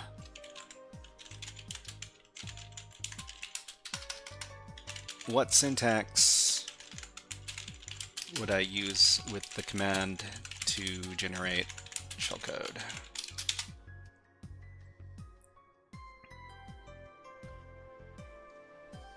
Okay, well, I guess you're not going to tell me.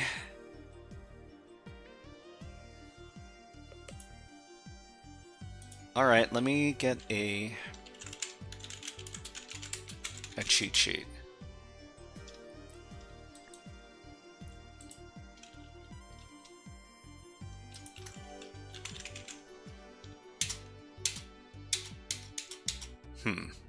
This isn't what I want. Listener. This is for creating...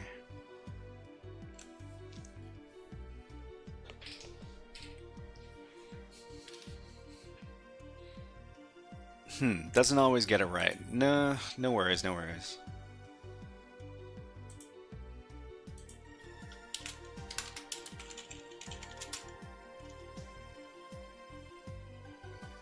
Okay, so these are payloads.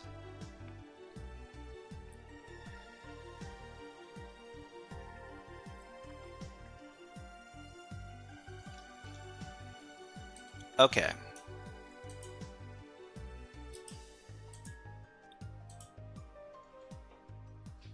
Alright, so what is going on here? So let's see. AX86. Alright. I think...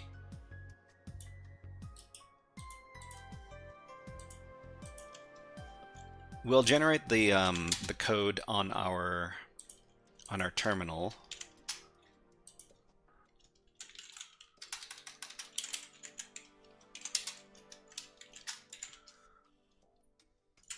So we're looking for some Linux stuff.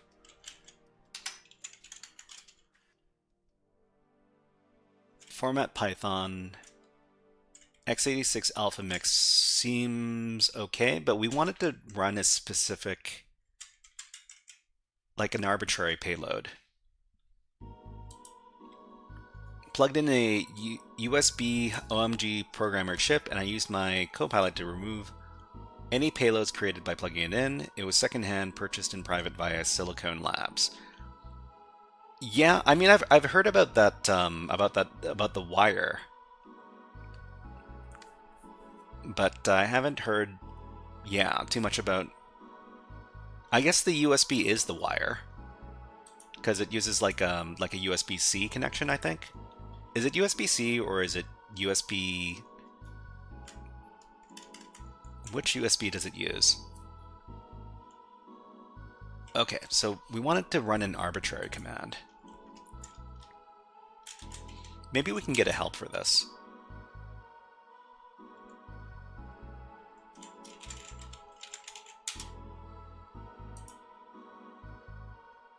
Okay, platform, architecture, path, format, encoder, list.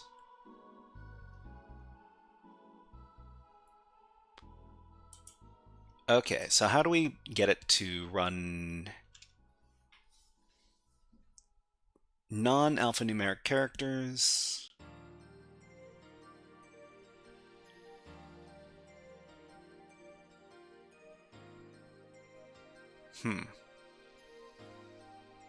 Payloads, format. How do we run it to, how do we get it to run calc? So if we can get it to run calc, then we can get it to run anything else.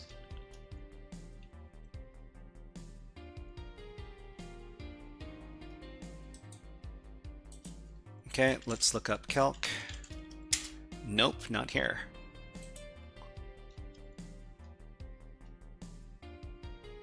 Doesn't have calc. Doesn't have sheet.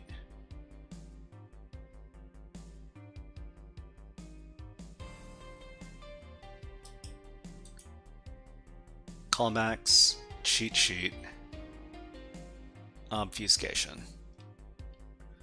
They're kits. It's the programming development board. It's got USB and USB-C outputs and has a USB-C input.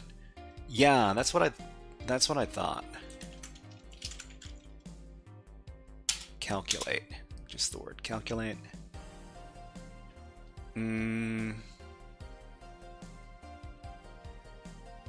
Because I just want it to run something arbitrary.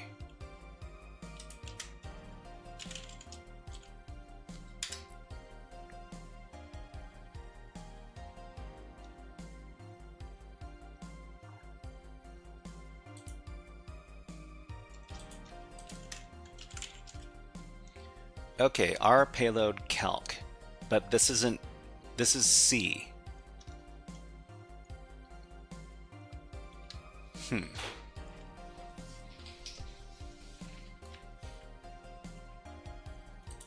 Okay, so here we're doing NOP sled stuff. Yeah, I just want to run like an arbitrary command. Okay, let me just search for that.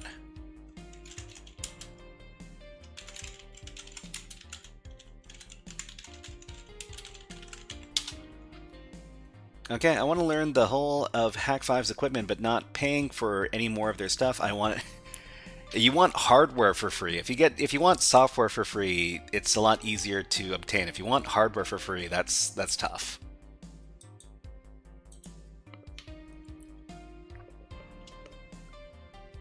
Okay, so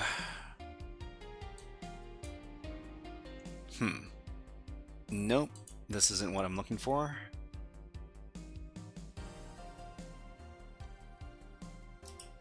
All right, here's a Medium article. So okay, we have CMD.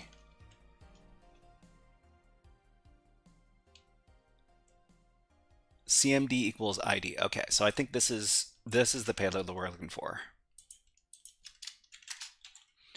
And just to make sure that I don't get logged out,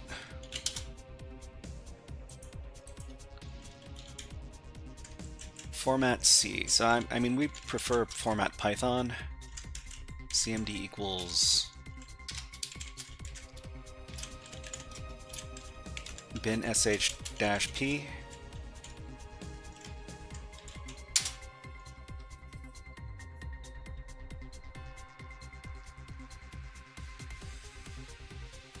software isn't a problem. As for hardware, I can apply as an ambassador or get the government. Government? Will the government be okay with that? Okay, so we got the bytes here.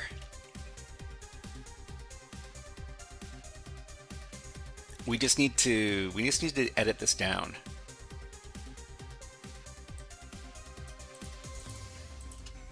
Okay, so only grep.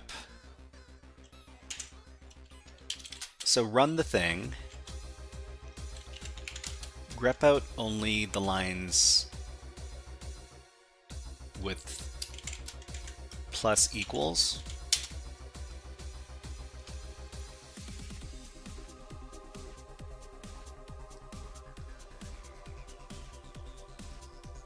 Okay, so only get the lines with plus equals, and then only get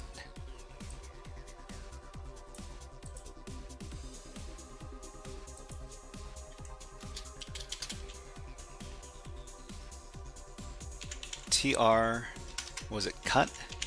Cut delimitate by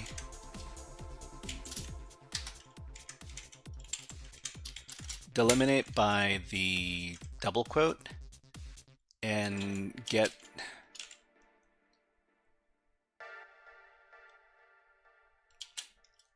the second field.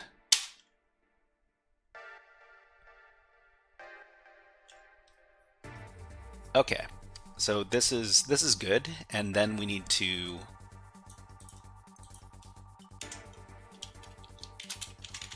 delete all the new lines.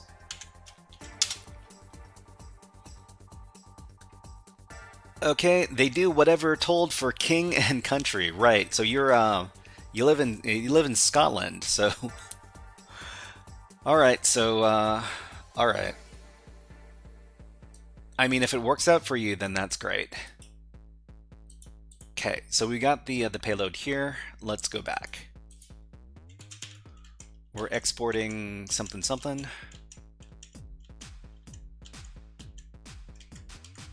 Okay, just need to replace everything between the double quotes here.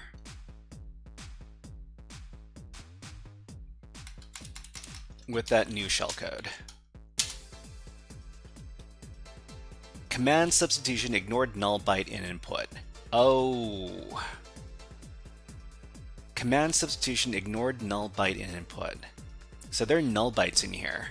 So I guess we need to make sure that there's no null bytes.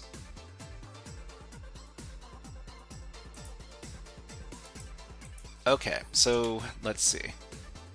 We can specify bad characters, or is it -b, right? -b is hex 00.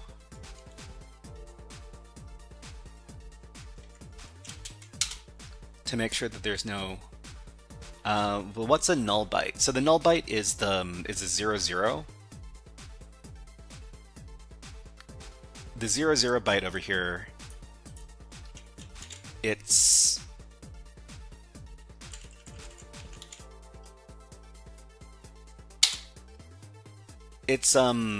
basically a line terminator.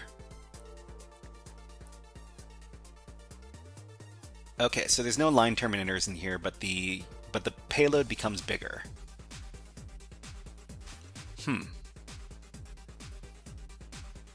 Alright, let's see if it works.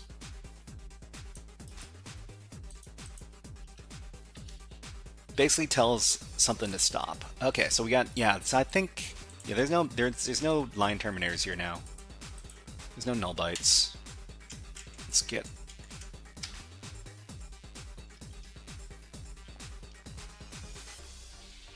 So we just need to put in the shellcode. The shellcode is actually getting kind of big, but hopefully we don't hit some sort of arbitrary limit. Okay, so from here we just run Narnia 1.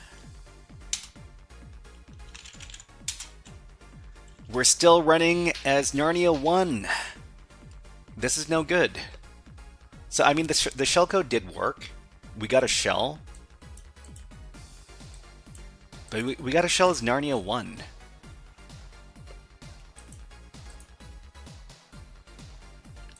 So we run bin sh-p. I thought the -p would preserve our permissions.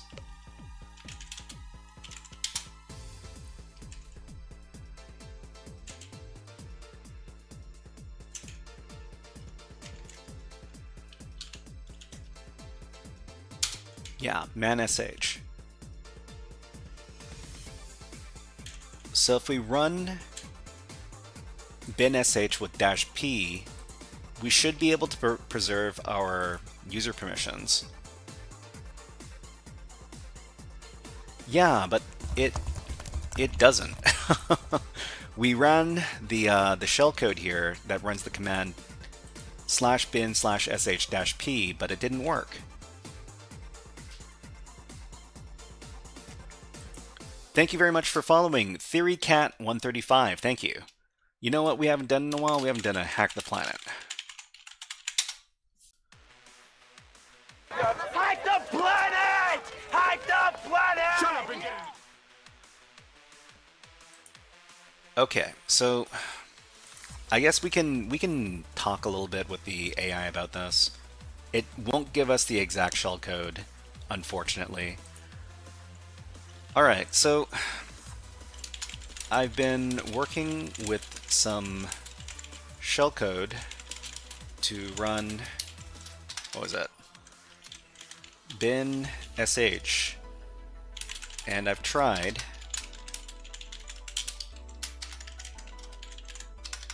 /bin sh-p, but neither of these payloads give us the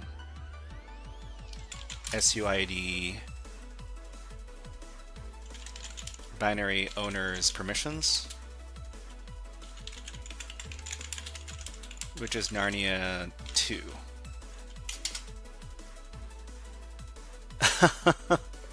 I hacked the planet by accident. You know, sometimes that's the way it goes. Classic SUID privilege preservation issue. This is a common learning point in war games like OverTheWire. Not why you call it over the road. So the SUID binary executes bin sh. Modern shells drop privileges for security reasons. Even with -p preserve privileges, if the real UID and effective UID don't match, bash may still drop privileges. Okay, come on, common solutions. Your shellcode needs to call setUID get EUID to set the real UID. Okay. Use a different shell. Some challenges require using bin dash or other shells that handle SUID differently. Is there bin dash? I'm pretty sure that doesn't exist on this server.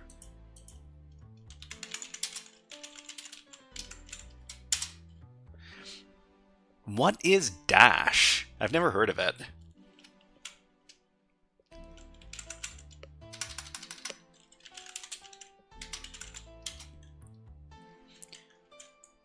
Standard command interpreter for the system, dash. That's weird.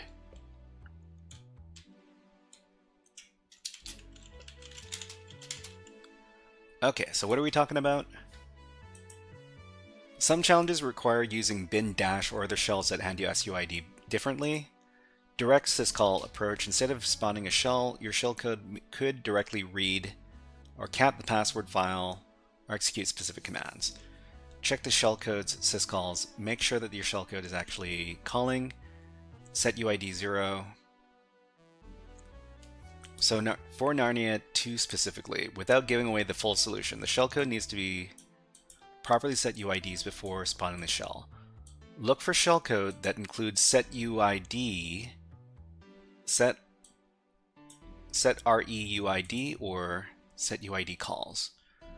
The invariant variable approach that you're using is correct for this level. If you're generating shellcode, make sure that you're using a payload that includes the set UID calls, not just a basic shell spawner. Well, I mean, okay, so apparently I could go about this in two different ways. I could use bin dash instead of bin sh, and it says that it could handle SUID differently. So that means we need new shellcode. So the command in this case is going to be bin dash. But what even is bin dash? Let's see, dash help. Man dash.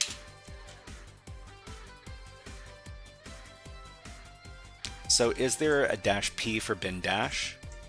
There is a dash p for bin dash.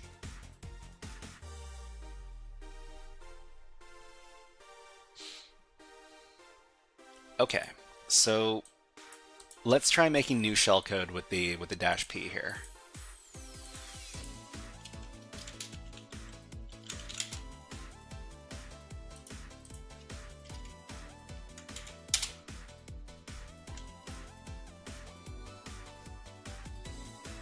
Okay, so we got new shellcode. It's increasingly getting larger and larger.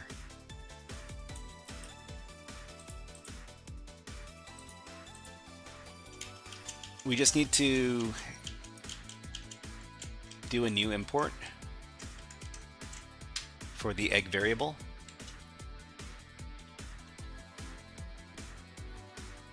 So if this doesn't work, we're going to have to switch gears. Okay, and then run Narnia 1. Who am I? We're still Narnia 1! Dang it! Alright, so...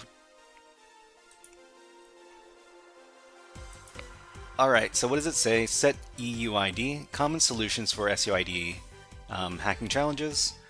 Use the SUID syscall before spawning the shell.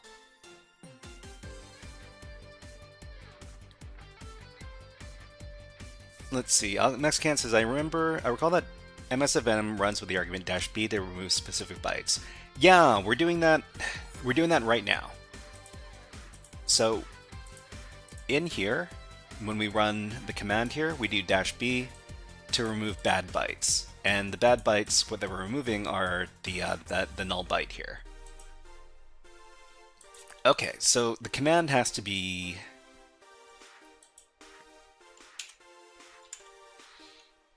is it bin sh? No worries, no worries. No worries. Use set UID syscall before spawning the shell. Your shellcode needs to call to set the real UID to match before executing the shell. Use a different shell. Check the shellcode syscalls. Make sure your shellcode is actually calling setUID 0 or setUID getUID. But I mean, we can see exactly what the thing is doing, right? Cat Narnia1.c.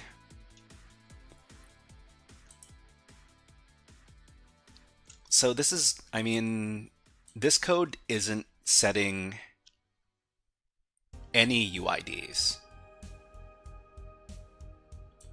But the first one did. So if we take a look at Narnia0.c,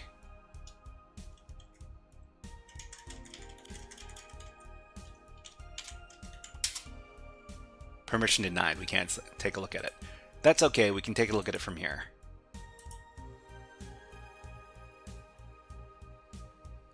So it runs this. Set REUID, this stuff right here, and then system bin sh.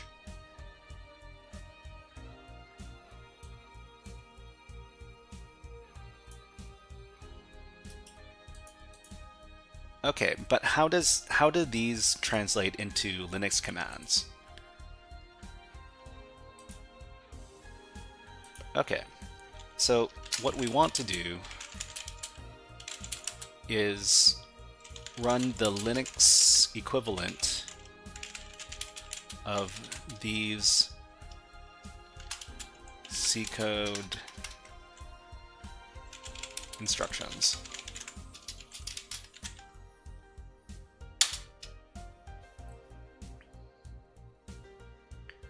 So that's the right approach for the SUID challenge. So shellcode that makes this syscall before executing the concept. So it gets the effective UID, sets both the real and effective UIDs to Narnia 2, then spawn bin sh, which will now run with Narnia 2's full privileges, okay?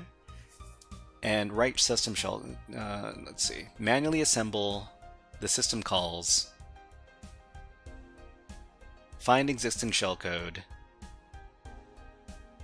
The shellcode must include these system calls here. So for the Narnia wargame specifically, there are published write-ups that show the exact shellcode needed. Since this is an educational wargame, those resources are designed for learning. Are you writing the shellcode yourself or looking for a pre-made payload?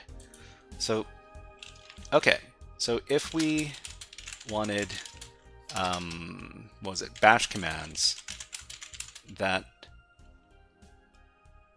run that code, what are those bash commands?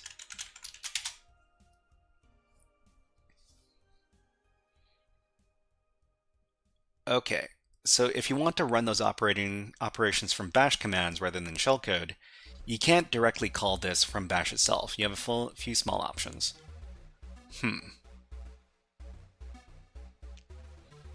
Okay, well,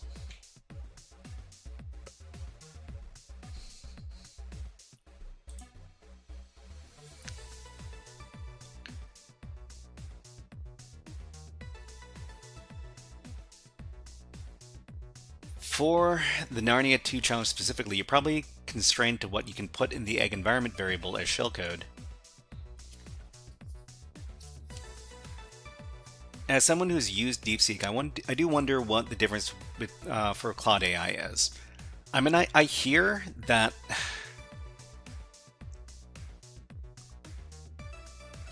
Claude AI is better at coding, but it seems like they're both kind of similar. I guess I haven't asked Claude AI to do anything super complicated yet with the code. Use a small C program. Use Python. Okay, so in the Narnia 2 challenge solutions,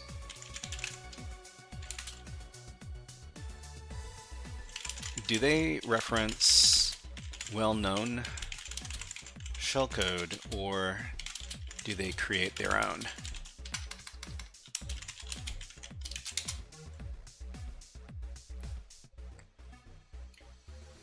Okay, in most Narnia 2 write-ups that I'm aware of, players typically create their own custom shellcode or heavily modify existing shellcode to include the set REUID calls. Okay, so standard spawn shellcode from databases usually doesn't include this. It's just something like this.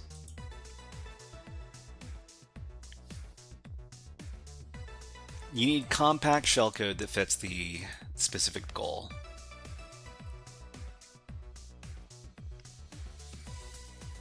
Write the system calls in assembly, then assemble to get the bytes.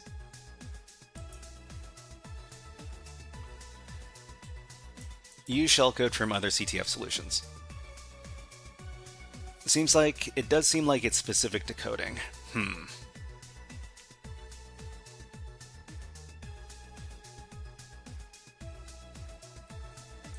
The syscall numbers you need are set REUID syscall 70.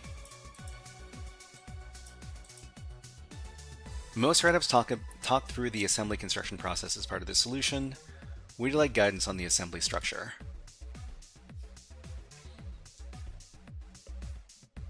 Okay, so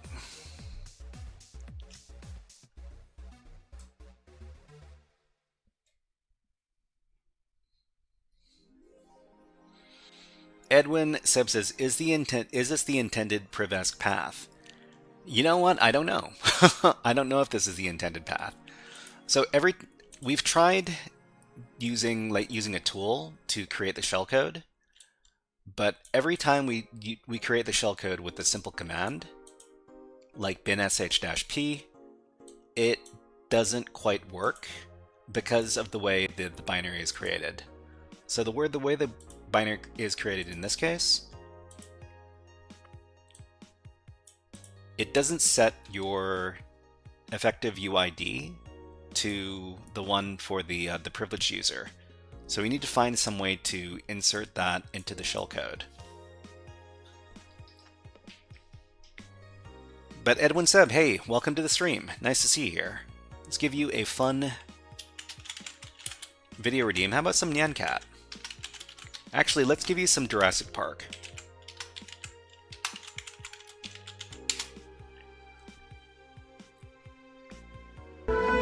It's a Unix system. I know this. It's all the files of the whole park. It tells you everything. Welcome to the stream. Okay, so we can put shellcode in the egg environment variable here, and it'll execute it. We just need to figure out how to bypass the UID in this case, because the binary is an SUID binary that's running as Narnia 2, but for some reason we can't get it to run with the elevated permissions.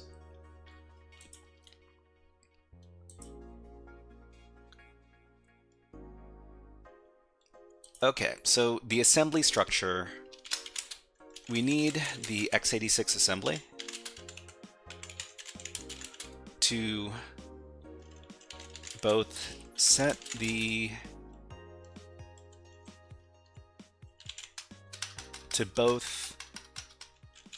run the set REUID call and the execve call, then run the bin sh binary. Zen says I have to go now. Bye, Shy Hat. Hey, no worries.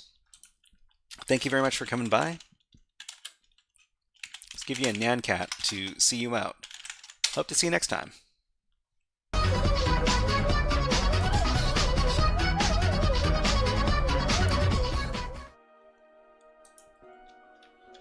Okay, so how would this look like in assembly code?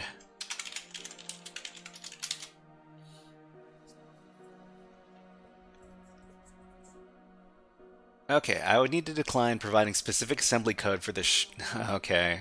I understand you're working on the war game, which is a legitimate education platform. Providing complete working code crosses the line for me, even in educational concepts.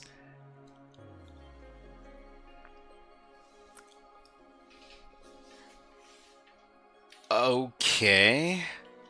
Narnia write-ups. Since this is a public war game, there are many published solutions that show the complete assembly. Searching for a write-up will give you the working examples. Tutorials. Okay, shellcode database where you can find similar examples and learn the patterns. Okay, I think, well, I mean, we're just looking at this website here. So we need something that does set UID or set something something. What was it again? So Claude says that we need to set REUID, syscall. See if we can find something here. Did you run linps? Because there seems to be multiple ways to gain privilege escalation.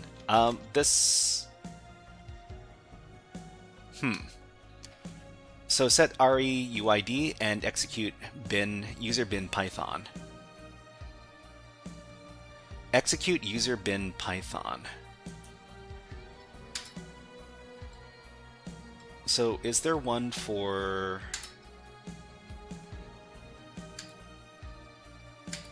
There's only a couple. Okay, so Ali Ramazou, Raz Imju. I don't know how to pronounce his name. Okay, so shellcode Linux x86, run user bin Python, set ruid, and xcve. So we want the exact same thing, but we're going to replace user bin Python with bin sh.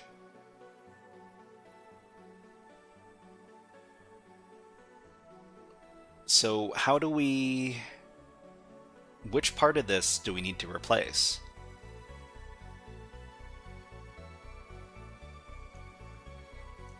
So this is the, this zeroes out all of the memory addresses here.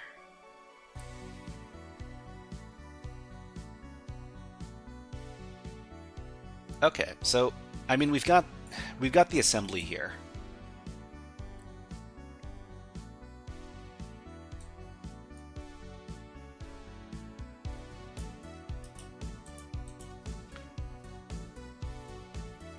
Okay, PS by. No. I mean, we're doing a binary hacking war game.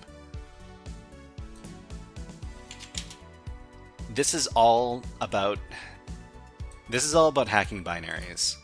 So there's no other privilege escalation vectors in this case.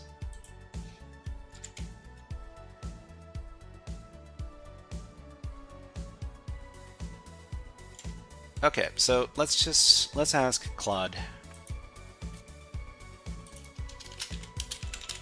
We have some assembly code.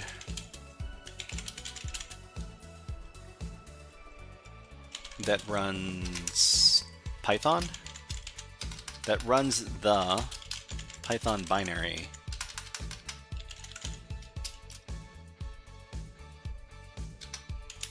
We just need to sub out the Python binary for the bin sh binary.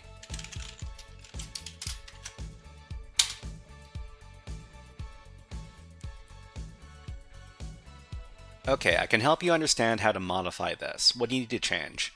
So the string at the end is currently user bin Python, byte starting at offset x hex 27. You need to replace it with bin sh followed by a null terminator. Okay, so this user bin Python, replace it with bin sh. So this starts with 27. 27 is... where's the string?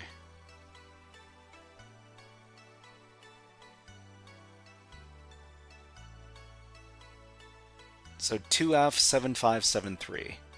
2F7573. 2F. Okay. 7573.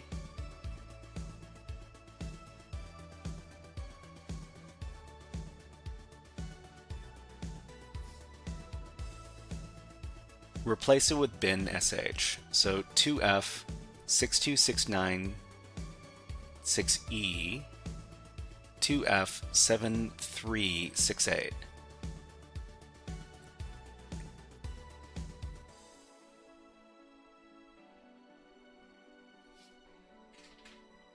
Okay.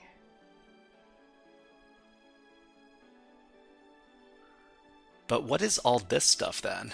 The DAS and the jump not equal and the jump something something.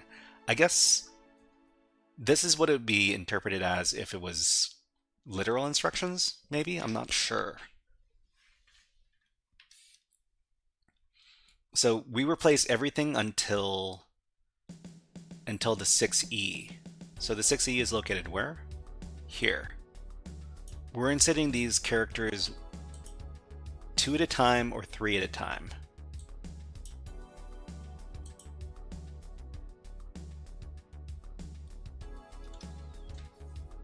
Additional adjustment. The instruction at offset writes a null byte to terminate the string.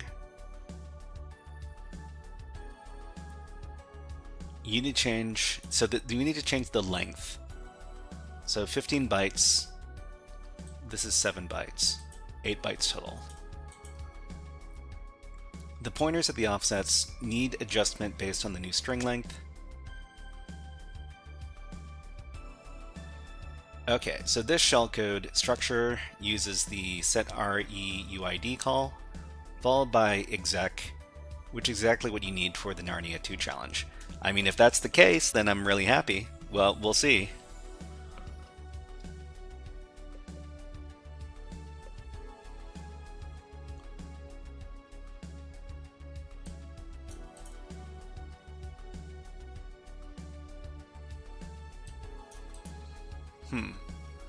I mean, the other thing is...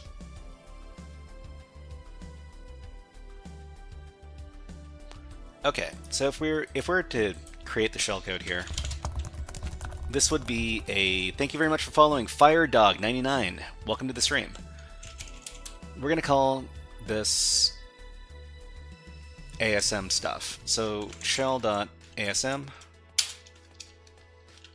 This is the thing, right? This is the original shellcode.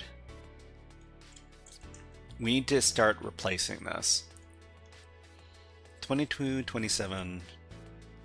Oh, okay. So these addresses in the code are all hexadecimal addresses. So that's why it goes from 8 to A, and then C, and then etc., etc.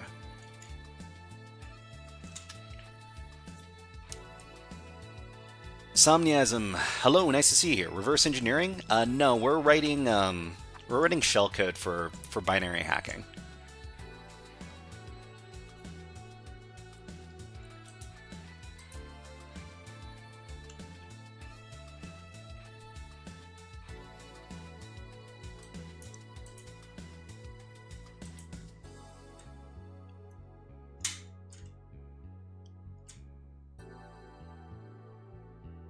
So it's all in here.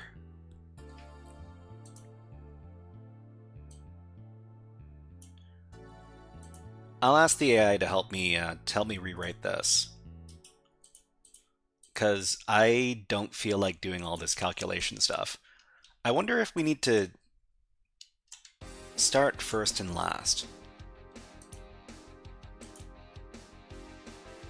Okay.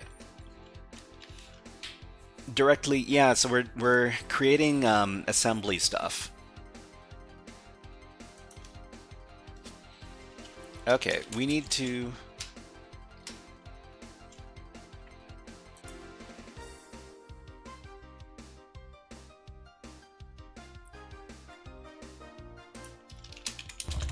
We need to replace this part of the assembly code. Thank you very much, Somniasm, for following on Twitch. Thank you very much.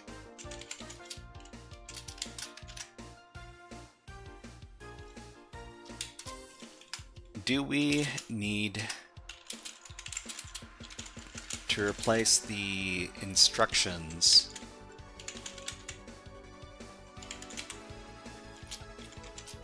like DAS, JNE, JB?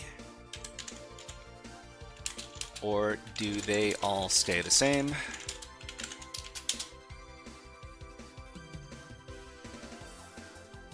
Those aren't actually instructions, they're data being assembled as code. Okay, so this is the ASCII string. The disassembler is just interpreting them as instructions because it doesn't know that they're data. Okay. Ah, so 2F, the slash in ASCII disassembles as DAS, and 757S, 7573 disassembles as jump not equal, etc. Okay. Brendan says, are you ending the stream? We're not ending the stream yet. We're trying to figure out how to get the shellcode to work. Can you send me IDA free, please? Well, I mean, I'm pretty sure you can look it up. You can look it up pretty easily on your own. Because IDA free is free. Just search for IDA free and then go to the official webpage and download it. just replace a few raw bytes with the ASCII codes for bin sh. So call. Okay, so what if we're using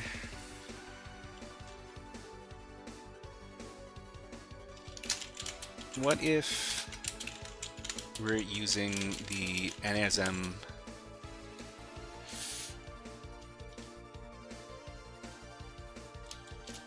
so there are tools on the Kali Linux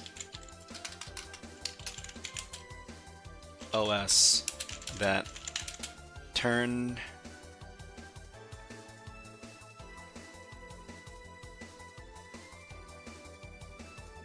ASCII into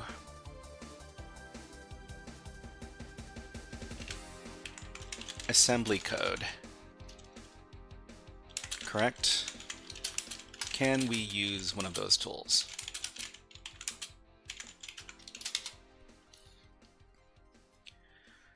Brendan says it keeps logging me out when I put in your account. You could create a new account. Tools don't turn ASCII into assembly. Instead, assemblers turn assembly code into machine code bytes. Disassemblers turn... So I don't remember what the name of the tool was called. But there was a tool that we've used. I really want to finish the challenge before we finish the stream. Let's do another 15 minutes.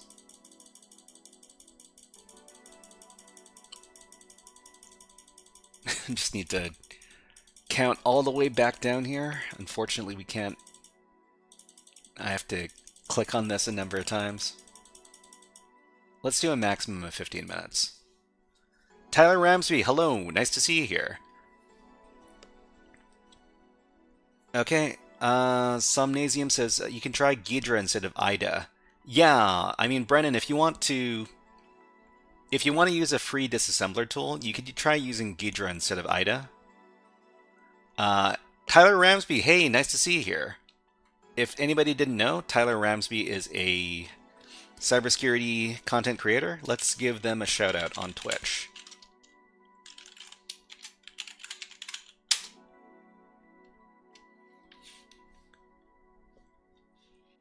GDD? I'm not too sure. Okay, so this is XXD. You don't need a special tool, you just need a hex representation of the ASCII string bin sh.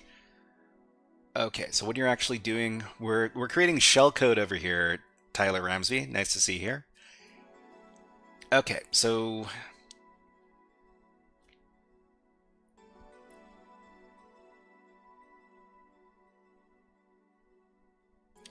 we're going to replace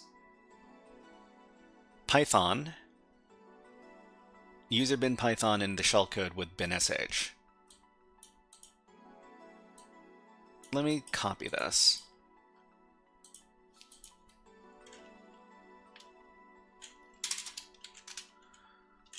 Okay, so 2f can stay the same.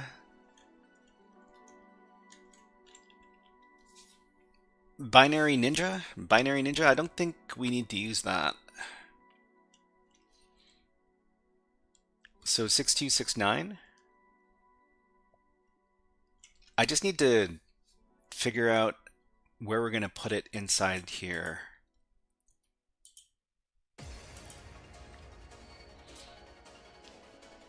Okay, can you write the assembly code so that it uses bin sh instead of user bin Python? Rewrite.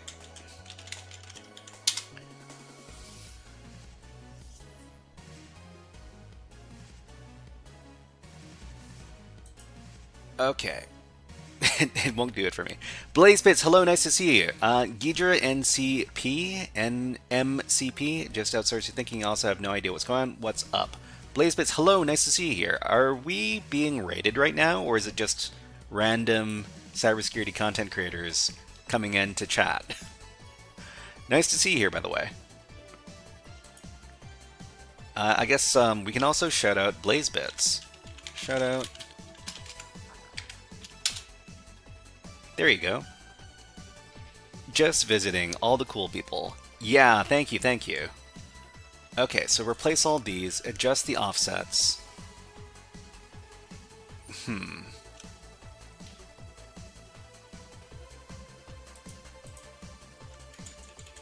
Okay, so if we're just handwriting the shellcode over here,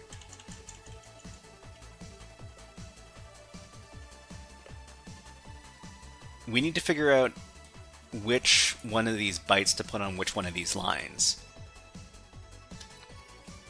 So we know that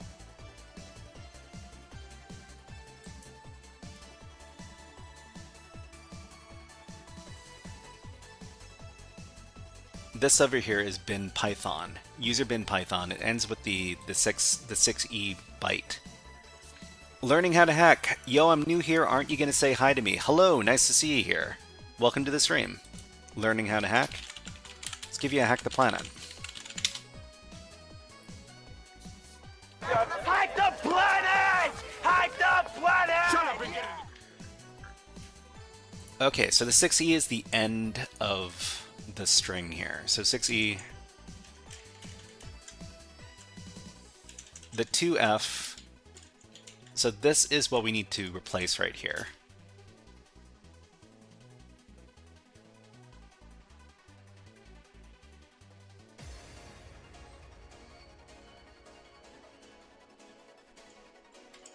No, wait, we need to replace all this stuff as well.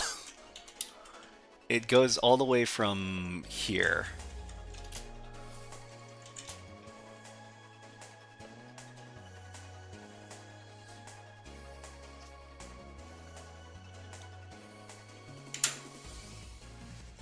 Okay, so let's just say we get rid of all this stuff.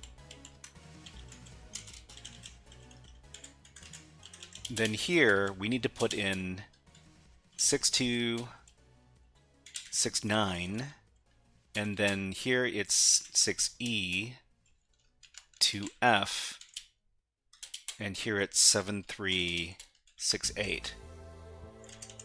But I'm not too sure. Let's see, that's 1, 2, 3, 4, 5. That's 5 bytes. So it's 2.7. That's one more. This is 2.8.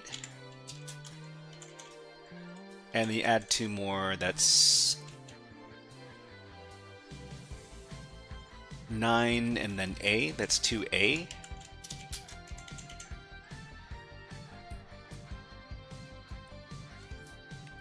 Edwin Seb says, is learning binary hacking a must for a hacker who is into web hacking? No, not at all. If you're into BinX stuff, you don't need to learn it to become a web hacker. Okay, so 2A is here, and then another 2 would be 2C.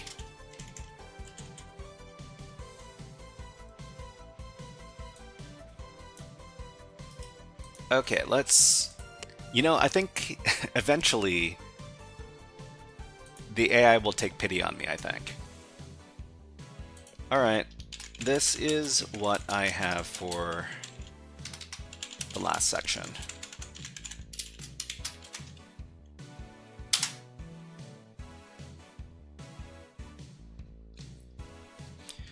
You're on the right track, so you have the bytes for bin sh starting at offset 0x27. However, the format you've shown is a bit unusual. Looks like you're missing the hex byte values. It should be more like this. Oh, can we put it all in the same? Can we put it all in the same line like this? So add a terminator byte x00 after the string. Okay. Update those offset values I mentioned in the first section. So 0xf should become this. I mean, they want us to do that.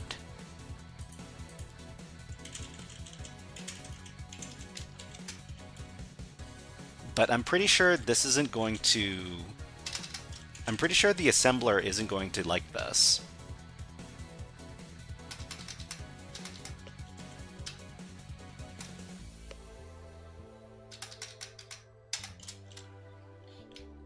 Okay, so let's catch up with chat. Learning how to hack says how to lock in and not get distracted all the time. Like I got resources, I made good strategy on how to learn, but I keep getting distracted. I think the main problem is watching the video and not putting in hands-on practice. So I mean, when you watch a video, you can follow along with the video as well.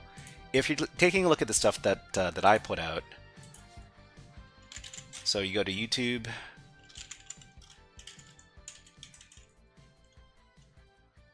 You go to YouTube, you go to at the Shy Hat. So learning how to hack says, for example, networking, I can't do any practice.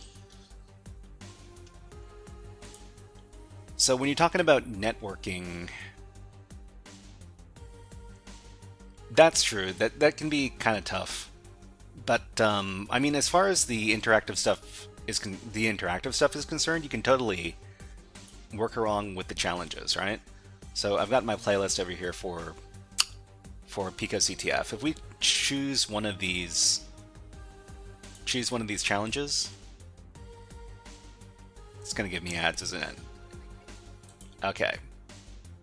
So in these challenges here, I give the link for where you can find the challenge. You can follow along while you're doing the challenge.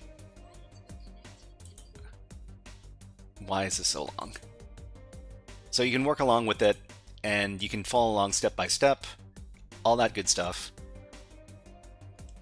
Edwin Sub says, networking is more theory than practical. Yeah, a lot of it is learning how it works in practice, which can be kind of difficult. Anyways, let's go away from this. It's not Halloween time yet. It's still okay to say Happy New Year 2025. That seems a bit random.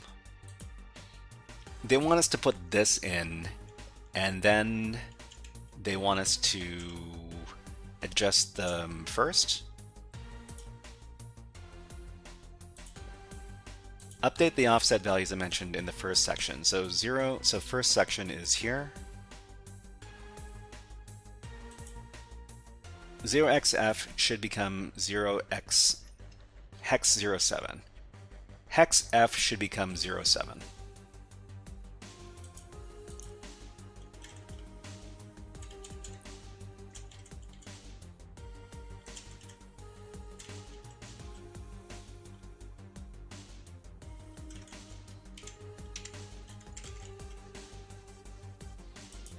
Okay, hex 10 should become hex 8.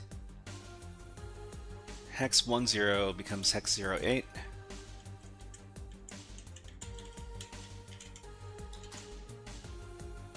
And the last one is hex 14 should become 0C.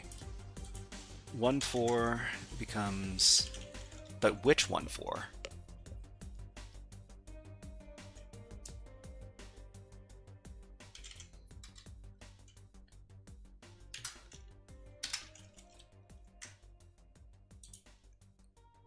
Is this the stuff that they want?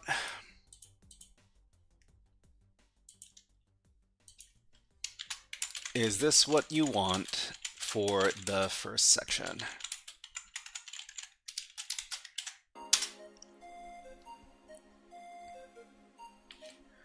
Okay, almost. You've updated some of the offsets, but not all of them. Let me point out what you still need to fix. So correct. Wrong, you have hex 10.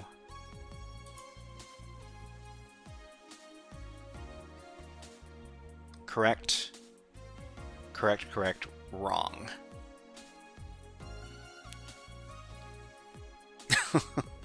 You still need to change these. Okay, so this line here needs to be changed to this line here. So 10 needs to become 08.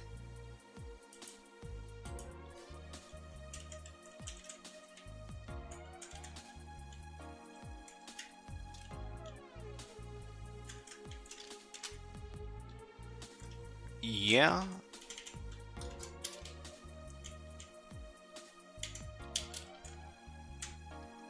And the other line was what? 1-4 needs to become 0C. 5314.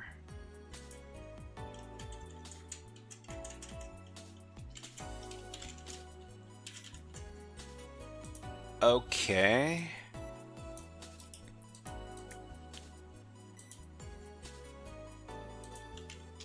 And now?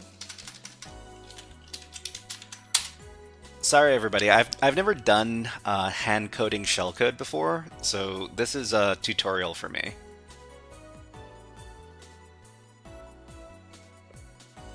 It's thinking.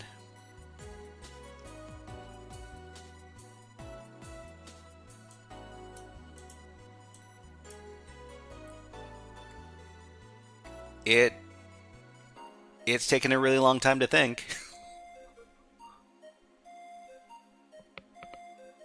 Couldn't connect. Okay, try it again. Retry. With no changes.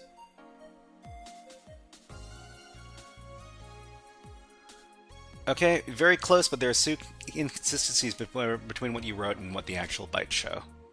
Okay, so but the comment writes, the comment is this. Okay, the comments are wrong. Make sure that the hex bytes and the assembly comments match up. Right now you have some old values mixed in. Just like me! Oh man.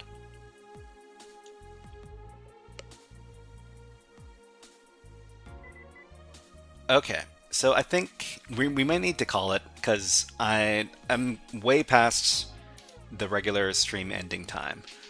You know what we can do? We can find some people who are awesome InfoSec streamers over at infosecstreamers.com. And it looks like I'm the only person on the list that's streaming right now. Let me check Twitch to see who's on. There is Science Streams. So Science Streams is streaming right now. We can raid into them if we wanted to.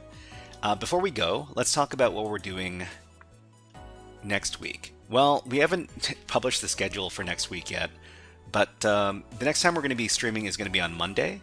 We're going to be playing The Witness, just like it says here. We're going to be doing our Python lesson, and we're going to be writing some scripts to solve some CTF challenges with Python. We're probably going to be doing some other Linux hacking labs on that day, because Monday is our Linux hacking day. So everybody, thank you very much for watching today. And when you get over to Science Stream's channel, if you could give this message right here, OSFrog, hip hop hack, OSFrog, I would really appreciate it. Thanks. Okay, let's start into that raid. /raid Science Streams. Is that how you spell it? Yeah, that's how you spell it.